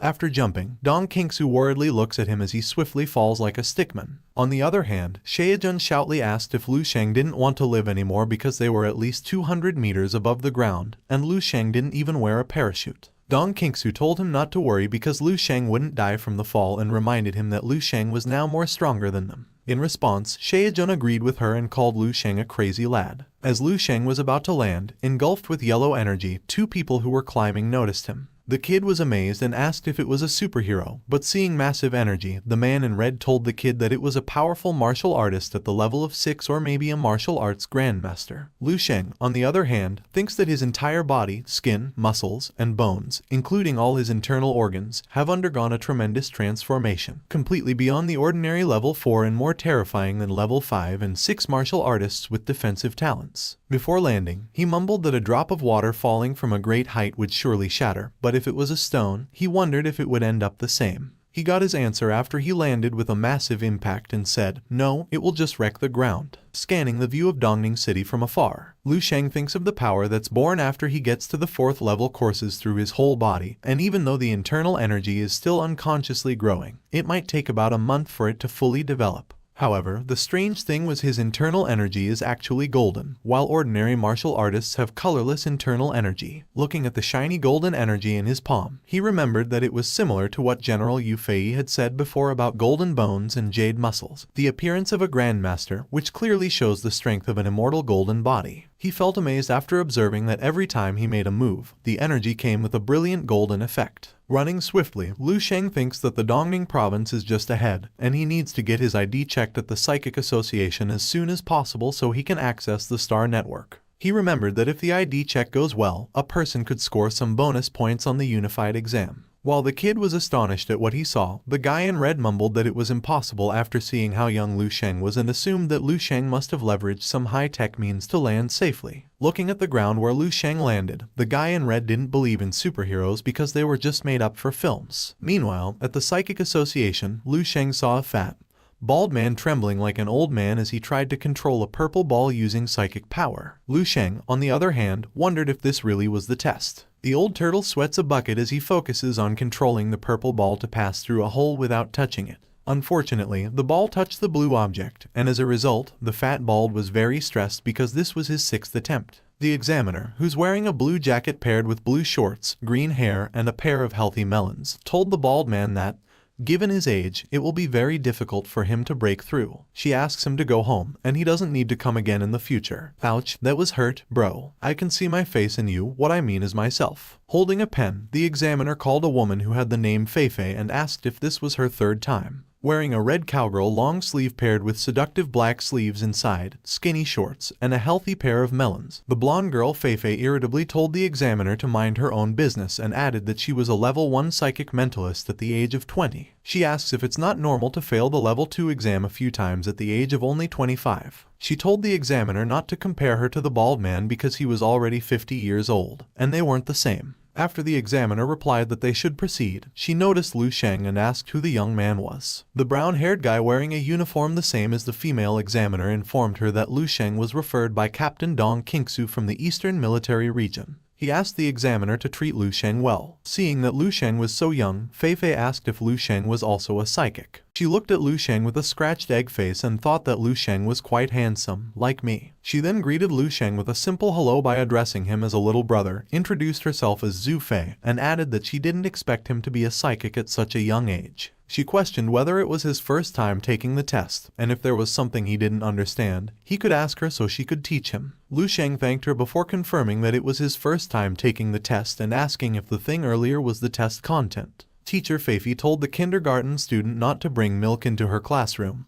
She confirmed Lu Sheng's question before elaborating on the test. The first test was measuring the strength and purity of psychic power using an instrument. The next test was the practical test, in which a person should control a specified number of dense iron balls within a specified time and simultaneously make them pass through a specified number of glass walls without touching them. The blue glass wall was very fragile, and when it was lightly touched by the dense iron ball, it would instantly shatter. For a level 1 psychic participant, just passing through one layer is enough for him to pass the test, and for a level 2 psychic like her, she should have to pass through at least 5 layers. She then prays to God and hopes to pass this time because she doesn't want to come again for the 4th time. The examiner then called her to measure her mental strength and purity. Zhu Fei responded to her, approached the glowing instrument, placed her hand on it, and in a matter of seconds, her result came out with a mental strength of 11.33 T and 1.02 purity. Zhu Fei was very satisfied with her result and said it was above standard. The examiner agreed with her, saying that her result wasn't bad, and told her that they should go to the next test, the practical control evaluation. With a tight grip on her fist, Zhu Fei slowly walked towards the final test, and upon getting closer, the examiner explained that it was the same old rule. She should control 15 iron-dense balls to get through the 5 layers without touching the glass wall. She took out the stopwatch clock and reminded her that she only had 20 seconds to pass the test. With a purple eye and intense focus, Zhu Fei gave the signal that she would start. She then released her purple energy and pointed her hand toward the iron-dense ball to control it. And as she did so, Lu Sheng realized that controlling 15 iron-dense balls at the same time was already a burden for an average level 2 psychic, because if they didn't keep their mental power as contained as possible, a slight fluctuation of the dense iron balls would destroy the glass wall. In addition, they also needed to concurrently focus on manipulating the 15 balls accurately, and it wasn't an easy task. Zhu Fei fixed her gaze on the dense ball as she tried to do her best to control it. Bullets of viscous sweat started to fall in her face as the balls slowly made their way to pass through the first layer. Unfortunately, she broke the glass and failed the test. Just kidding, actually, she made it through the first layer. She felt relief and, at the same time, gained some self-confidence. With a confident look and tilted melons, she decided to give her all in one gone, and as a result, her confidence didn't fail her, and she managed to pass through the second layer. At the third layer, she adjusts the ball position to make it equal to the hole, and boom, this time, she really messed up and failed. Ethan, hand me a stick, son. No, not the stick. Give me a needle and a thread so I could stitch the mouth of this Henry. Sorry, sir. Please give me a 20th chance, sir. I wouldn't change the script again. Dad, go back to your room and let Henry do what he wants. Even though he always changes the script, he still corrects it at the end. Thank you, Sir Ethan. Guys, let's get back to our story. Zhu Fei managed to pass through the third layer and is very confident that she can do it, and added that this is the day that she will break through to level 2 psychic. But she froze like a monkey after hearing that she failed because she ran out of time. As she let loose her psychic power, the balls dropped to the ground, and she cursed, but she didn't lose hope and considered her first try as a warm-up. She then stood firmly and told the examiner that she would try again. Lu Sheng, on the other hand, gets interested in her. While Zhu Fei controls the iron-dense ball for a ready position, the examiner asks if she is ready for the second try. After responding to start the timer, Zhu Fei quickly made a move and made the balls pass through the first layer. She then smiled after observing that she smoothly made it through the first layer and planned to give her all in one go. With full confidence, focus, and determination, she managed to pass through to the second, third, and fourth walls without failing. Knowing that she still had 12 seconds and only one layer left, she was certain there was hope this time. She then positioned the iron-dense ball before the hole to make it equal, slowly moved them, and boom. The glass wall cracked this time, and she failed again. She fell to the ground like a crying baby and was very disappointed. The examiner asked if she wanted to keep trying, but Zhu Fei lost her self-confidence and didn't want to try anymore because she thought she was still too far off. On the other hand, Lu Sheng told her that she could pass because she possessed enough ability to pass the test. It's just that her way was wrong. He reminds her to use more of her brain and not just focus on what's in front. Instead, she also needs to look at what is behind. Zhu Fei looks at him with confusion and asks what he meant. In response, Lu Sheng explains that her way of approaching earlier was to adjust the position of each ball in front of the glass, then pass them through the glass wall, and then adjust the balls to correspond to the holes in the next glass wall. Zhu Fei looked at him, puzzled, and informed him that her method wasn't wrong. It took her too long, and the burden on psychic power was also very high. Manipulating one of the iron-dense balls that he turns into a blue one using his energy, Lu Sheng elaborates that this kind of test not only assesses the strength but even the computational ability of a psychic user. He then teaches her the right process on how to do it by saying that before she makes a move, she must determine first which holes the iron balls need to pass through. Then treat each hole as a point, stringing the points together to form a complete path, and then control the 15 balls to complete different paths. He then asks if what he explained was much simpler before extending his hand. In response, Zhu Fei was in awe of his explanation and replied that it became much easier due to his detailed elaboration. On the other hand, the examiner praised Lu Sheng for being smart and added that it wasn't easy to do because there are not many people who can determine 15 paths in such a short period of time and calculate the distance between each hole, the speed of passing through, and so on. Lu Sheng told her with a simple smile that she was wrong and informed her that maybe for ordinary people, the amount of calculation may be large, but for psychics like them, it was just nothing. He moved his hand and told them to pay attention because he would only demonstrate it once. The two Chica baby was startled when Lu Sheng controlled all the iron-dense balls in the boxes, and when they started to float, blue shining energy engulfed them, and the examiner shoutedly asked if he was really controlling all the balls. Lu Sheng made a two-finger gesture, uttered the word go, and all the balls formed into a big cube instantly while orderly passing through the wall glass hole, layer by layer without even touching it. As he did so, the two Chica baby, including the brown-haired guy, was seriously watching him, and in the background, the brown-haired guy acted like a monkey. He couldn't believe what he was witnessing because it was not just 5 layers of glass wall but a lot. After finishing the demonstration, Lu Sheng turned to astonished Zhu Fei and told her that the idea was very simple. She just needed to pass the balls through in order, just like he did. He then looks at the examiner and asks how many seconds did he take. The examiner answered that it was 11 seconds but corrected it to exactly 10 seconds. After Lu Sheng revealed that it was his first time manipulating something like it and thinking that it was passable, Zhu Fei was surprised in the background. Lu Sheng then turns around and faces her. He asks if she saw it clearly. In response, Zhu Fei said that it was awesome and thought that it was like some divine skill control. He then clarified that she saw it clearly and asked how on earth he did it because she couldn't comprehend it. She thinks that as if she witnessed a magician performing in front of her, even though she can see every movement he makes, she simply can't understand why it is so magical. On the other hand, the examiner couldn't grasp how on earth Lu Sheng manipulated a large number of iron-dense balls through dozens of layers of glass walls and thousands of small holes in only 10 seconds. She couldn't understand how such an extensive and complex calculation could be completed in mere seconds. She then turned to the brown-haired guy and ordered him to quickly go and get Chairman Jiang because what they saw was a rare talent.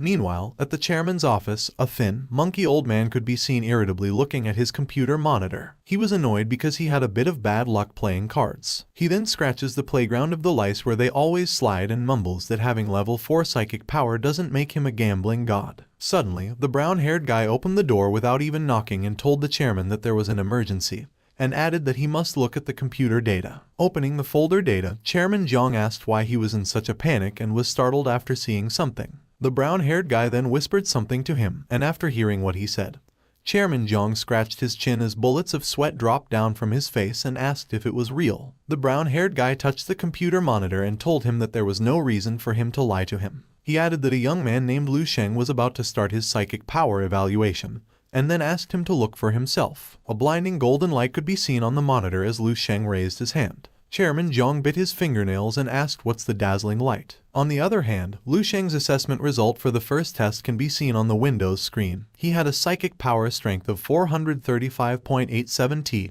and psychic power purity of 126.02. The two Chica babies were shocked and froze to their ground as they looked at the measuring machine. Zhu Fei pointed her finger and asked if the machine was broken because the result value was too terrifying. Knowing that the standard result for a psychic level 2 was 1 purity power, and for the psychic level 4, like their chairman, is 10 purity powers, the examiner couldn't believe that a young man like Lu Sheng, who looks like a high school student, had a psychic purity power 12 times of their chairman, and she wondered what thus Lu Sheng's psychic purity power represents. Chairman Jiang suddenly opened the assessment door and called the examiner by shouting her name. Well, guys, now we know her name. She is Xiao Lai. Anyway, Chairman Jiang asked Xiao Lai if she could check if the machine was broken and if she could fix it. Xiao Lai looked at the old chairman and clarified that the testing equipment wasn't broken and it correctly tested 2 people earlier. She then asked the chairman to try it for himself if he didn't believe her. With a crossed arm, Lu Sheng asked if there was anything wrong with his results. 6 transparent slimes were started to slide on the old man's forehead as he explained to Lu Sheng that they didn't mean anything. It's just his performance was too astonishing and was hard to believe. He then asked if Lu Sheng was a descendant of a level 7 or 8 psychic masters. In response, Lu Sheng proudly revealed that he was from an ordinary family and did not have any strong background. He then asked if he was Chairman Jiang and requested to proceed with the final exam. Wiping buckets of sweat on his shiny forehead, Chairman Jiang addresses Lu Sheng as Mr. Lu and asks, Mr. Lu, with your strength, do you still need to take the final test? Wouldn't it be too troublesome? On the other hand, Lu Sheng used his psychic power to make the balls float before responding to the old man that it's not troublesome at all and adding that a small test is just a trivial matter. Seeing that Lu Sheng was about to start, Xiao Lai announced that the timer had started. The iron-dense ball then quickly goes through the dozens of glass wall layer and make a dragon-shaped form. Knowing that he can still go faster, he makes all the balls swiftly fly toward the hole in the glass wall without making a slight mistake. In an instant, a bunch of iron-dense balls successfully make it through and fall to the ground like a balloon. Lu Sheng then put both of his hands to his waist before stating that he felt slightly more proficient in this second round and asked if the time had reached 5 seconds. With a trembling hand while holding the stopwatch clock, Xiao Lai announced that his record was 4.5 seconds, not 5 seconds. With 4 sweat racing to drop from her face, Zhu Fei mumbled that this round was more than twice as difficult as the one earlier. Yet the duration was reduced by more than a half, and Lu Sheng dared to say that the second round felt slightly more proficient. She then laughs before saying that, looking at Lu Sheng's relaxed and leisurely appearance, it is obvious that this is nowhere close to his limit. On the other hand, seeing 2 imaginary jokers in his smooth head playing cards, Chairman Jiang mutters that Lu Sheng's ability was at least close to the master level of psychokinesis control, and he felt like he got slapped in the face by 100 royal flushes and doesn't know on how to describe it. He then wonders if the new generation really surpasses the olds like him. Making a bump palm, Chairman Jiang politely told Lu Sheng that his strength had been recognized by their organization, and he would personally make a certification certificate and award it to Lu Sheng later. With an embarrassed smile, Chairman Jiang revealed that the highest they can award is up to level 4 psychic, so Lu Sheng must go to the senior association in the capital to certify above level 4 and ask if it's okay with Lu Sheng. Scratching his head like a monkey in front of a startled egg, Lu Sheng replied that it was okay and told the chairman that he was just a high school student preparing for the college entrance examination, so he didn't need to feel so nervous. Now that one sweat had left on her face, Zhu Fei approached Lu Sheng and asked how old he was. Lu Sheng answered with an annoyed face by saying that he was 18 and asked how old does she think he was. He then stretched his hand with a cheerful smile like a child and an old geezer at his back with a helicopter at the top of its head and asked if he did not appear as a typical high school student, and wondered if she was imagining him as some ancient Shifu concealed behind a youthful facade. Zhu Fei was startled and shoutedly asked how did Lu Sheng know what she was thinking. Pointing a finger in his head, Lu Sheng sighs after saying that she shouldn't be reading so many fantasy novels. He then crossed his arms and informed her that he would be taking the college entrance examination in 2 months and added that if it wasn't for the psychic certification that could help him get extra points for the college entrance examination, he wouldn't have run over to the psychic association to take the assessment. With a blushy face, while looking at Lu Sheng, Zhu Fei let Lu Sheng know that she still had one more chance to pass the test, and asked if she should give it a try again. After saying that she should grab her chance and added that she might still succeed, Lu Sheng went behind her, touched her arm, and told her to relax. As Lu Sheng still held her hand while instructing her on what to do, Zhu Fei blushed like a scratch egg as if she felt something behind her. Feel the balls, girl, the iron dense ball, lol. Moments later, Zhu Fei was thrilled because she had passed. She then approached Lu Sheng and thanked him for teaching her. On the other hand, Chairman Jiang congratulated both of them and invited them to have dinner tonight to celebrate the new level 4 psychic of the Dongning Province Psychic Association. Lu Sheng thanks the chairman but doesn't want to have dinner. The two make a cute face to make him agree, so Lu Sheng has no choice but to settle because he can't withstand seeing a sad bald egg. After that, Chairman Jiang informed Lu Sheng that the association had a designated reception hotel where he could rest. Zhu Fei then raised her hand and offered a ride for Lu Sheng. She will drop off and pick up Lu Sheng. Outside, Lu Sheng was astonished after seeing the sports car of Zhu Fei. He then got inside and said goodbye to the bald egg. As they travel, Zhu Fei's face can be seen reddish as she looks at Lu Sheng. In her mind, Lu Sheng was just like a typical guy, and no one would ever imagine that he was actually a genius 4th level psychic. Even Jiang, the president of the Dongning Province Association, respects him. For her, Lu Sheng was young, handsome, had an incredible physique, and had a terrifying talent. Unlike others who self-proclaimed the second-generation elite, they were just a bunch of trash compared to Lu Sheng. She was startled after seeing that Lu Sheng was looking at her, so she asked herself if Lu Sheng was eyeing her. Zhu Fei's heart palpitated as if she felt some wiggling object in her cave. I mean, she thinks Lu Sheng is the type of boy who loves women older than him. Aside from that, she thinks there will be no problem if Lu Sheng falls for her because she has a beautiful look, a sexy body, and pairs of healthy melons. Due to her excitement, Zhu Fei stepped hard on my eggs, I mean on the accelerator, and they arrived at their destination in a matter of time. As she tells Lu Sheng they have arrived, Zhu Fei can be seen blushy as if she successfully released the milky coconut. You son of a cat, we just started the first chapter of part 8, and you're already on fire like a horny dog. Sorry, sir. Whatever. Okay guys, let's get back to our story. After Lu Sheng thanked Zhu Fei for the ride, Zhu Fei asked Lu Sheng with a tomato face what are they going to do next. In response, Lu Sheng told her to run quickly because she drove so fast and ran through 5 red lights, which is why 2 police cars were chasing her. Zhu Fei quickly drove her sports car and told Lu Sheng she would pick him up later. Inside the hotel room, Lu Sheng can be seen watching my ex-girlfriend, I mean, Miss He Lingsu is on the news. He Lingsu announces that the original Bay City Benevolent Pharmacy has been officially renamed Ling Sheng Pharmaceuticals Limited, and has launched a new medicine-like spirit muscle-strengthening blood serum. She revealed that this potion would change the era that would redefine the existence of serums, and the world's martial arts progress would step into a brand new era. Lu Sheng wanted to say that He Lingsu changed the name and even launched a new product without even informing him, knowing that it was he who had 90% of the share. Still, he didn't, and he admitted it was his fault after seeing many missed calls from He Lingsu. He then lies on the bed and plans to go to Dreamscape to see how far the Ling Sheng Pharmaceuticals will develop. At Dreamscape, Lu Sheng was amazed after seeing that the pharmaceutical had a massive success, but he was shocked after noticing that he had gotten married to He Lingsu. Startled like an electrocuted monkey, Lu Sheng ordered Ellie to pull up his personal information. When Ellie had already processed the data, Lu Sheng's mouth almost fell to the ground after learning he had 2 wives. What a naughty guy. I think you will never get hungry in the future because you have a healthy melon and papaya to eat. Anyway, Lu Sheng couldn't process what kind of person he would become in the future, so he sat on the ground, took a deep breath, and calmed himself. He knows this information is just a potential future that can be changed. He then turns to Ellie and asks her to search for the spirit muscle strengthening blood serum. In response, Ellie informed him that he doesn't have sufficient permission to access the recipe for medicines above level 5. As Lu Sheng thought, his idea was feasible. He released the spirit muscle building blood serum in his 300 years of martial arts journey, and after 10,000 years of development, it transformed directly from an insignificant tonic to a rare medicine above level 5. In that case, if Lu Sheng gradually released things from 10,000 years later to the present, human civilization would effectively have an additional 10,000 years of development time for this research, potentially elevating it to an entirely new level. Lu Sheng wondered if this could alter the future devastation and then asked Ellie to pull up world history. He was surprised after learning that there was a change because the time of destruction had moved to a decade compared to when he last checked it.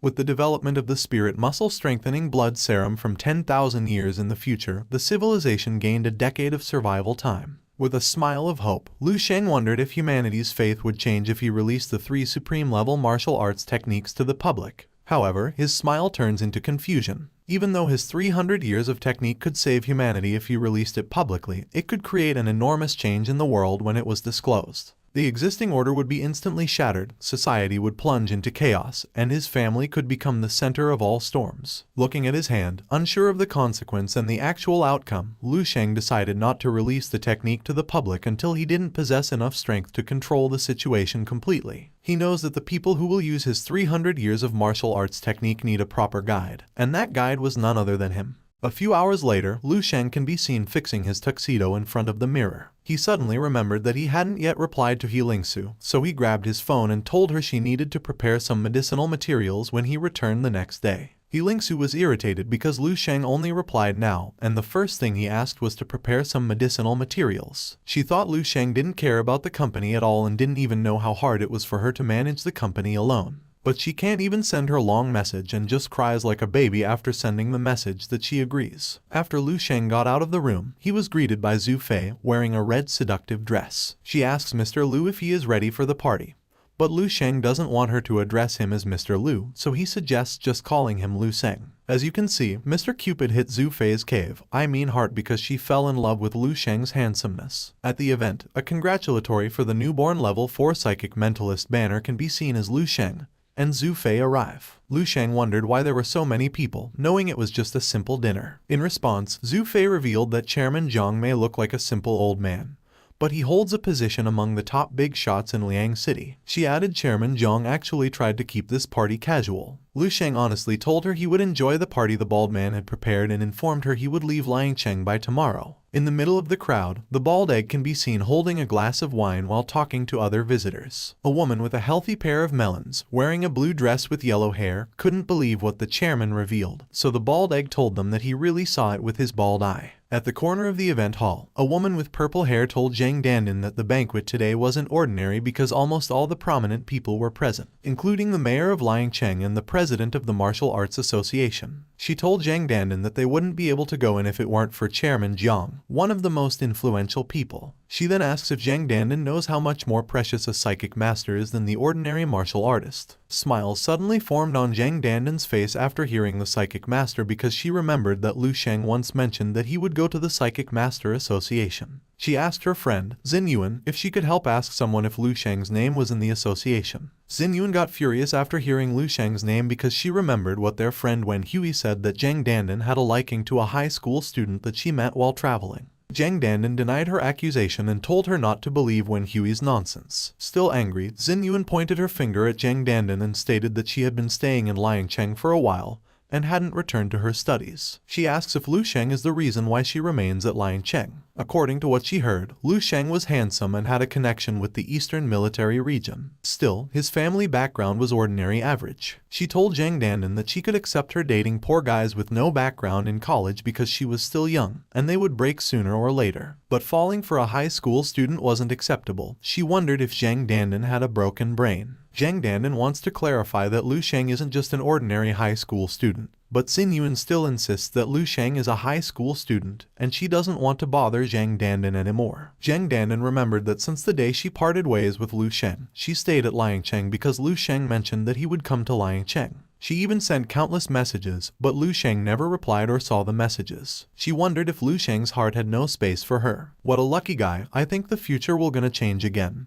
and this Lu Sheng will get 3 wives. Xinyuan noticed that she was down, so she cheered her up and whispered that the banquet's purpose today was to celebrate the birth of a new level 4 psychic master, the same level as Chairman Jiang. She then moved a little back and stated that such a prominent figure could shake a Dongning province, and if they get lucky, they and their family could take off from their current position. With a bright smile, Zhang Dandan asked if the new level 4 psychic mentalist was very young. Xinyuan had no idea and elaborated that the guy must be old or at least middle-aged. She added that most of the woman that came tonight was at the age of 40. Zhang Dandan became gloomy and lost hope that she could still see Lu Sheng. Xinyuan gets irritated by her action and asks if she is still thinking of Lu Sheng. She told her to forget about Lu Sheng, and they must cherish this opportunity to meet the new level 4 psychic mentalist. Zhang Dandan was surprised after seeing a figure of Lu Sheng eating like a ninja. Lu Sheng felt her presence and turned his head to wave at her. Zhang Dandan excitedly ran toward Lu Sheng and told her friend to go ahead on her own because she saw a friend. She was about to call Lu Sheng but didn't finish the full name after seeing a girl suddenly grab a portion of food from Lu Sheng's plate in a flirty way.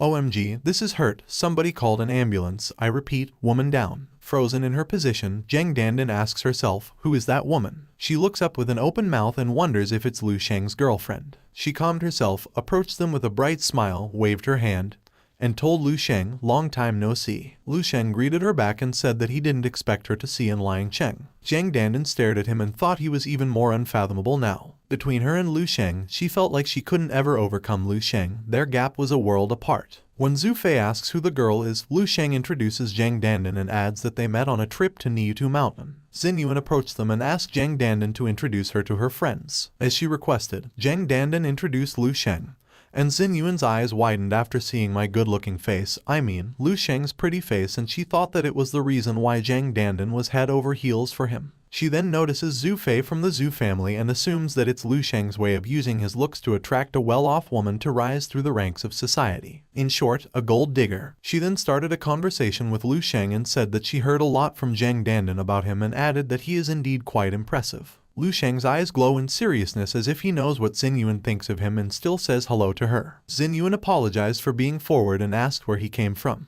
Lu Sheng responded that he was from Bay City and inquired if she was planning to find out about his family history, dig into his background, and perhaps ask how he managed to get into this banquet. In a teasing tone, Lu Sheng told her that, as she suspected, he came from a humble background, was a regular student, and wasn't in the same social class as her. He just found his way into this banquet purely by chance. He then turns around and says they must not replay this cliched plot and then says goodbye. He then sighed and thought he couldn't withstand these kinds of gatherings. He might seem overly sensitive, but no matter who they are, if anyone tries to harm or humiliate his precious family, he won't just stand for it. Zhu Fei was surprised at Lu Sheng's sudden behavior and then looked furiously at Xinyuan before chasing Lu Sheng. On the other hand, Zhang Dandan wanted to call Lu Sheng, but Xinyuan stopped her and stated that this kind of person wasn't worth her attention. She didn't even say anything, and yet Lu Sheng reacted obviously. She added that Lu Sheng wasn't for her because she saw many men like him. Xinyuan then revealed that Zhu Fei passed the second-level psychic exam, and in Liangcheng's second-generation elite circle, Zhu Fei was undoubtedly a prominent figure. She observed how close the two were and assumed that Lu Sheng used his appearance to get close to Zhu Fei so he could gain entry to this banquet.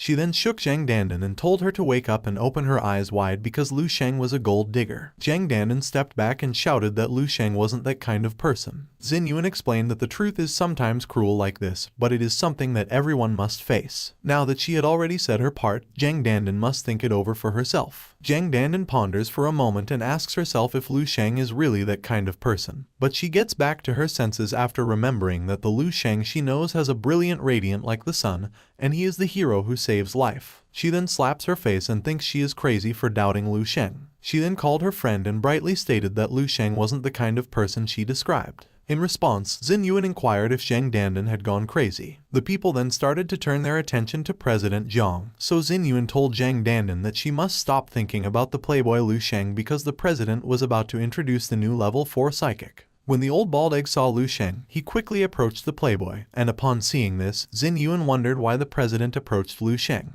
President Zhang apologized to Lu Sheng for not knowing that he didn't like crowded events. Lu Sheng replied that it was alright and thanked the bald egg. President Zhang takes a deep breath before unleashing his psychic power to get the attention of everyone. He then pointed his hand at Lu Sheng and introduced him as the new level 4 psychic of the Dongning Province Psychic Association. He added that Mr. Lu was just 18 years old. The bald egg felt embarrassed and ashamed as he compared himself to Lu Sheng. The crowd was shocked after hearing the bald egg explanation, and they were astonished because Lu Sheng hadn't even participated in the unified exams yet. The other guy addresses Lu Sheng as a dragon guy among men. Your grandmother fell to the ground after getting hit by the giant hot dog, revelation. As my cameraman focused on Lu Sheng, Zheng Dandan asked her friend if she could see it now. That Lu Sheng was a figure thread upon the stars radiates as brilliantly as the sun. She blushed like a scratched egg as she stated that this was the Lu Sheng she knew. On the other hand, your grandmother couldn't believe that the new level 4 psychic was Lu Sheng, so she planned to redeem herself in Lu Sheng's eyes. She then stood up and asked if Zheng Dandan could help her. In response, Zheng Dandan ordered her to look at the crowd and elaborate that the prominent people were stretching their necks, eager to hand over their business cards. Still, Lu Sheng was completely indifferent because he didn't care about all this kind of stuff. Zheng Dandan seemed down as she stated that she let her feelings get the best of her. The gap between her and Lu Sheng was too wide, and the relationship she wanted with him never had a chance to begin. Outside, Lu Sheng can be seen getting in a taxi, and after he closes the door, he politely tells the driver that his destination is Bay City. He then sighs and thinks these high society circles aren't his cup of tea. He then smiled and thought that showing up at the banquet was already giving face to President Zhang.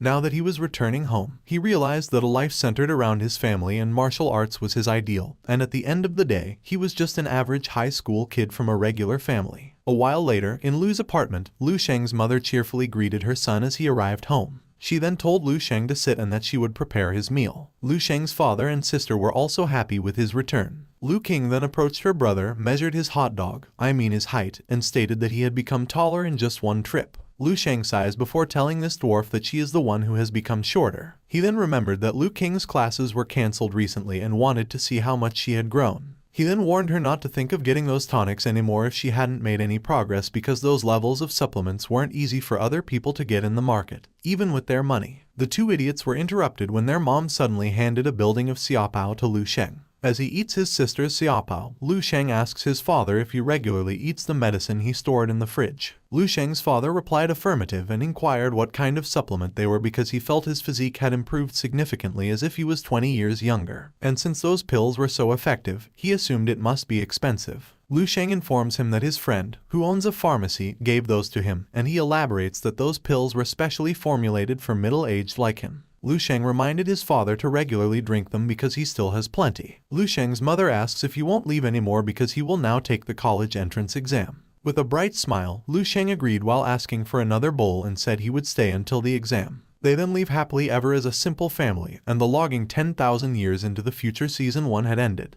You son of a cow, we are just at chapter 59, and this manhwa is still ongoing right now. Sorry sir, I just envy Lu's family, and I wanted them to leave like this until the end. Okay, fine. Just continue your narration, Henry. Okay guys, let's get back to our story. Because Lu Sheng's parents were free today, he invited them to check for a new house. The 3 mutant ninja turtles were surprised by what he said, and in the blink of an eye, the Lu family was at their new home. With a broad smile, Lu Sheng asks what they think about the new house. The 3 look concerned as they ask if they can afford this expensive house. Lu Sheng told them not to worry because he had been participating in various activities and training competitions outside for the past few months, and had won a decent amount of prize money. He added that the cost of this house was barely a fraction of what he received and there is a few million to come. Lu Sheng's mother almost fell to the ground after hearing that Lu Sheng had so much money, so his father asked if he was serious. On the other hand, Lu King couldn't believe that his bro earned a lot of money in just 2 months. Lu Sheng patted her head and jokingly asked if he should rob a bank. He then informed them that the house was now officially theirs and asked his parents to find time so they could move in.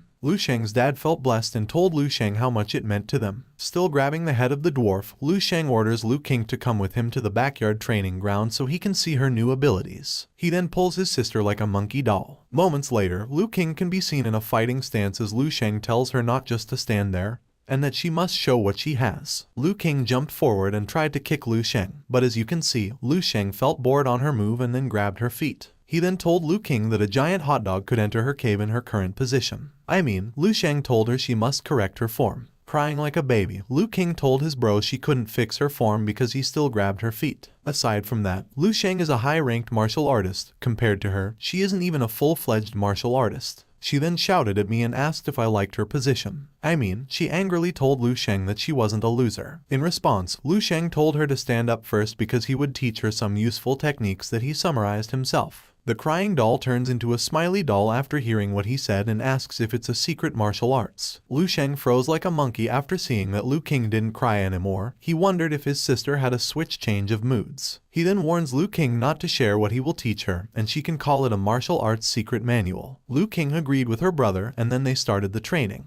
As they do so, Liu King is in deep thought. She knew that everyone was curious and puzzled about Liu Sheng's sudden growth within a few months, and if she hadn't watched him closely in the past few months, she wouldn't believe it. Even though everyone thinks Liu Sheng had a sudden awakening, this dwarf always feels like her brother must be hiding some secrets. With a chipmunk face, Liu King believes that if she also learns her brother's secrets, she could surpass him in the future. Seeing this chipmunk fantasizing about me, Liu Sheng gave her a karate chop in the head, and she became a dwarf again. After a few moments of training, bullets of sweat could be seen on Liu King as she exhaled. She suddenly passed out, and the white balloon she swallowed from me last night got out of her mouth. Liu Sheng then asks if she can feel the effect. Hearing his question made Liu King realize that the effect was really good, so she asked her brother what kind of technique he taught her because she felt like one practice was worth several dozen of her previous training. Liu Sheng thought of what he should say to his sister so she wouldn't dare to spread what he taught her. He then told Liu King that it was the same as usual practice, and the difference was that the technique he taught her was more advanced. He compared it to a phone or computer that they were using now. It has different versions, like 2.0 or 3.0. Still, in reality, some labs and some companies have already developed a version of 9.0 or even 10.0. Version 2.0 was just for civilian use, and the technique he taught her could be compared to version 10.0, which was far from being officially launched, so he asked his sister not to mention it to others. The chipmunk gets irritated and asks if Liu Sheng is treating her like a guinea pig. Liu Sheng pinched her floppy cheeks and stated that most people don't even have the qualification to be a guinea pig for such a good thing, and this body training method is just not widely known. But it's quite advanced. Liu King thinks that it has some risk, so she asks if there is a chance she will be disabled practicing the technique. As Liu Sheng stood up, he told her they had the same parents, and their physical condition was similar. He added that he has been practicing this technique for so long, and if anyone ends up disabled, it will be him. Scratching her head, Liu King blabbered that if both of them get disabled, no one will take care of their parent. She added that if Liu Sheng becomes disabled first, she will be the one who will take care of him. Liu Sheng got furious and chased the Joker monkey. After catching the monkey asks her brother how he managed to get the technique and wonders if it's legal. Riding a guinea pig, Liu Sheng seriously told her that he would never do an illegal thing before putting his, never mind. While Liu King taps the floor, she asks her brother if what he was doing to her wasn't illegal. After playing around, Liu King inquired if passing a secret technique to her wouldn't cause any trouble. Liu Sheng acted seriously and revealed that the person who taught him the body conditioning technique said he must never pass the technique to anyone, otherwise he and his whole family would be in danger. Hearing this made the chipmunk wonder if anything wrong would happen to them because her bro passed the technique to her. Liu Sheng closed his eyes as he said that he didn't have any choice. He then opened it and stated that, after all, she was his sister. Liu King was touched like a sunny side egg at her brother's words, and Liu Sheng continued explaining that as long as she kept this secret and didn't tell anyone, their whole family would be fine. With clenched fist, Liu King assured him that she would keep her mouth closed. Liu Sheng then stood up and told her that he would teach her a few times, and once she became proficient, she could do it in her room. Hearing the room, Liu King remembered that I was waiting for her. She realized that Liu Sheng had always practiced this secret technique in his room. She then turns around and happily thinks that she will surpass her brother in the future. On the other hand, Liu Sheng is pondering if he deserves an Oscar award because of his excellent acting skills. He then said goodbye to Liu King and reminded her to practice on her own once she got home, and he would teach her practical techniques once he returned. A few hours later, at the Ocean Feast Hotel, Liu Sheng apologized to He Lingsu for being late. In response, He Lingsu told him that she already ordered his favorite steak. Slicing a steak, Liu Sheng asks how the company was. He Lingsu elaborates that the initial market price for the muscle and blood strengthening tonic is 49,888. She added that her target market was middle to high-end customers with a certain level of economic capacity. She revealed that their sales situation is perfect, and in less than a week since its launch, the initial batch of 20,000 servings of muscle and blood strengthening tonic has already completely sold out. The repurchase rate was very high, and she believes that after a period of word-of-mouth fermentation, their tonic has the potential to become the #1 in the martial arts supplement industry of Bay City and even the entire Dongning province. Chewing a steak, Lu Sheng praised her for good work and added that he would entrust the matter to her. He then asked if there were still sufficient funds available.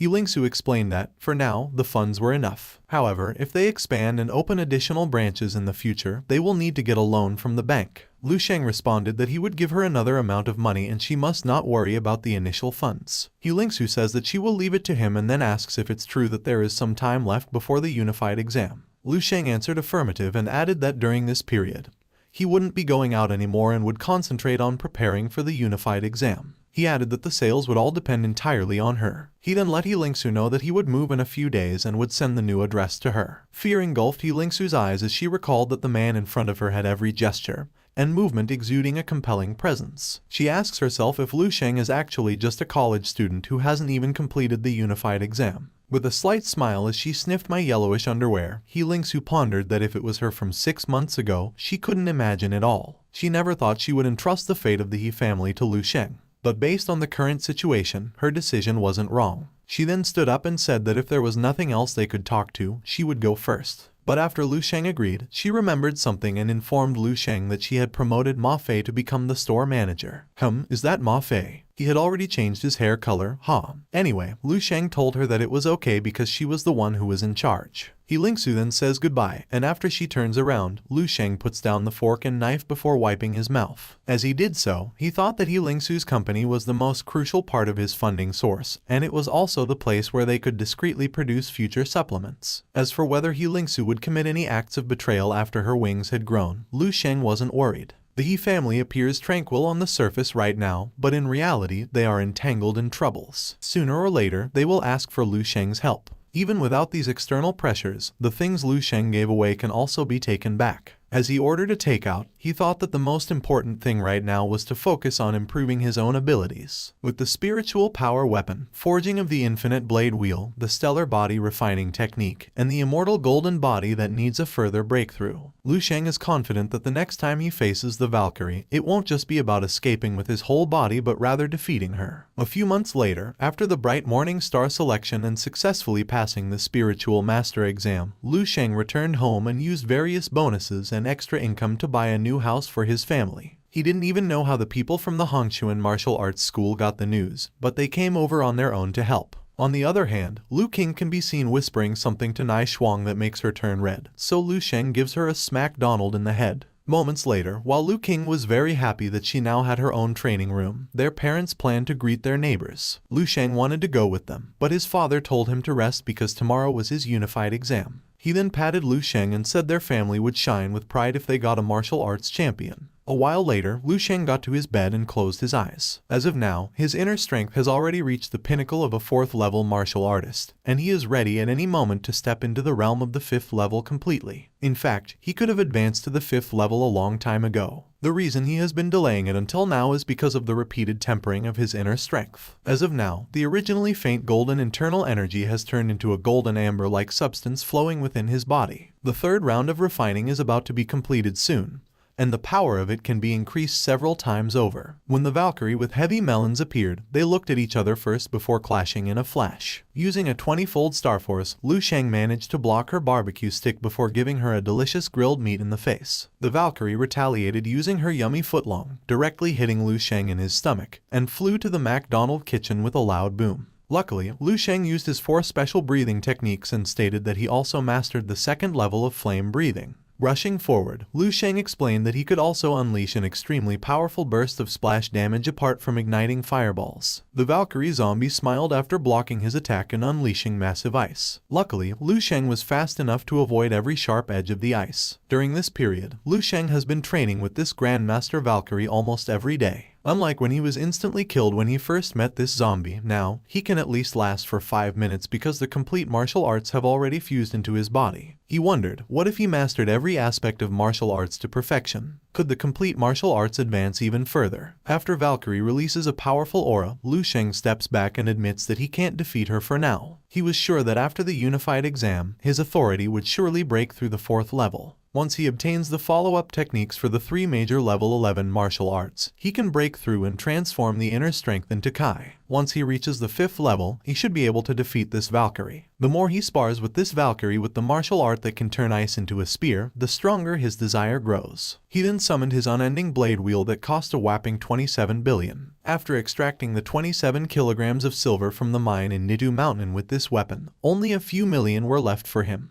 Crying like a monkey, Liu Sheng realized that this profession is like a money-burning abyss, which is why masters are highly valued. Still, he was satisfied because all the money he wasted on this weapon was worth it. As he made a hand technique, Liu Sheng remembered that over the past few months, he had only successfully mastered one of the killing techniques from the 5th level martial art, the unending blade wheel. The Flame Seed Library describes this killing technique as the Kill the Grandmaster. He knows that a person can already kill a Grandmaster at the 5th level, so he wonders if there are spiritual combat techniques more powerful than the unending blade wheel at the 6th or 7th level. One of the reasons he cannot defeat this zombie Grandmaster girl is her combat warrior awareness, which is exceptionally strong that an ordinary Grandmaster couldn't match. After the zombie girl counterattacked all his attacks, he gritted his teeth and thought that regular moves of the unending blade wheel couldn't do anything to her. In case he uses the endless blade wheel to execute the killing move at full force, it has the possibility to seriously injure the Valkyrie. But there is a consequence. His spiritual energy will be completely drained, which could lead to an instant state of helplessness, and in the next moment, he will be taken down by this Valkyrie. A single shot obliterates it to bits. But with his wind breathing enhanced by his immortal body, Liu Sheng's speed was already on par with hers, and as long as he didn't go up to her, the Valkyrie couldn't do anything to him. It's just a pity that there is no suitable sparring partner for him, and this Valkyrie was too powerful to take a risk because if he go head-on now, the Valkyrie might kill him. He then got up and thought that the unified exam was the best opportunity for assessment. And for the city and provincial martial champion, his goal was far beyond that. At the dining table, Liu Sheng's mom praised for him to have a good result in the exam. After that, Liu King told him she would go with him to the exam. Liu Sheng answered affirmatively and added that she could experience the atmosphere of the unified exam in advance, and when it was her turn, she wouldn't feel nervous anymore. Liu Sheng's mom wished him good luck and told him not to be nervous during the exams because they would always be proud of him no matter how he performed. Liu Sheng stood up after his father told him to get in the car, and when they left, Liu Sheng's father told him that having Liu's top scholar martial artist was all dependent on him. Liu King angrily told her father not to forget about her, so her father responded that she had much more to work on before she could become a top martial scholar. When they arrived at the unified exam venue, Liu Sheng exited the car and looked at the surroundings before closing his eyes. He felt the surroundings before using his psychic power to hear everything around him. He smiled because it had been a long time since he had returned to a normal life, and now he was the same as the ordinary person participating in a unified test. Father remembers that when he also took a martial arts exam here, he was eliminated because his aptitude wasn't good and his nutrition couldn't keep up. He then proudly tapped his son's shoulder and stated that Liu Sheng was 100 times stronger than him and wouldn't say anything. But he must give his all. Liu Sheng was surprised by his father's words and response that he got it. As he walked, Liu King wished him good luck and said they would be waiting outside. Finally, the annual martial arts entrance exam has begun. One of the examiners holding a record book informs them that they will enter in order. The first location is for measuring vital energy, and the second one is for measuring the combat power index. He then called them individually, and as he did so, the other examiner in a white long sleeve noticed a commotion. He asked what they were doing because he saw that the back and front lines suddenly circled, leaving a significant gap in the middle. This pig in the yellow jacket responds that he wants to move forward. But when he gets close to Liu Sheng, he suddenly feels nervous and his whole body trembles. Johnny Bravo, the examiner shoutly asks what is wrong and looks furiously at Liu Sheng when he gets close. He suddenly felt a powerful aura from the kid and thought that this kind of aura naturally emanates when a warrior's vitality reaches a certain intensity. He was taken aback while engulfed with fear as he thought that ordinary people approaching this kid were like approaching a wild beast, and their body mechanism instinctively moved away from Liu Sheng. With a widened eye, Johnny Bravo asks himself what kind of monster this kid is. He then coughed before telling Liu Sheng that he could enter the test room on his own so they could test his vitality, and for the others, they could follow Liu Sheng from behind. But the other students feared Liu Sheng, so they ran away to distance themselves from Liu Sheng. Liu Sheng sighs before responding in the affirmative. After getting into the test room, Liu Sheng heard a commotion. He looked at it and saw the other examiners dragging a student who tried to explain that he didn't take any banned substance. He just drinks a chicken soup that his uncle made. The 4-eye examiner with cross arms reminded him that he had warned him from the beginning that he needed to inform them if he ate anything 2 days before the exam. He added that this unified test eligibility will be revoked for 3 years. Still, this ugly monkey couldn't accept what happened to him and insisted that he didn't cheat. This old examiner sighed a fetus before saying this kind of candidates who don't know how to play clean couldn't accept the consequence because they know that no martial arts university will admit a student who has cheated. The 4i then pointed his finger at Lu Sheng before calling his name and saying he was next. But when Lu Sheng passed them by, these 5th-level examiners suddenly felt a tremendous aura from him. They trembled like an old monkey and almost wet their pants. The 4i then politely asks if he is ready to test his vital energy. Lu Sheng revealed that he already completed the body tempering and asked to change the blood collection needle because this kind of needle couldn't pierce his skin. The 2 orangutans were shocked by his revelation and quickly got a different kind of high-level warrior's blood collection needle. Lu Sheng didn't want to waste more time testing their high-level needle one by one, so he grabbed them all and smacked them like a sandwich. The 2 couldn't believe what they saw, so the 4 eyes suggested he would go to the higher authorities. He then pointed a door and politely told Lu Sheng to test his combat power first. With a smile, Lu Sheng agreed with the blind guy.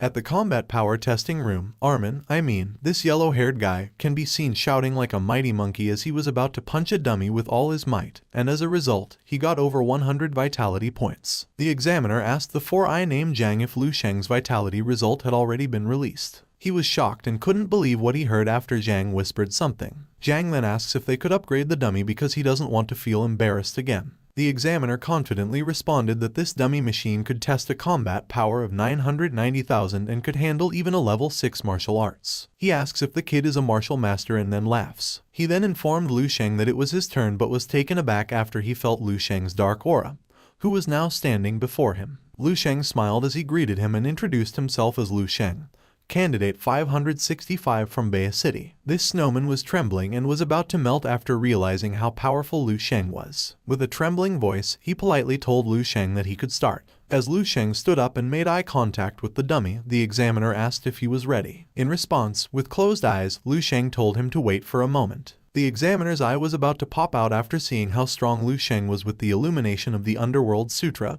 and Vitality Enhancement. Lu Sheng then farts, and they cover their noses. A strong wind engulfs the room as Lu Sheng gathers his strength and precisely releases and discerning the weakness. This ugly pig doesn't know what is happening to Lu Sheng and asks if this kid is really here just to take the unified exam. After completing the martial arts first form, Lu Sheng opened his eyes and used the 20-star power of Star Grandmaster skill. As he did so, he realized that this was the first time he had integrated all of his states into one, and he was eager to know his current strength. After punching the dummy, a blinding light surrounds the combat test room. 5 minutes ago, before Lu Sheng punched the dummy, General Zhu Yaodong, who is responsible for the Bay City Unified Exam and also the president of the Shuhai City Warrior Association, was playing chess with Director Liu of the Bay City Educational Bureau. After losing 7 games in a row, Director Liu admitted his defeat. While Zhu Yaodong is laughing, a woman with yellow hair suddenly enters the room and informs him that an important matter requires his approval. Zhu Yaodong asks if she can't see that they were playing and inquires what happened.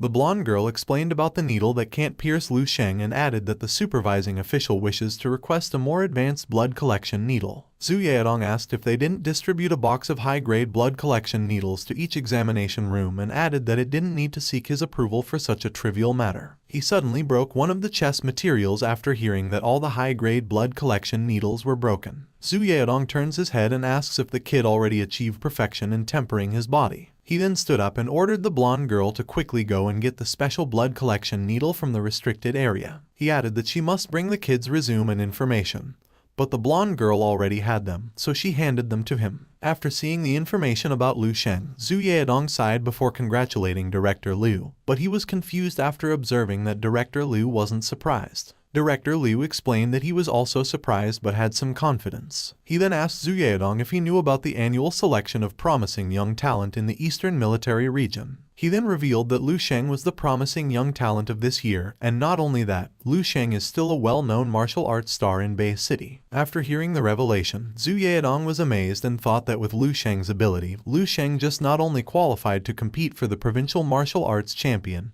but could also secure the top spot and aim for greatness. He then shook Director Liu's hand and eagerly wanted to meet Lu Sheng. When they were about to leave, they suddenly felt an earthquake, and Director Liu almost fell to the ground. Zhu Yaodong informs him that it wasn't an earthquake because he can sense the disturbance at the combat power testing site, and wonders what happened inside the examination venue. At the combat power testing room, the dummy almost broke after Lu Sheng's punch, and this pig in 4i Minecraft had a wide mouth open. They couldn't believe that a dummy machine that could handle measuring the combat power of a peak level 6th grade warrior was pulverized by a single punch. They confidently assumed that Lu Sheng's punch exceeded a combat power of over 99,000. Suddenly, the two idiots appeared and asked what happened. This crying pig quickly approaches Zhu Yedong and then points his finger at Lu Sheng, saying this kid is a grandmaster. Lu Sheng pointed his finger at his own face and wondered if the pig was talking about him. Zhu Yedong ordered the instructors to let the other candidate go and wait for a while. After that, they must go to the Martial Arts Association immediately to get a Grandmaster level force measuring instrument. As he looked at Lu Sheng, he thought that the kid had become a hero at such a young age, and he was sure that today's spectacle would likely become a remarkable story. On the other hand, Director Liu told Lu Sheng not to worry because no one would blame him and added that they would test him again later. 1 hour later, Zhang informed President Zhu Yedong that all the advanced instruments had arrived, and when Zhu Yedong already held a golden needle, he told Lu Sheng that they would start a vitality blood test. After getting some blood, Director Liu pointed his finger at it, stating that it was so thick, and he compared it to the blood of a Mercury Grand Master. Zhu Yedong clarified that it wasn't, because Lu Sheng's blood was lacking a bit and added that he had seen the real blood of a Grand Master. Still, Director Liu was astonished because, at the age of 18, Lu Sheng managed to achieve this level. Zhu Yedong then dropped the needle at the testing apparatus, and in a matter of seconds, Lu Sheng's vitality, with over 1,200 points, could be seen on the screen, and he achieved level 6 of a martial artist. Messing his hair and couldn't believe the result, Director Liu revealed that such a result had never existed in the history of a unified exam for the entire Dongning province. Zhu Yedong cheerfully congratulated Lu Sheng for breaking the record for the highest vitality value in the province. In response, Lu Sheng just stated that it wasn't bad.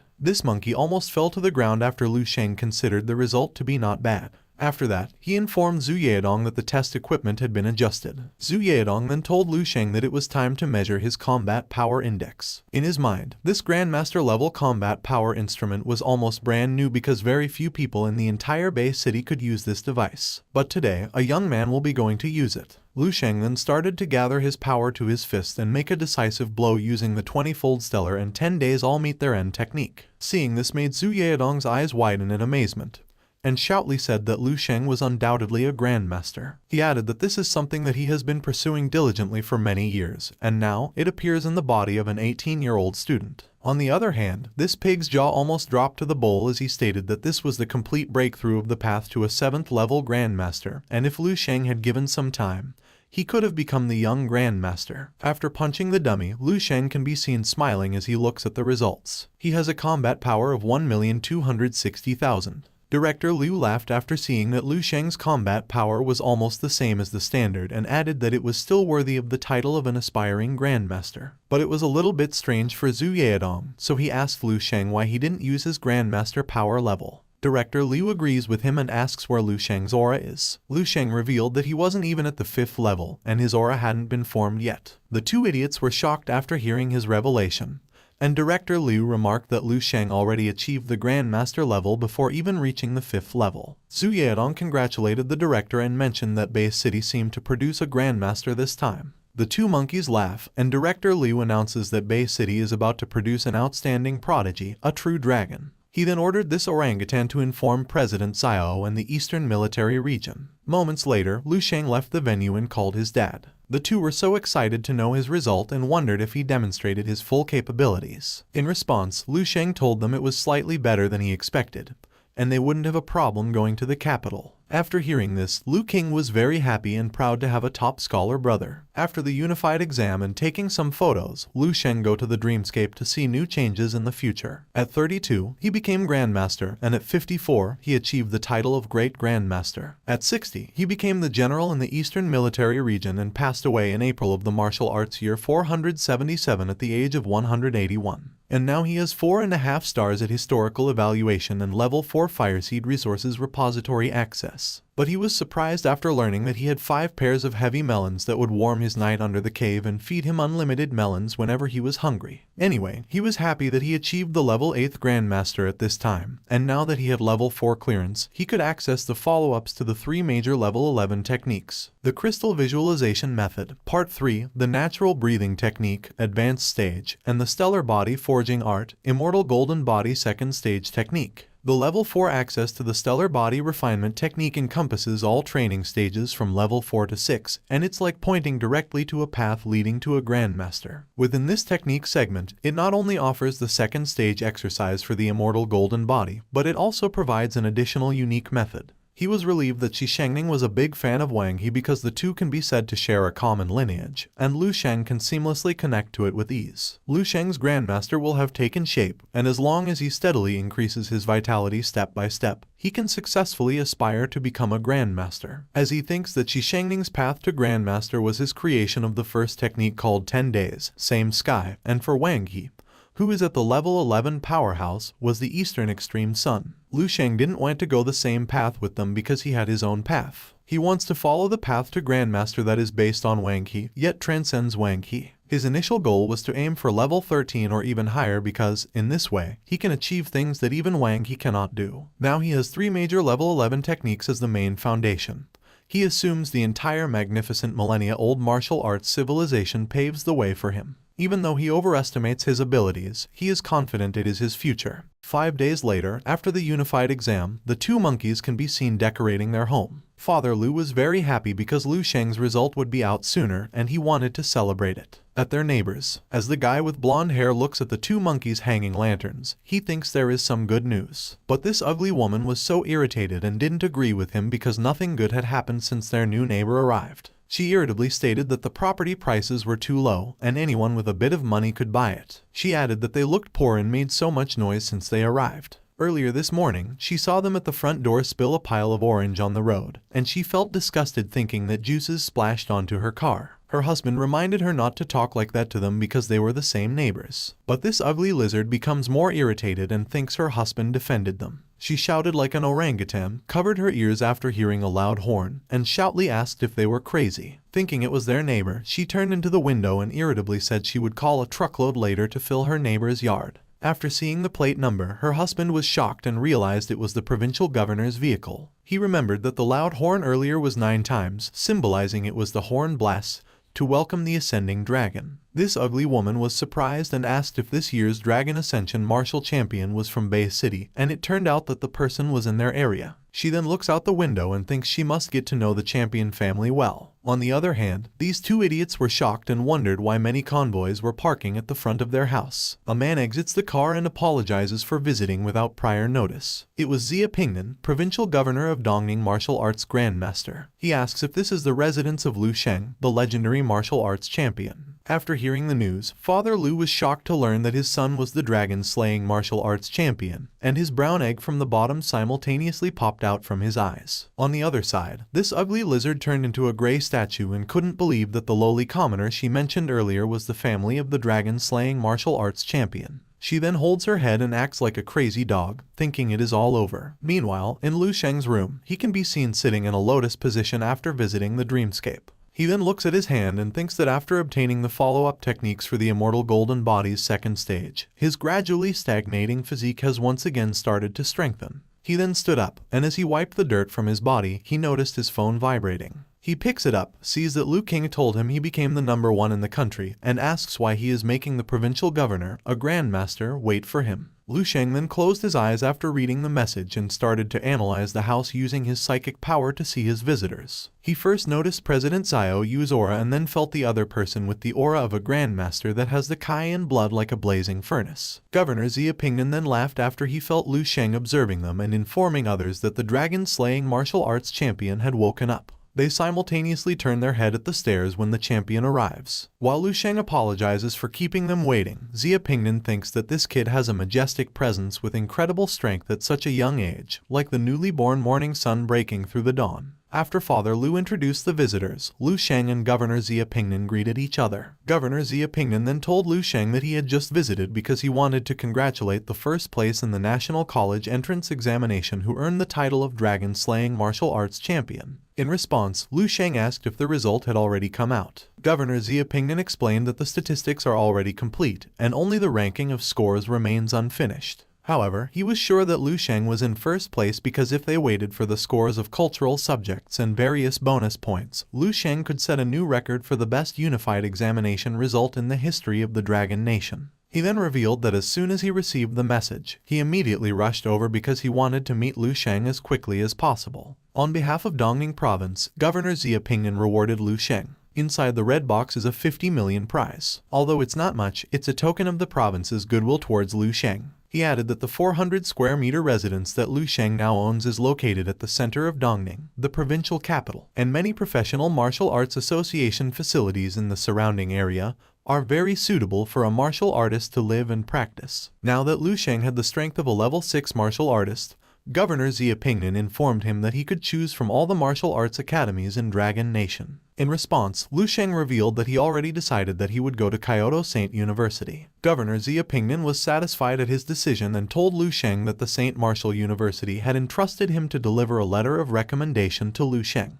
He then drops the 7 Saints recommendation letter but doesn't want to show favoritism, so he asks Lu Sheng to pick for himself. This little chipmunk's mouth almost fell to my hot dog after hearing the information, and she wondered why the martial arts holy land in the hearts of countless martial arts students across the entire Dragon Nation would let Lu Sheng choose as he pleases. She asks if it's the plot of a manga or novel. You are wrong, my love, it's manga-kun plot. Anyways, Lu Sheng paused for a moment as he looked at the 7 recommendation letters before shuffling them up and then picking one. He then said, "That's it, the 7th Saint Martial University." Governor Xia Pingnan was surprised because he hadn't expected Lu Sheng's decision-making process to be unique like this. He then explained that all 7 Saint Martial Universities were established with the inheritance of martial arts excellence. While the 7th Saint Martial University's heritage is somewhat shallower, its faculty is not inferior to the other 6. The credit requirements at Saint Martial University are even more challenging, and Lu Sheng will need a high-quality cold weapon. Governor Xia Pingnan then handed a card and told Lu Sheng that he could call him anytime once he selected his primary weapon.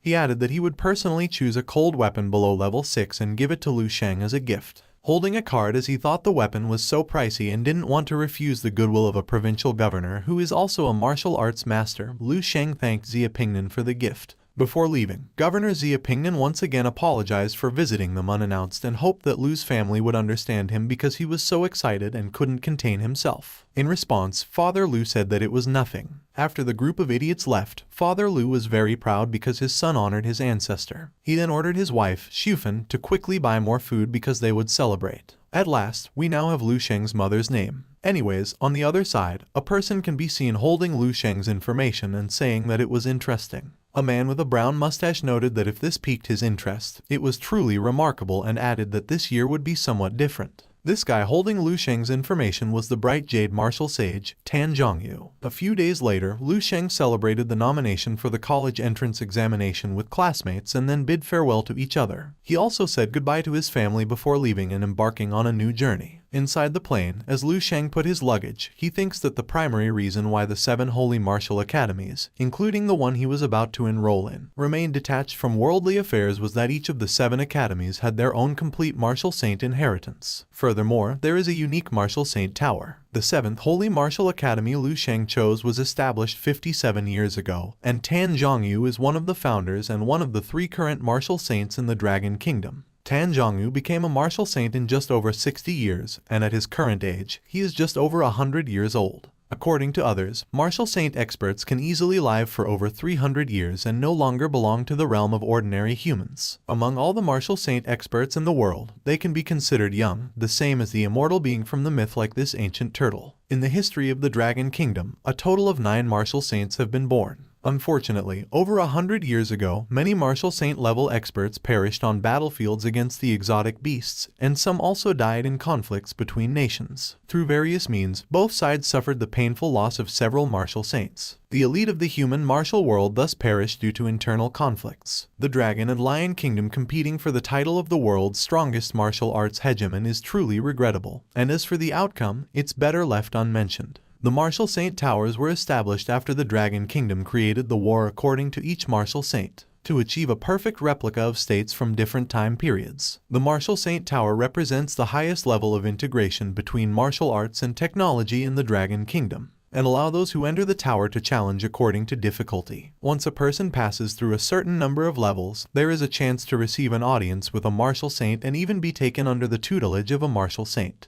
Although Lu Sheng is not particularly fond of becoming a disciple of the martial saint, he still has so many legacies left by 10th and 11th level powerhouses, and he knows that he can't practice all of them. Not to mention the mere 9th level martial saint inheritance. If it weren't for the country's strict requirements for martial arts key talent development, a person could complete the required credits at the university before being allowed to go to the battlefield. As he smiled and thought that he would report directly to General Yu Fei and wondered if he could graduate from Martial Saint University in just more than a year, a familiar person behind Lu Sheng could be seen. It was Yang Yuan who called his attention, saying that it was a coincidence that he had met him and asked if he was also flying to Kyoto. Lu Sheng just smiled awkwardly while saying what a coincidence. Unbeknownst to him, his sister and Yang Yuan contacted each other, and Lu King pushed this itchy girl to Lu Sheng. As Lu Sheng looked at this blushy doll, he wondered how Yang Yuan was also there. He suddenly asked himself if another melon would be added to his collection. You know what I mean, his sixth wife. 2 hours later, at the Kyoto province, Lu Sheng was amazed and described the place as a prosperous era. He wondered if this was the look of base 1359 before it collapsed, and as he saw the cleaners at the exterior wall, he was astonished because they also had an abundance of hidden talent. Moments later, upon arriving at Jing University, Lu Sheng told Yang Yuan that he would help her enroll. Then, he would go to the St. Martial University for registration. As they walked, Yang Yuan felt like she and Lu Sheng were a couple of college students enrolling together for the new semester. Unfortunately, they will enroll at different schools. While Johnny Bravo tries to impress this little Armin's look-alike, the blonde guy with blue clothes notices Yang Yuan's beauty. He acted like a pervy Henry with 2 popping eggs, heart, as he told his companion not to try to compete with him because this junior student was his. Johnny Bravo responds to him to dream on. While Johnny Bravo asks if she will enroll in Jing and offers to help her enroll, the pervy blonde guy offers to carry her luggage. The 2 pervy monkeys were surprised when Lu Sheng suddenly gave the blonde guy all of Yang Yuan's luggage. The blonde guy addresses Lu Sheng Jr. and asks if he is a new Jing student. After Lu Sheng responded no and said that he was helping his classmate enroll, he thinks that he has learned how to hide the overflowing vital energy inside his body during this time. It seems that ordinary martial practitioners can no longer sense it. These 2 pervy monkey then whispered to each other. The blonde guy told Johnny Bravo that Lu Sheng seemed to like the girl. Johnny Bravo responded that they were lucky because Lu Sheng was in a different school, and added that those closer to the water's edge get the moon first. Johnny Bravo then elaborates that although their university is only categorized as a second-tier institution, all aspects of their condition are on par with first-tier martial arts universities. The school has all kinds of practice rooms, and it's also close to Warrior Street. There are 3 opportunities each month to enter the Martial Saint Tower, and he is sure that Yang Yuan will definitely not regret coming to Jing. Lu Sheng asked if regular martial arts universities could also enter the Martial Saint Tower. The 2 pervy monkeys laughed after answering yes. They added that the Martial Saint Tower was the treasure of the entire Dragon Nation. As long as they apply through the Martial Association, it's not just regular martial arts universities. The outsider martial artists can also enter the Martial Saint Tower. However, the process was a bit complicated. The pervy blonde guy elaborates that students of Marital Saint University are slightly more convenient because they can enter at any time without the need to submit an application. He swiftly moves beside Yang Yuan and tells her the first rule of coming to Jing as a junior student. In their East Campus, she can mess with anyone in the school because plenty of people will stand up for her. However, she must not provoke people from the 7th St. Martial University. He was startled when Lu Sheng suddenly bumped in and asked why. He was so angry, like a smoky toro, because Lu Sheng blocked him again from talking to his junior sister. Either way, he still explained that it was because the students of St. Martial University were all crazy. Those people have a monster mission as soon as they enroll. Right from the first year, he might shed blood and possibly get seriously injured or even killed in a fight. Not to mention that the individual strengths were very terrifyingly strong. He then pointed his finger at his junior and asked if he understood. Lu Sheng answers affirmatively as he smiles. He then bid farewell to Yang Yuan and told her that she could call him anytime if she needed him. With a blushy face, Yang Yuan just moans at him. The two little idiots from behind wonder if there is no hope for them to persuade Yang Yuan anymore. They also thought that Lu Sheng was so arrogant and wondered how Lu Sheng highly thought of himself to say that his junior sister could contact him if she had any matter. With lips the same as the ass of the bird, the blonde guy asks his junior sister which university Lu Sheng will enroll in because he is so arrogant. When Yang Yuan revealed that it was the 7th St. Martial University, the two became shocked. Yang Yuan then grabbed her luggage, and as she left, she told them that the guy earlier was Lu Sheng from Bay City. The two orangutans tremble in fear as they mumble Lu Sheng's name and shoutly ask if he is this year's Dragon Ascend Martial Champion. When Lu Sheng arrived at the 7th St. Martial University, he was amazed at the giant tower and the imposing atmosphere rushing toward him. In his mind, while Grandmasters have mountains and rivers in their hearts, a martial saint holds the universe in their bosom. He knows that the journey to this university will not be in vain, even though it's just for gaining knowledge and broadening one's horizons. At the freshman registration booth, when Lu Sheng told them that he was going to register, a woman with blonde hair swiftly snatched the letter from him and informed him that this big melon, big sister, would take a look for him. She was surprised after learning that the newcomer was the top martial arts champion. She revealed that this was the first time the 7th St. Martial University recruited a leading scholar like this and added that Lu Sheng was so handsome. On the other hand, Hanamichi Sakuragi from Shohoku,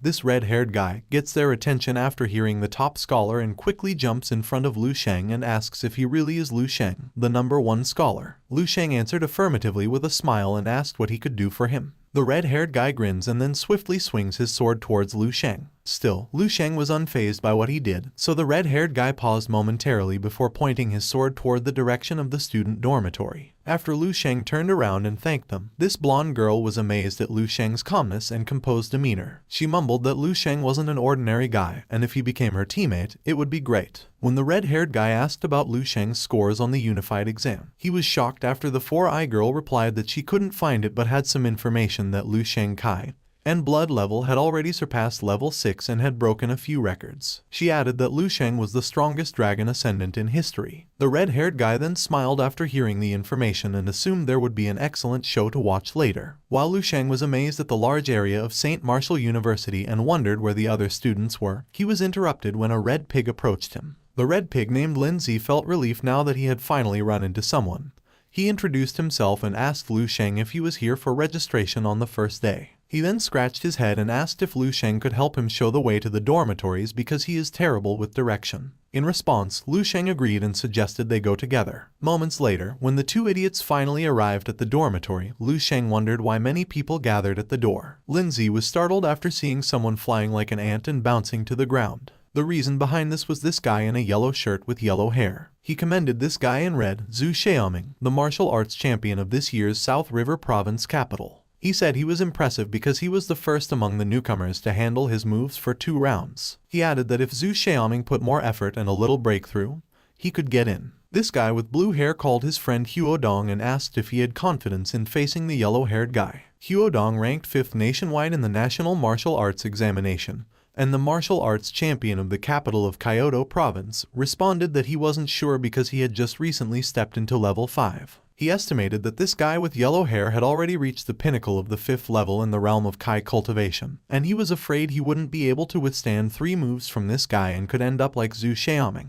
He added that he would have a chance if he could break through to the 3rd level in his elemental control. The blue-haired guy couldn't believe his friend couldn't do it, so he suggested they would help him fight. But Huo Dong disapproved of his idea and elaborated that the Kai and blood value of a peak level 5th tier martial artist is close to 1,000. In addition, with Kai support, their opponent's physical strength is as robust as a bull. Moreover, he felt that this person with long blonde hair who hadn't made a move yet was even more dangerous, and he concluded that they already stepped into the 6th level, approaching the Grandmaster level. Hearing this made the other students more afraid to enter, and the blue-haired guy shoutedly asked if this was bullying, knowing that the presidents of martial arts associations were only at level 6. The yellow-haired guy laughs before asking if they don't know where they are right now. He explained that they could only enter if they could withstand his 3 moves, and if they could resist his 5 moves, they could also bring their luggage. He then spread his smelly dark underarms and said that he knew they were all martial arts prodigies, the pride of the heavens, and the best among their peers of the same age. However, the accolades and glories they once cherished are worthless in this place. With a maniacal face, as he looked at these shivering monkeys, this yellow-haired guy continued his speech by saying that all their desires depended on their own hands and their strength to earn. But people without strength will end up with nothing and can only be ordinary people like pitiful wretches. As a respected senior student of the 7th Holy Martial University,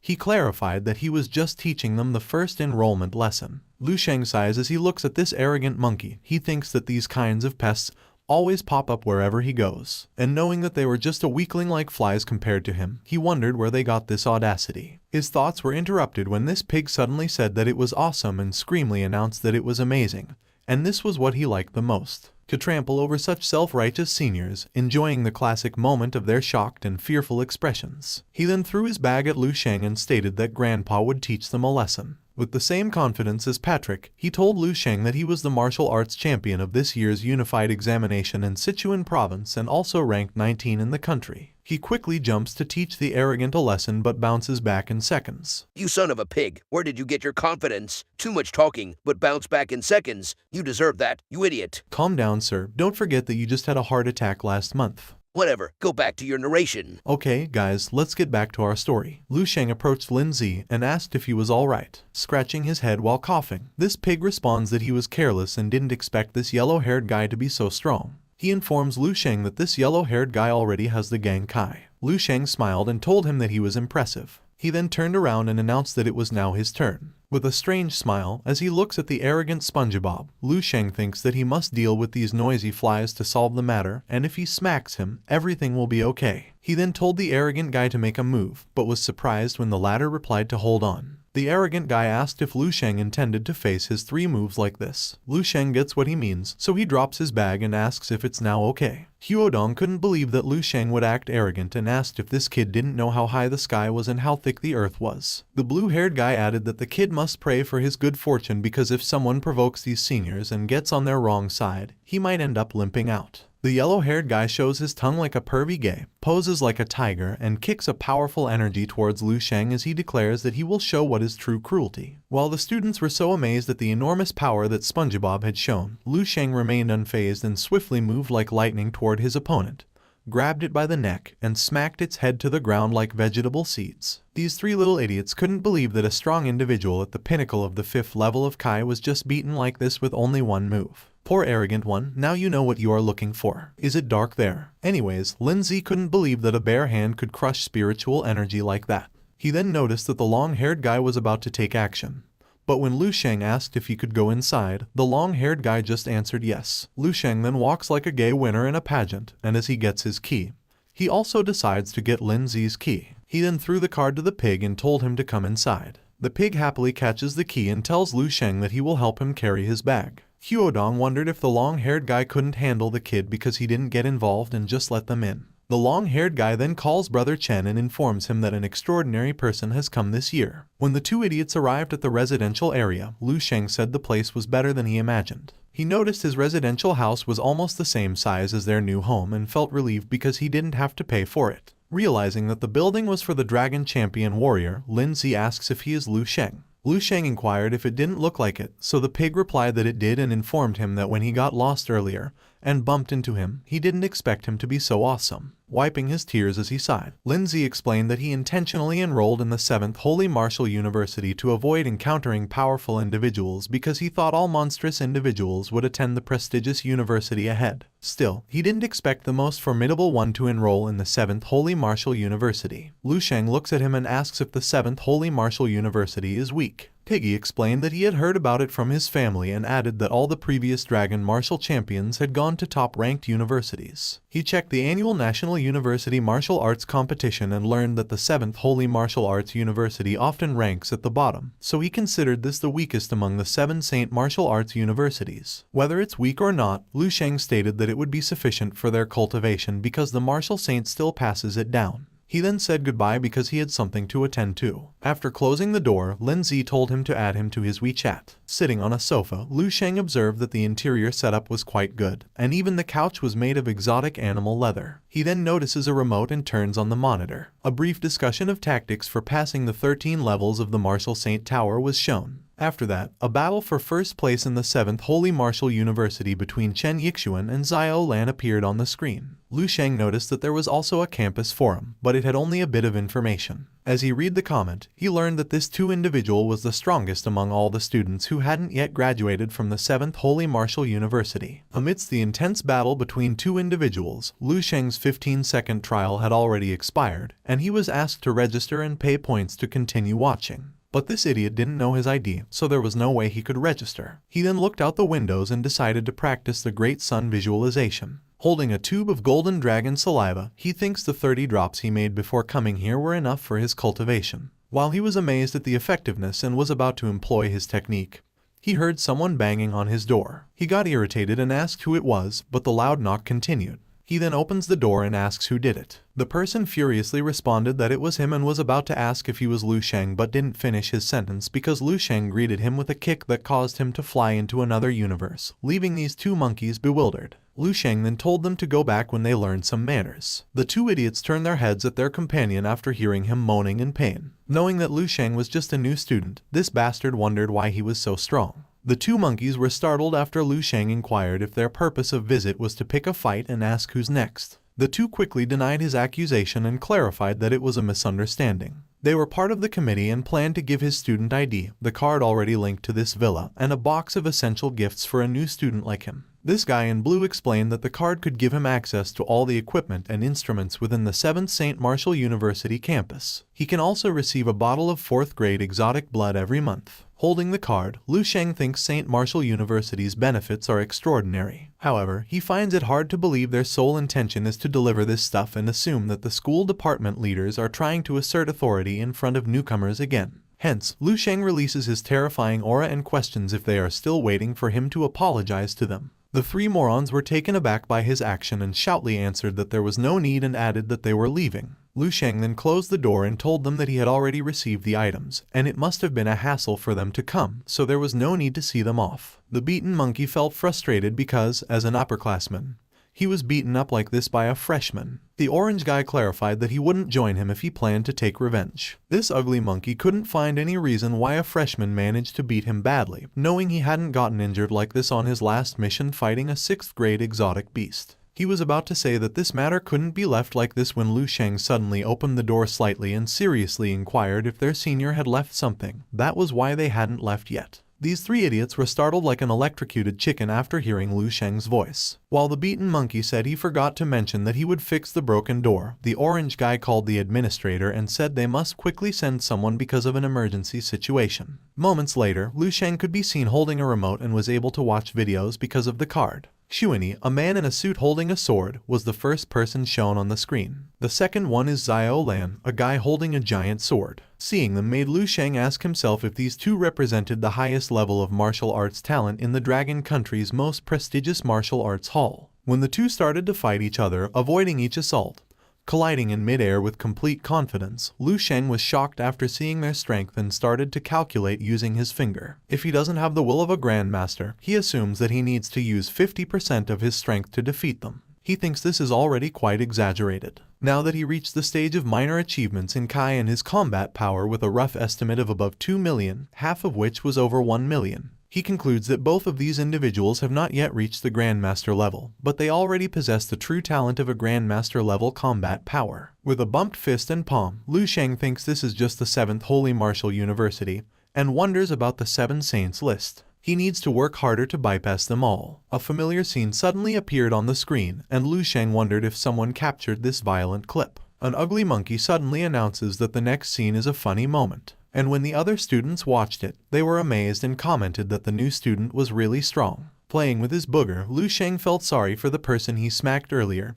and thought SpongeBob wouldn't be able to hold his head up on the campus for a long time. His stomach worm pet suddenly growled, so Lu Sheng decided to experience the food at the Holy Martial University. At the canteen, Lin Zi can be seen holding a mountain of food and warning brother Lu Sheng not to make fun of him because these foods are his favorite, so he grabs a lot. But his brown egg from the bottom suddenly popped out from his eyes when he saw Lu Sheng had more food than him and was about to bite a tower of burgers. He then humbly sat and mumbled that he was impressed at Lu Sheng. On the other table, the girl in pink was blushing as she said that the strongest new student was so handsome. The girl in purple warns her not to be fooled by Lu Sheng's appearance because his hand might be pretty rough. But the girl in pink still likes him. You like a rough finger, huh? Anyway, on the other hand, these hoodlums couldn't believe that the new student had managed to defeat Kai King, who was almost at the 6th level. They thought Kai King had become careless, so they planned to test Lu Sheng. I don't know if Kai King was this guy or this one, but my guess was SpongeBob. Anyway, Lindsay envies Lu Sheng because he became a celebrity on campus on his first day. Suddenly, a man knocked at their table and asked if he was Lu Sheng because they wanted to get to know him. He introduced himself as Wu Fan and elaborated that he was 2nd place in martial arts at Anhui Province and 17th in the National Unified Examination this year. So what? Lu Sheng replied, asking if he had just come to report his college entrance exam results specifically. Hearing his answer made this ugly Saitama, Tien Shinhan, whatever, this hideous bald egg cursed Lu Sheng and was about to explode. But Wu Fan stopped him and told Lu Sheng that he was aware that he was strong, and he may not necessarily be his match, but this is not within the school. He added that relationships could be the most important thing and was about to say something when Lu Sheng suddenly stopped him from talking and said, "Since you know you are not my match, then why did you come to provoke me?" He added that knowing full well that certain things should not be done and specific individuals avoid causing trouble but still act recklessly. Lu Sheng asks if he is a moron. Wu Fan was surprised by Lu Sheng's action and got angry, so he swung his brown sword, his arm, and was about to punch Lu Sheng.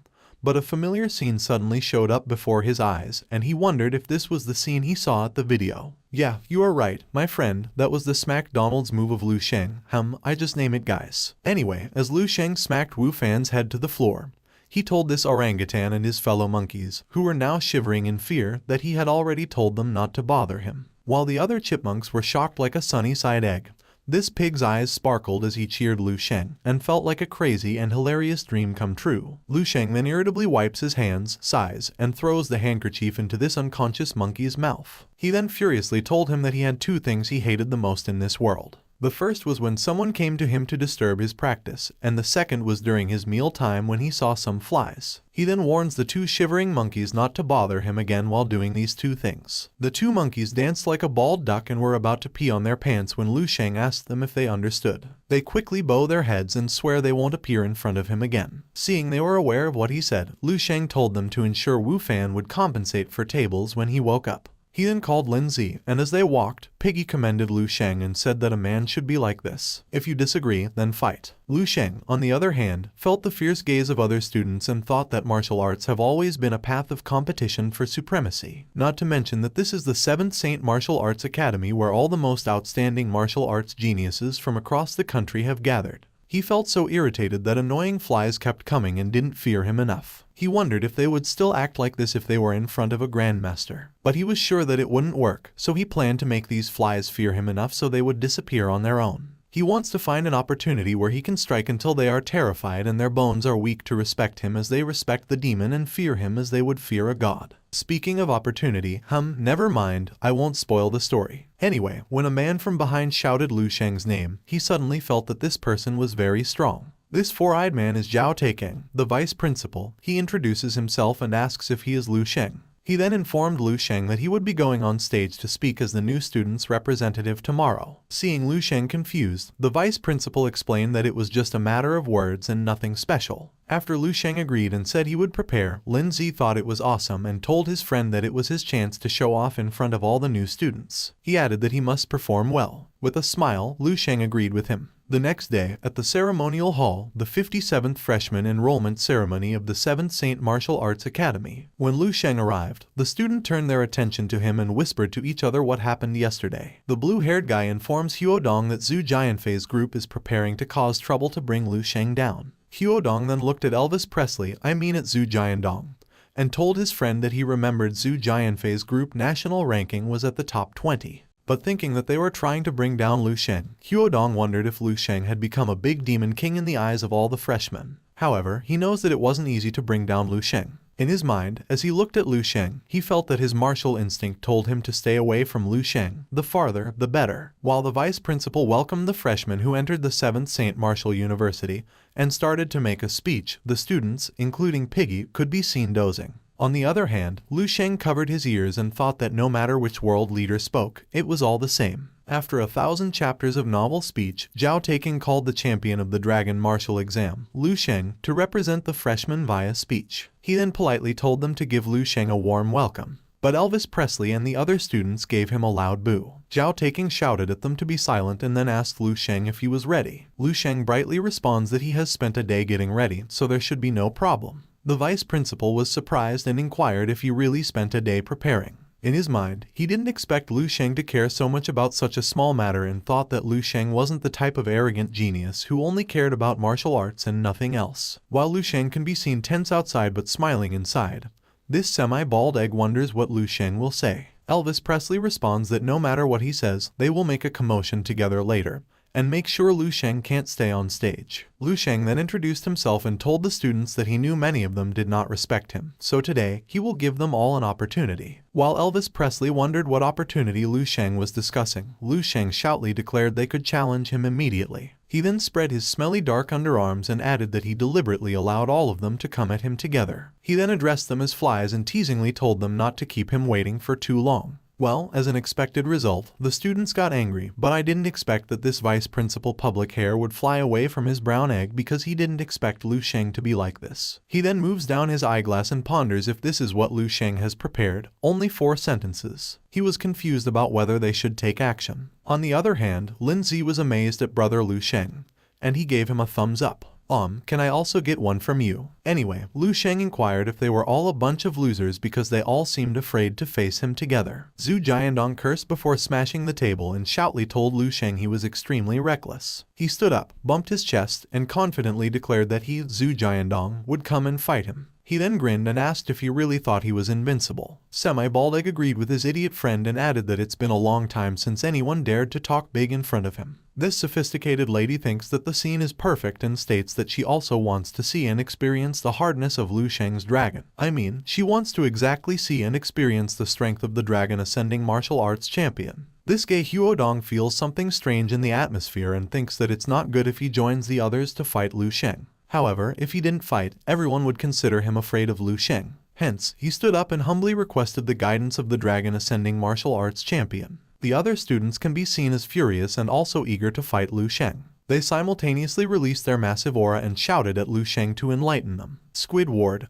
this old man approaches the vice principal and asks what is going on. Zhao Taking raised his hand before responding that there was no need to rush and that they must take a look first before taking action. Piggy, the hero of all fatty patty pigs, came in front of Lu Sheng to defend his friends and addressed the students shamelessly for bullying one person and told them to bring it on. In his mind, even though he could be beaten, he knows they wouldn't kill him, and he wants to protect Lu Sheng because he doesn't want to lose his friend's face. He looked back when Lu Sheng stated that a pile of garbage has formed that can also bring a little bit of pressure to people. His eyes then glowed in red, and he started to release his massive dark aura, shouting that he also wanted to see if this bunch of trash was qualified to sit with him in the first place. He suddenly disappears from his position when he jumps and attacks the overconfident monkey first. Zhu Jiandiang managed to block his attack but moaned in pain when his bones shuddered and then flew into another universe. One of the students sneaked attack, but Lu Sheng was too fast to stop his attack and stated that he was weak and stubborn before smashing him to the floor like a towel. Suddenly, a massive flame was about to hit him from behind, but he remained unfazed by the attack of this guy who was now laughing while saying that even Lu Sheng was powerful, he couldn't endure this flame.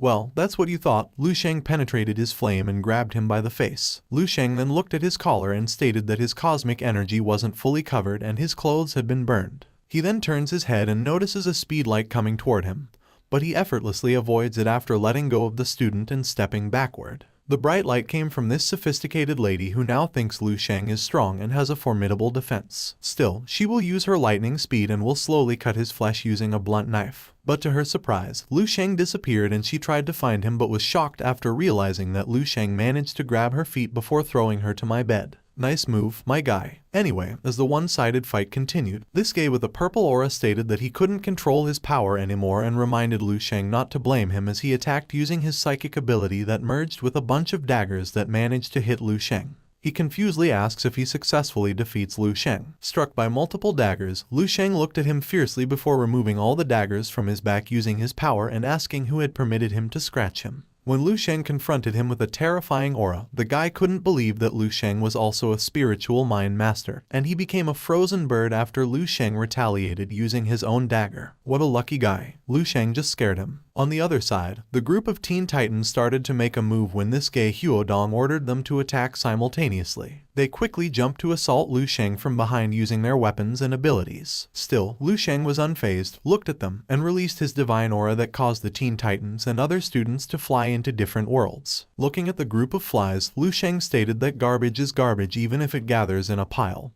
and added that he had high expectations for all of them. While the brown-haired guy couldn't believe what he witnessed, Zhao Taking looked forward to the day when people from the other 6 holy martial academies saw Lu Sheng. Huodong couldn't believe it was already over because he was still considering whether to join the action. Looking at Lu Sheng, he stated that the warrior expedition had failed and thought that the world was about to face a dark and prolonged rule belonging to the Demon King. Lu Sheng waved his hands, wondered why this monkey was in a daze, and asked if he also stood up. The ugly monkey repeatedly turned his head as he answered no, looking for the chair, and when he noticed that there was no chair, he quickly grabbed one from behind, pulled it out, and nervously answered that he was still sitting. Out of luck, Lu Sheng gave him an accurate smackdonalds in the head and announced that he gave them an opportunity, but they couldn't hold on. He then ordered the remaining flies as he pointed his finger at the other unconscious students to tell them that when they woke up, they must not randomly jump around in front of him again next time. The students repeatedly nodded their heads and said that they understood. Lu Sheng turned his attention to the vice principal and informed him that his speech as the representative of the new students was finished.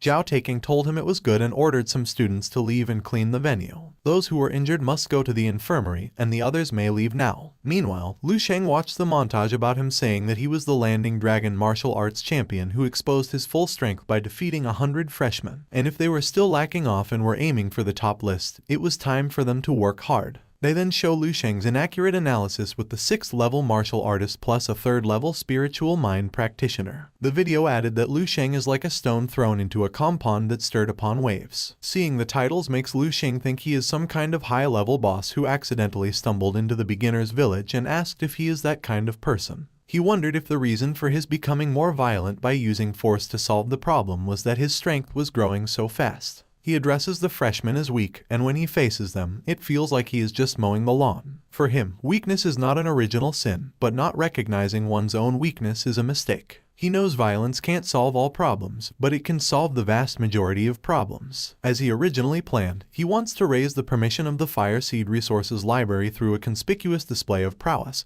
but is shocked after noticing that it doesn't display sharpness and thinks that it may be because his mind becomes clear. That's why the image of the great sun in his mind has suddenly begun to loosen a bit. He ponders if his martial will did break through. He swiftly went to the zombie girl location and was confident he could defeat her now. As he approached to attack, the zombie girl greeted him with her spear, but he easily dodged. Lu Sheng used his fist with blue energy to attack, but the spear grandmaster used her shield to block his attack and swiftly moved her spear toward Lu Sheng. But Lu Sheng was too fast, so he quickly moved behind her to summon his weapon that was engulfed with purple aura combined with divine illumination, meditation, scripture, crystal vision, thoughts, and increased mental power tenfold. He managed to hit the zombie girl and wondered if he had succeeded. But to his surprise, spiky ice emerged from the zombie girl's wounded shoulder and then screamed as if she was crying. After that, her right arm turned into a claw, struck it to the ground, lifted it up, and started integrating it into her. Massive ground floated into the air with her, and as Lu Sheng looked at it, he was surprised because this was the first time he saw her use this move. He assumed that this was the ultimate move after the bloodline dropped to a certain level. He then unleashed his Grandmaster's will, combined it with the blade wheel, and swiftly flew toward the zombie girl. He gritted his teeth as he approached, and in the blink of an eye, the screen was black. You son of a cat! I told you to change your computer video card earlier before editing. Sorry, sir. I forgot to tell you I don't have money because you didn't give me my salary yet.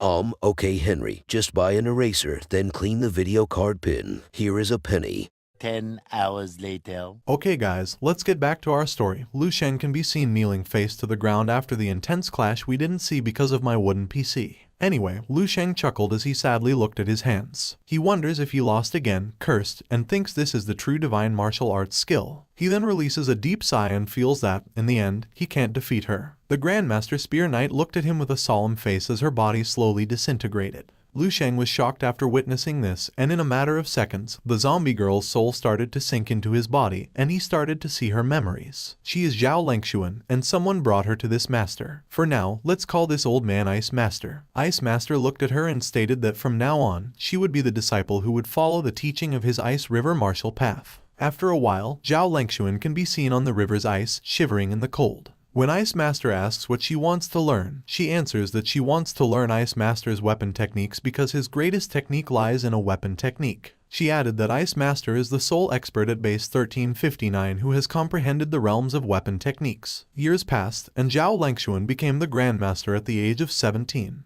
People cheered for her and were happy that the base 1359 gained another Grandmaster level martial arts genius. Ice Master can be seen proud of what she has achieved but informs her that she still has a long way to go because the cold spirit sparrow she hasn't explored the ice river yet. After that, time had passed. When the door suddenly opened, Zhao Lengxuan asked who it was. An injured guy revealed that the base had been breached, and he wondered if her heart was also made of ice because she was still here, cultivating in seclusion. She was shocked at the information and asked where the master was. The injured guy chuckled and informed her that their master had already died. And before leaving, their master told them not to disturb her. Zhao Lengxuan stood up, walked towards the door, and stated that now her master had died, she would also go and die. At the battlefield, she mumbled that her master was unaware that her cold spirit sparrow just barely emerged from the icy river. Lu Sheng screams after absorbing her memories and expresses that he never absorbed such pure memories. Most of Zhao Lengxuan's memories were about weapons, and her martial arts treasure has brought a tremendous improvement for Lu Sheng. His marksmanship had already reached an extremely subtle realm and surpassed the realm of control to a higher level with 4 realms of weapon techniques. He observed that there was a gap between grandmasters and compared the 2 grandmasters that he already absorbed. If Shi Shengning's memories were like a mud ball filled with impurities, Zhao Lengxuan's memories are like a transparent ice crystal. Lu Sheng thought that Zhao Lengxuan was stronger than Shi Shengning because even though she was only at level 7 until her death, she was undoubtedly a genuine martial arts genius capable of even challenging level 8 despite being at level 7. Although Shi Shengning had residual core master level techniques, Zhao Lengxuan is more than 10 times stronger than Shi Shengning in martial arts prowess and martial willpower. Swiping, Lu Sheng was sure that there were residual core master level techniques left. After a moment of browsing, he was glad he finally found the core of Zhao Lengxuan's memories, the residual will of a grandmaster. He slowly touches it, and it begins to shatter and sink into his memories. The cold spirit sparrow started to emerge from his hand, and he began to move as if he were Zhao Lengxuan. Doing so, he was amazed at the cold spear sparrow prison gun technique that was capable of beheading a grandmaster. The next day, in the dreamscape, Lu Sheng learned that the ice master's name was Xiling, a 10th level martial artist proficient in the profound path of spear techniques and creator of the cold spear sparrow prison weapon. The information also shows that these two fell in the battle after they stepped into a banana peel.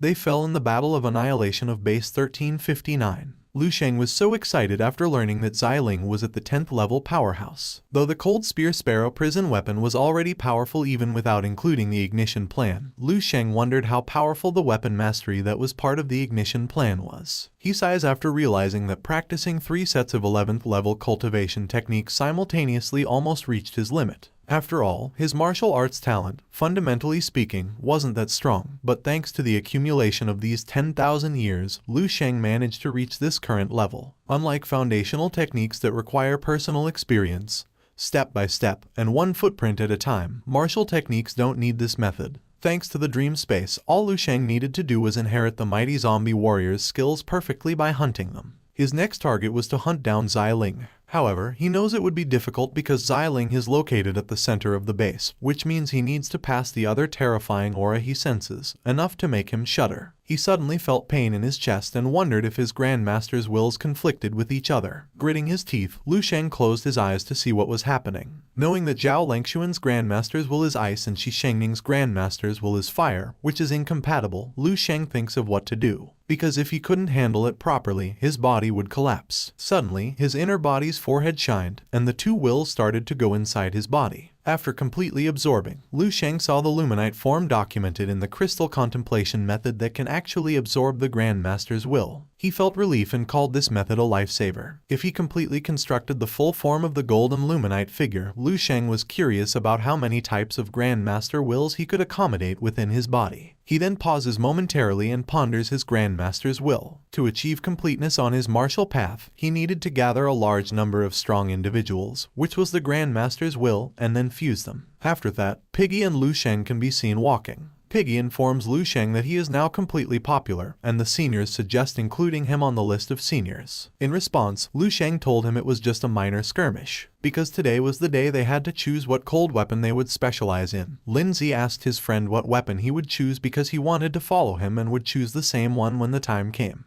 After Lu Sheng answered that it was a spear, Lin Zi was pleased because it was his plan too. Lu Sheng asks if Piggy is sure to follow him because they might not be able to see each other often. At the martial arts classroom, when Lu Sheng arrived, almost all the students turned their attention to him, especially Huo Dong. As Lu Sheng sat, Huo Dong remembered that since the day Lu Sheng showed how powerful he was, he had always had a nightmare. He found himself in a cup surrounded by water levels constantly rising upward, unable to do anything, slowly consumed by cold and despair until he suddenly woke up. Terrified, as he looks at Lu Sheng's back, Huo Dong believes that the Dragon Ascent martial arts champion wasn't the terrifying one but Lu Sheng. A woman with blonde hair who looked like an expert in holding a stick then arrived. She is Professor Zhu, and she specializes in the study of the exotic beasts. She introduced herself and started her first lesson. She asks why they are practicing cold weapons and martial arts instead of advancing in the technology tree with pre-existing knowledge of firearms. She then whipped my ass, she pointed my stick at the screen and told the students to take a look. While the battle between the military and monsters can be seen on the screen,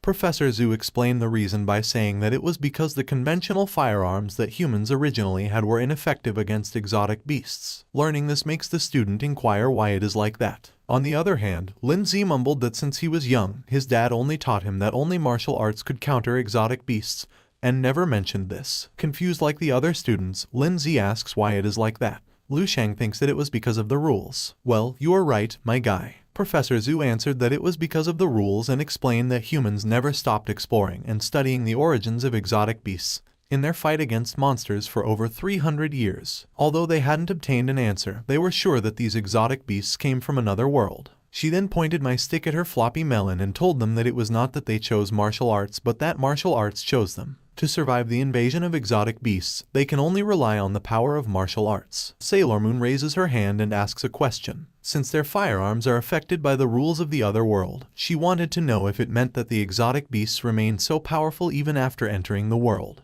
Professor Zhu praised her question, but unfortunately, she couldn't answer it because, like her, she also wanted to know the answer, or perhaps the answer was right in front of them, but they were just unwilling to confront it. When the student asked what she meant, Lu Sheng elaborated that those beasts have already been influenced by the rules, or in other words, their original selves, which is even more powerful. Professor Zhu was surprised after seeing my handsomeness. She was surprised at Lu Sheng's answer and informed the students that, like Lu Sheng, she also had the same theory as him. Students couldn't believe their theory and thought that it was unfair. Professor Zhu responded that it was indeed unfair and added that in this world, many things simply have no concept of fairness. She then turned around and ended her class. After learning how powerful the exotic beasts are, Lin Zi began crazy thinking about how humanity could survive in the future. Lu Sheng looks at him and remembers that humanity will indeed be wiped out after 10,000 years into the future. Even with a resource library or fire seeds, it's impossible to deal with the exotic beasts in the current state of martial arts after 300 years. The road ahead can be said to have no hope at all, and all Lu Sheng can do is continuously strengthen himself and search for the hope of life step by step. Outside the classroom, a professor handed a form to Lu Sheng and informed him that he could submit it after 3 days. He added that he can now go to the different cold weapon training classrooms based on his preferences. After Lu Sheng told Piggy they would go to the spear training classroom, other students informed others that Lu Sheng would attend spear class, so they must not choose the same weapon to avoid Lu Sheng. Hearing this made the other students quickly switch to a different class because they didn't want to compete with Lu Sheng. In the spear training room, when Lu Sheng arrived, one of the students told his friend that it was Lu Sheng, the Dragon martial arts champion this year and the strongest freshman. The red-haired instructor told the students that the class was over and they could leave or stay if they wanted to practice. She then noticed the 2 newcomers, told them to come over and introduced herself. She is Liu Qiuqing. She teaches cold weapons and spear courses for 1st to 3rd year students. She then told Lu Sheng to come and attack her using his hard stick, using the spear, because she wanted to see how hard his stick was, she wanted to see his ability and his potential. Lu Sheng notices that this teacher is full of vitality, still a peak-level martial arts master at level 6. Liu Qiuqing wondered if he was the famous Lu Sheng and swiftly threw the spear. Lu Sheng catches it with ease and then spins it like a helicopter fan before posing like a skilled knight. Liu Qiuqing told him it wasn't bad, so Lu Sheng warned her to be careful because he wouldn't hold back. She gets a little bit offended by Lu Sheng's words because even though she hadn't reached the level of Grandmaster, she had been studying spears for decades, and even facing a Grandmaster, she knew she wouldn't fall behind. Yet a mere student who just entered school a few days ago warns her to be careful. Well, she swallowed my brown sword. She swallowed back what she thought because after Lu Sheng attacked her using the spear, she wondered if this was the feeling before death. Lu Sheng rained her with a simultaneous spear, and as a result, she had difficulty stopping them. Blocking, Liu Qiqing asks how such spear skills can exist. In response, Lu Sheng gave her a final blow that caused her spear to fly away. Students were terrified and shocked after witnessing that a new student could easily defeat Professor Liu Qiqing. Lu Sheng withdrew his spear and apologized if he had offended her. In Liu Qiqing's mind, she realizes she didn't even last for 3 moves, and her weapon is directly knocked away. As she observed Lu Sheng, she noticed his calmness and assumed he was at a mastery level. Because she didn't expect Lu Sheng to be so proficient in spear technique even at such a young age, Liu Qiqing let him graduate in cold weapon training because his proficiency in spear techniques had reached a high level. While the orange-haired guy was delighted because he captured what happened and planned to upload it to the campus network, other students couldn't believe that Lu Sheng managed to graduate on the first day of class. Liu Qiqing told Lu Sheng that she noticed he was lacking in practical combat, and added that she could also sense that there was no blood in him, so she suggested going to the task center and then collecting the mission. She said he could also visit the Marshal Saint Tower and the cold weapons training room. Lu Sheng struck the spear to the ground before bumping his palm and fist and then respectfully thanked the instructor for guiding him. After Liu Qiqing responds that she doesn't have else to say, she thinks that after being a spear instructor for so many years, this is the first time she has encountered such a monstrous talent and made him graduate on their first meet. She felt like she had wasted half of her life as she compared herself to him. Piggy was very proud of brother Lu Sheng and asked if this was what he meant when he said they wouldn't see each other often. Lu Sheng answered affirmatively and said he would first head to the task center. He told Piggy to stay and practice diligently because he would come over to see him when he had free time. At the task center, a different group of individuals with assigned tasks that were about to venture can be seen. This guy in green told the girl to prepare a different kind of medicine because they wouldn't know when they needed it. But the girl reminded him there was no need because their mission was indoors. When Lu Sheng arrived, he immediately approached the task display on the wall. He observed that aside from the different levels and rewards of the mission, he noticed that it was all the same mission about chasing a fugitive suspect with just a different ranking, so he wondered why there was no exotic beasts mission. Realizing that Lu Sheng was new in the place, this guy informed him that all the missions about fugitive suspects were displayed in the morning. The tasks that involved exotic beasts were announced in the afternoon, and other missions were scheduled in the evening. He then asked if Lu Sheng was a freshman who just entered the university in the first year. After understanding what the guys explained, Lu Sheng used his psychic power to get a mission. The guy was startled after seeing that it was the purple sheet that had a double a task, so he asked if Lu Sheng was sure, and then he acted like irritably gay while thinking if Lu Sheng understood the difficulty of the mission. After Lu Sheng mumbled that the task might not be suitable, this gay smiled because this was what he expected. But to his surprise, a bunch of purple missions dropped before him, and then Lu Sheng inquired if there was a higher task than a double A. This gay addressed him as a classmate and warned him that if he just came to make fun, he would report him to the school so that they would deduct credit from him. In response, Lu Sheng asked if this wasn't the task reception window. The guy explained that the mission requires a level or above, with full completion of cold weapons training credits and strong combat skills. Observing that Lu Sheng was a freshman, this guy asked if he met all the requirements. In response, Lu Sheng tossed a badge that bounced on his desk, and after he caught it, he was shocked to learn that it was the badge of the warrior at the 6th level. With bullet sweat form on his face, he asks if he is really the badge owner. Lu Sheng irritably replies by saying he will throw a punch to see if it's genuine. In response, this guy told him the mission also requires a full score in the Major's cold weapons credit. Lu Sheng informs him that an hour ago, Liu Qiqing acknowledged his graduation at the spear technique, and to confirm it, he told the gay to check it for himself. The gay monkey shakingly asks for his ID so he can register it. When Lu Sheng threw his ID, this monkey informed him that he could not take any task he wanted because tasks above a level required approval from the school leadership. His eyes widened like an owl, and he felt electrocuted after seeing the information in his ID and asking if he was Lu Sheng. Lu Sheng approached him like a Titan gel and inquired how long he would drag this thing out. Seeing how effective Titan gel is, this monkey couldn't believe how Lu Sheng could have such a powerful aura. He then returned Lu Sheng's ID and badge and told him he would inform him after the results came out. When Lu Sheng started to walk away, the guy repeatedly waved his hand like a Chinese cat and told Lu Sheng that he was looking forward to his next visit. On the other hand, Lu Sheng thought it was almost mealtime and planned to go to the tower in the afternoon. At the same time, Huodong can be seen moving like a BTS. He was practicing dual daggers, and when he was done, his teacher approached him and praised him for mastering the knife technique in just 2 hours, knowing that it was his first time practicing it. After that, the fatty guy whispered to his classmate that Huodong practiced in secret. But his classmate didn't believe him and said that Huodong didn't have callus on his hands. As Huodong looks at them, he thinks that these guys didn't know that his elemental control talent was elemental that naturally inclined toward cold weapons. He knew every warrior with metal elemental control talent was a genius in cold weapons without exception. As he grinned while thinking he could also feel the knife's breath in his hands.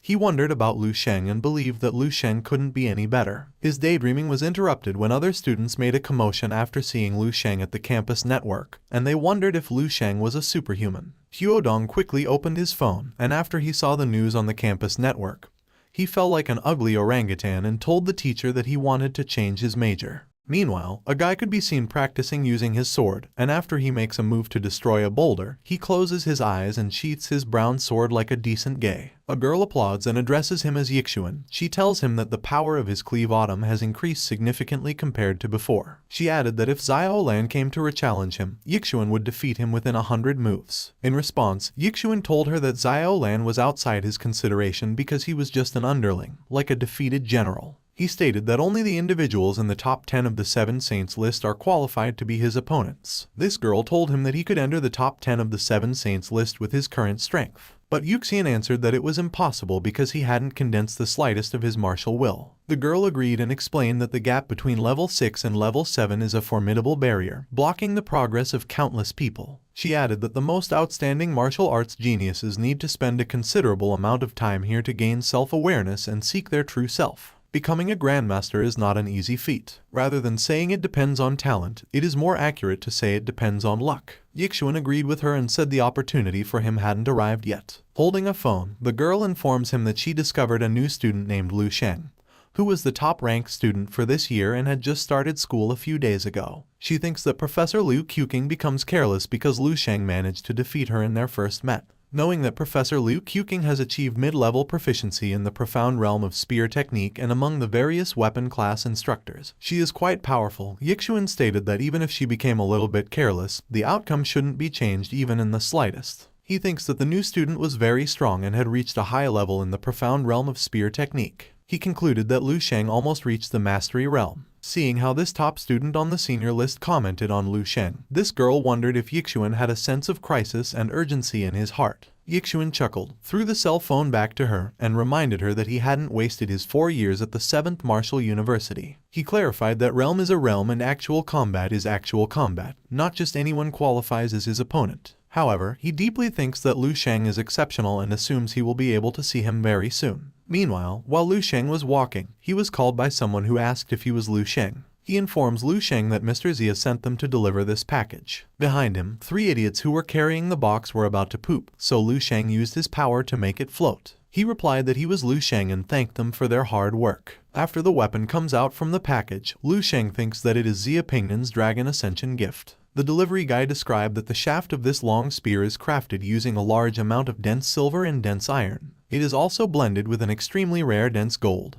and the spearhead is crafted with flame crystal. It is crafted using a special alloy steel mixed with a large amount of dense iron and dense silver as well as a small amount of dense gold. Lu Sheng was astonished after seeing that it had a special effect that was similar to a weapon with more than 12 achievements. Lu Sheng expressed how generous Mr. Zia's congratulatory gift, so he told the delivery guy to pass the message that he really liked it. After the delivery guy leaves, Lu Sheng thinks that with this crimson crystal dragon pattern spear, his combat power increases by at least 30 or more, and he is confident that he can go head-to-head with a grandmaster. The next thing he had to do was to familiarize himself with the crimson crystal dragon pattern spear. According to Zhao Langshuan's memories, to establish a connection between humans and spears, he needed to cultivate a spear with a soul. The cultivation was very simple. All Lu Sheng must do was extensive practice and unleash the edge of the spear with blood, not the ordinary blood, but the blood of formidable foes. Only in real life and death battles, feeding on the flesh, blood, soul, and wills of others, can nurture the formidable aura of heavenly warriors. After a while, Lu Sheng can be seen as disappointed after seeing the long line at the Marshall Saint Tower. He asked if he still needed to register and wait for notification even upon entering the Marshall Saint Tower. The attendant response is that tens of thousands of people are applying to enter the Marshall Saint Tower every day.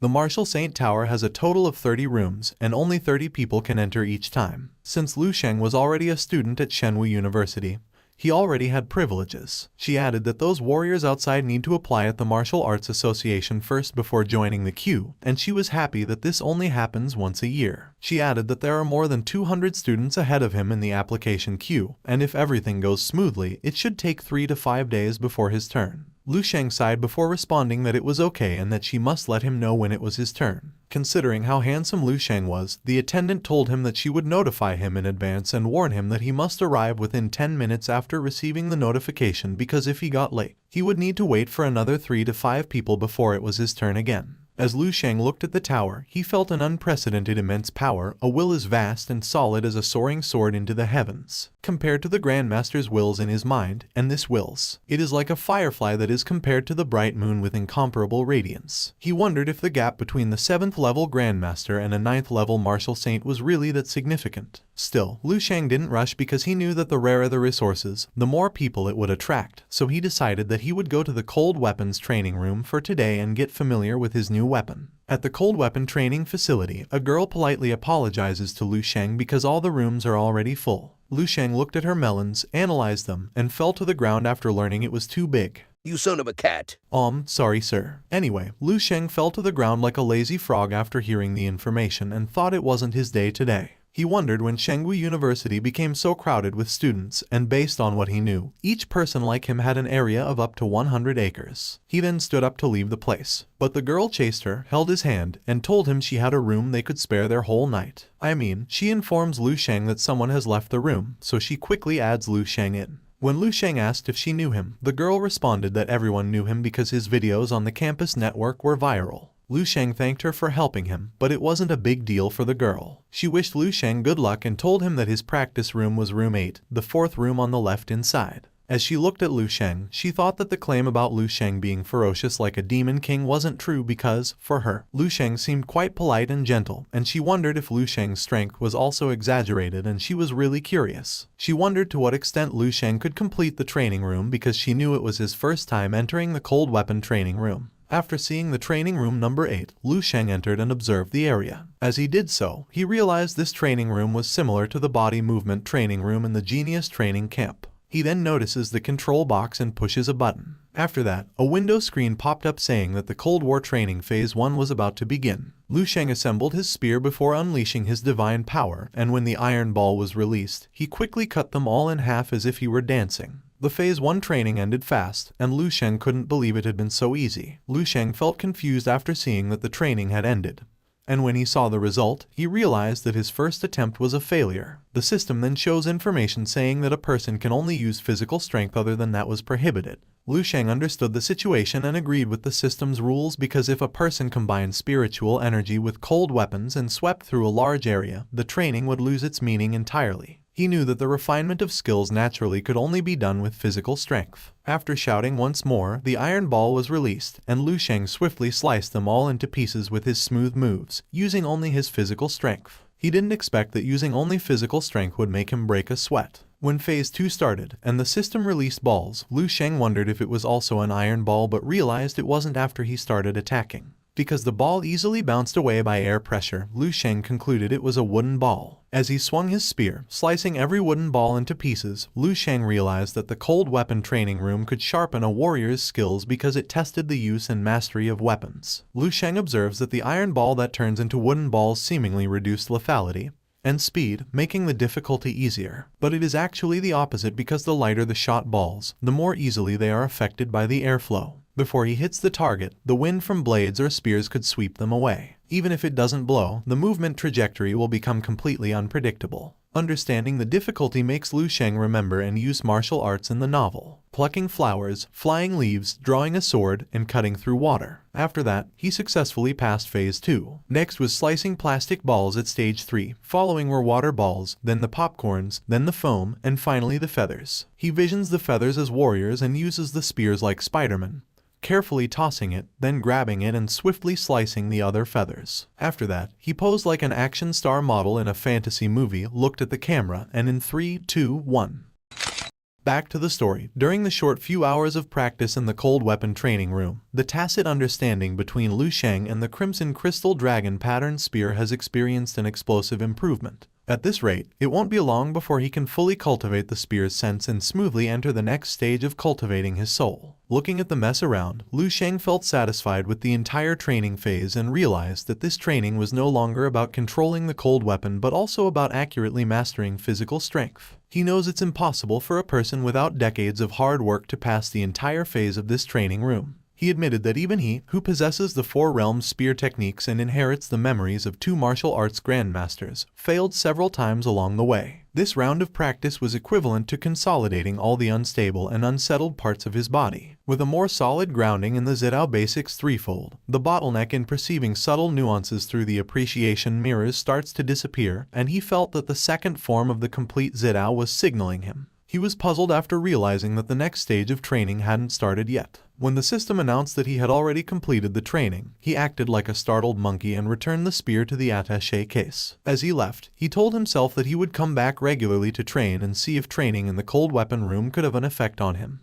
At the front desk, a girl in red with a brown sword at her back shoutly asked why the training room was full again and wondered if there was a mistake or something. The attendant responded that shouting at her wouldn't help because there were only a few rooms in total, so she suggested to the girl in red that she must advise the school leaders to build more room. The girl in red felt sad because she couldn't test her new ability but became energetic after seeing someone come out from a training room. The attendant told her she was lucky and added that she could now go to the training room number 8. She happily agreed, quickly going to the room, and after opening the door, she was surprised after seeing how messy the room had become. Irritated, she shoutly asks the difference between this and a garbage dump. She angrily smashes the button to call the robot cleaners and mumbles that the guy who exited this room earlier was fair and clean, so she didn't expect him to be the king of garbage. While the robot cleaner began cleaning, she felt disgusted as she touched my brown leaves and wondered how the guy earlier produced so much garbage in such a small cultivation room. Seeing the popcorn and feathers, this girl visioned Lu Sheng camping in the training room while watching on the Manga-kun channel.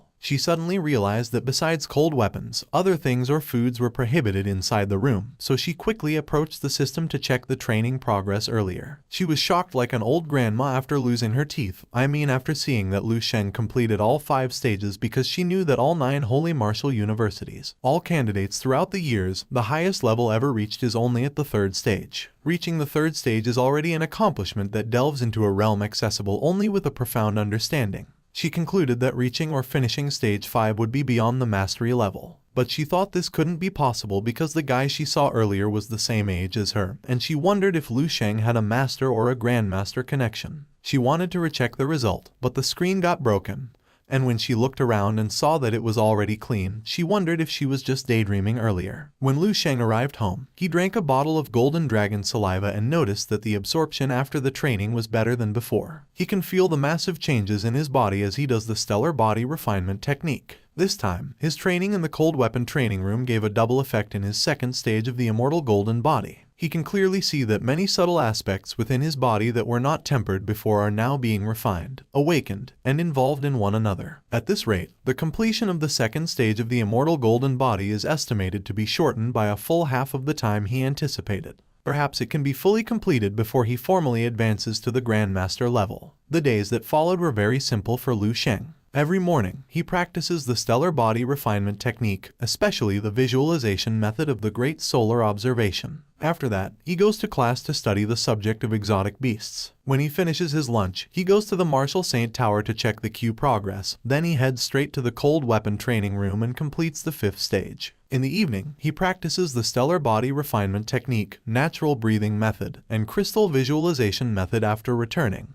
When tired from training, he enters the dreamscape for battle. 1 week later, at the cold weapon training room, after Lu Sheng completed the 5th stage again, He felt that his blood and energy values had increased by more than 3 times these past few days. With just an ordinary strike, he can achieve a combat power effect of more than 5 times than before. He is very thankful in this cold weapon training room because he learned that there were so many flaws, gaps, and deficiencies in the foundation of his martial arts. Although these small details may seem insignificant, they become more apparent as one progresses to the later stages. If he waits until level 7 or level 8 and wants to return to make up for it, he knows it won't be possible anymore. When she was sure that Lu Sheng had already gone, this girl in red called the other students and told them to see it for themselves. After seeing the screen, they couldn't believe that Lu Sheng really did finish the 5th stage and wondered how he could accurately strike this thing. When the girl in yellow tells his companion to take a photo so they can upload it to the campus network, the girl in red informs them that she has already done that, but no one believes her because they think she just photoshopped the result. She explained that, like the student who didn't believe her in her post,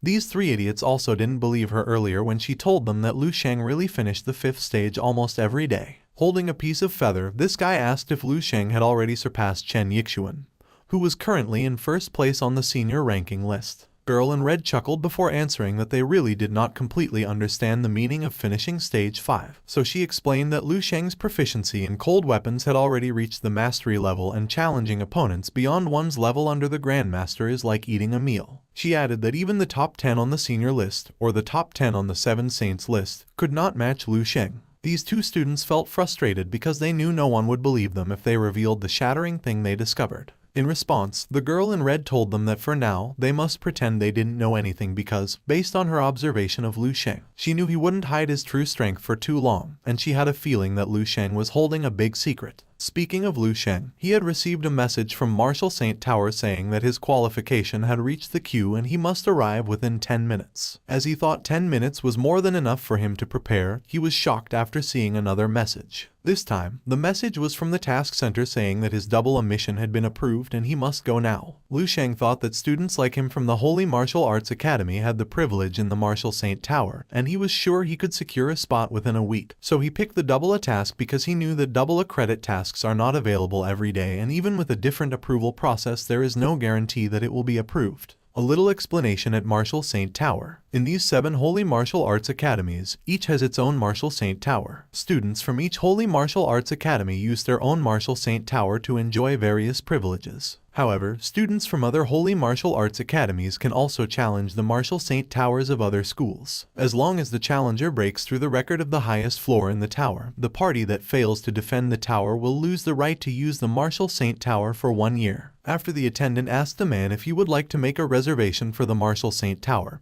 and see the application form, she was shocked and wanted to clarify if he was Mayo Rengsheng of the 4th Holy Martial Arts Academy. Mayo Rengsheng answered in affirmative, informing her that he was ranked 6th on the 7 Saint list and was here to challenge the tower. At the Riverside restaurant, Lu Sheng can be seen eating a mountain of burgers. Seeing this makes me wonder what would happen if Lu Sheng became gay. How many hot dogs could he eat in one go? You son of a cat, don't daydream on my channel. Sorry, sir. Anyway, while munching, Lu Sheng said that having a good meal before setting out was the most important thing. He then opened an envelope and remembered what the guy in the task center said. This envelope contains relevant information for the mission, and after he reviews what is inside, he must destroy it. He added that safety was more important because life was precious and wished Lu Sheng good luck. Lu Sheng learned that his mission was to capture a group of ruthless bandits who had committed multiple serious crimes. He can get a reward of 10 million in cash and 10 credits for capturing or killing a violent bandit, and if he also manages to capture their leader, Ma Guion, he can get 10 times the rewards as a bonus. Lu Sheng thinks he can quickly accumulate enough credits if he completes several tasks like this. After that, he noticed that he had teammates. The girl was Zhu Menjiao, a third-year student at St. Martial University, a level 6 martial artist proficient in cold weapons dual blades with a task completion rate of 67%.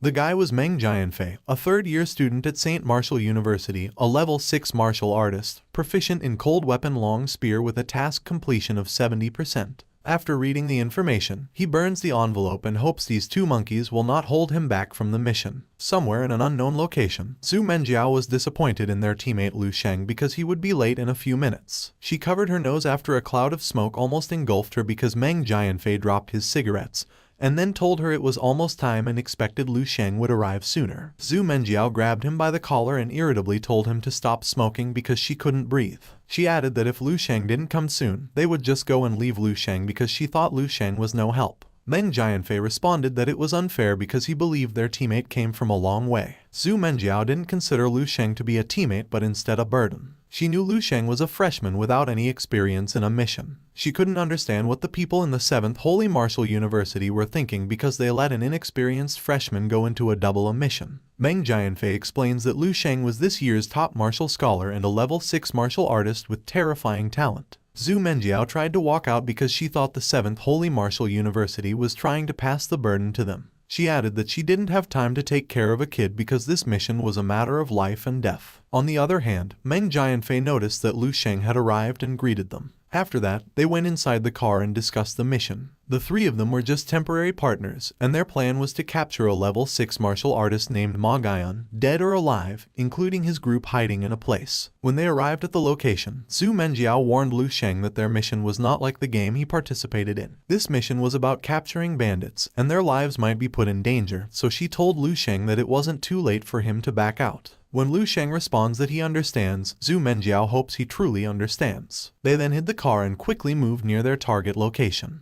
They first observe the area, and when Meng Jianfei notices the other people above them, he promptly informs his two companions. Because their target was too far away, Meng Jianfei whispered that they couldn't analyze their target strength because they were too far. Zhu Menjiao suggested that they should get closer and ask Lu Sheng if he could hear her. On the other hand, Lu Sheng was in deep focus after activating his spiritual power perception to analyze their target. As he did so, he discovered that there were 10 people inside the building, and when he was about to analyze the other part of the building, he was interrupted by this itchy girl asking if Lu Sheng was fantasizing about her.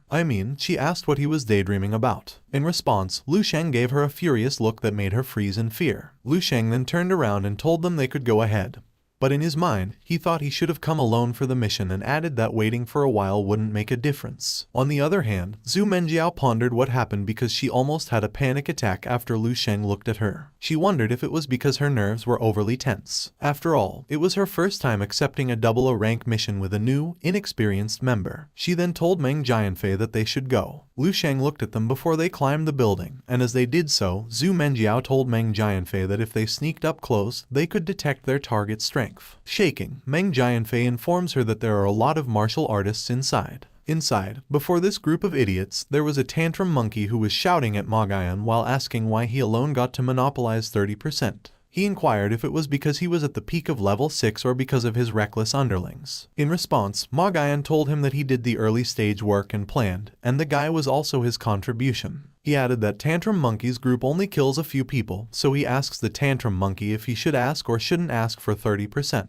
The Tantrum Monkey responded that 30% was too much. If it's 20%, they could accept it. He added that the rest should belong to them, or else they would break the deal right now. The extra psychic agreed with Tantrum Monkey and shouted that Ma Gaian was nothing without their contribution. While these two monkeys were shaking outside, Zhu Menjiao whispered to Meng Jianfei that there were at least 8 people who were at level 6, along with a bunch of level 4 to 5 individuals. With their current strength, it was impossible for them to take down this group of bandits. In response, Meng Jianfei assumed this mission was an S level, so he suggested they must quickly report the situation. A while later, outside, the two idiots tried to listen to the conversation of the other bandits. The guy in orange was frustrated because their boss, Ma Gaian, had already given the other group a chance to join, but they just acted like a big shot, so he was eager to kill them. Holding a grenade, the bald guy told him to relax and explain that the problem with the other group would be solved in a few days because with the hijacking of the transporting the strategic materials, their boss would be able to become a master, and when the time comes, they will have to get back whatever the other group had been taken. Hearing this made the two panic and decided to run quickly to leave the place. As they ran, Meng Jianfei voiced out that this group of bandits was crazy, and it turned out that their target was the strategic materials transport vehicle. Zhu Menjiao added that the bandits also had many people and weapons that were enough to capture the whole city of Yan.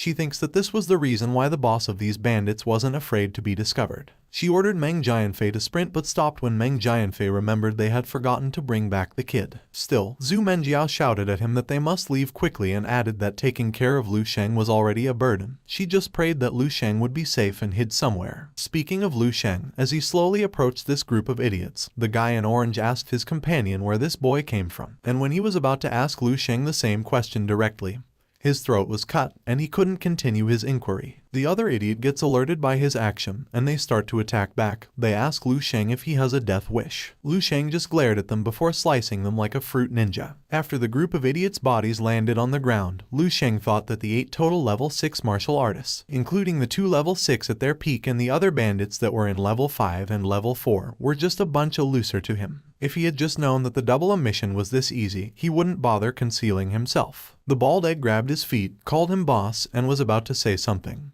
But Lu Sheng gave him a kick burger that made him fall asleep for eternity. Stepping at the brown egg, Lu Sheng declared that all of this trash would be dead. He then turns his head and looks at the lifeless bodies of the criminals, thinking that he felt nothing, as if the desire for destruction that has constantly been accumulating in his heart has decreased drastically. Other than that, there are no other huge psychological changes. He wondered if it was because he hunted too many zombies in the dream space, or maybe it was the effect of the lingering memory of all the bloody images, or perhaps it was because the identity of the people he killed were all terribly vicious and evil people. He feels no burden on his conscience after finishing them. He declared that he was just rooting out the evil and added that the justice may be late, but it always shows up, so they must accept their justice sentence. 5 minutes ago, a girl with an X scar on her face insisted that her group must be the one to make a decision. The tantrum monkey responds that she is just nothing, and if she wants anything, he can give him his tiny hot dog.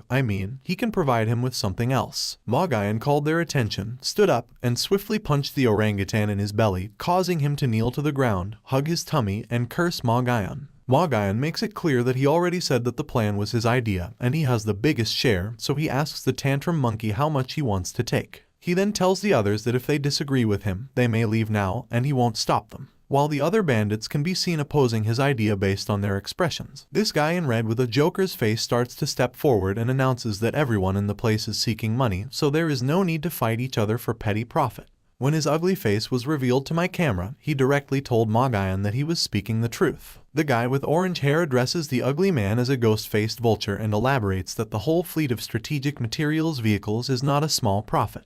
The ghost-faced vulture responded that for the level 6 cultivator, it was indeed not a small one, but for a master, it was nothing. He said this as he pointed Magayan's direction, so the group of idiots was surprised and proud at the same time because their brother Magayan was about to become a master. The ghost-faced vulture then approaches Magayan and wishes him success in his ascension. In response, Magayan told him he would surely make it with his blessing. With a creeping face like a joker, the ugly guy told Magayan that he also wanted a 30% share when he became a master. Magayan answers the affirmative and thinks that the ghost-faced vulture is the only one qualified to challenge him in terms of strength. The ghost-faced vulture was not just at the peak of level 6 but also a rare warrior with an elemental talent. According to the information, the ghost-faced vulture was originally a martial arts master, but a fire killed his whole family. From then on, his personality changed drastically and he embarked on the gangster path. His cruelty is well known amongst gangsters because he likes to burn people alive with his fire. When the bandits were about to give out their share, they suddenly heard some movements outside.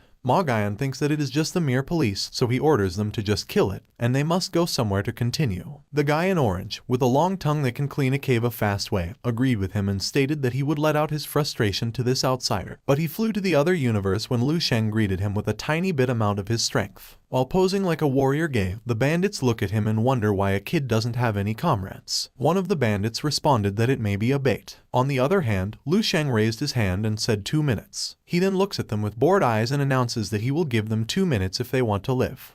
Thank you for watching, guys. I hope I made you smile, even for just once, and wouldn't spread your smelly, dark underarms in public. Have a good day.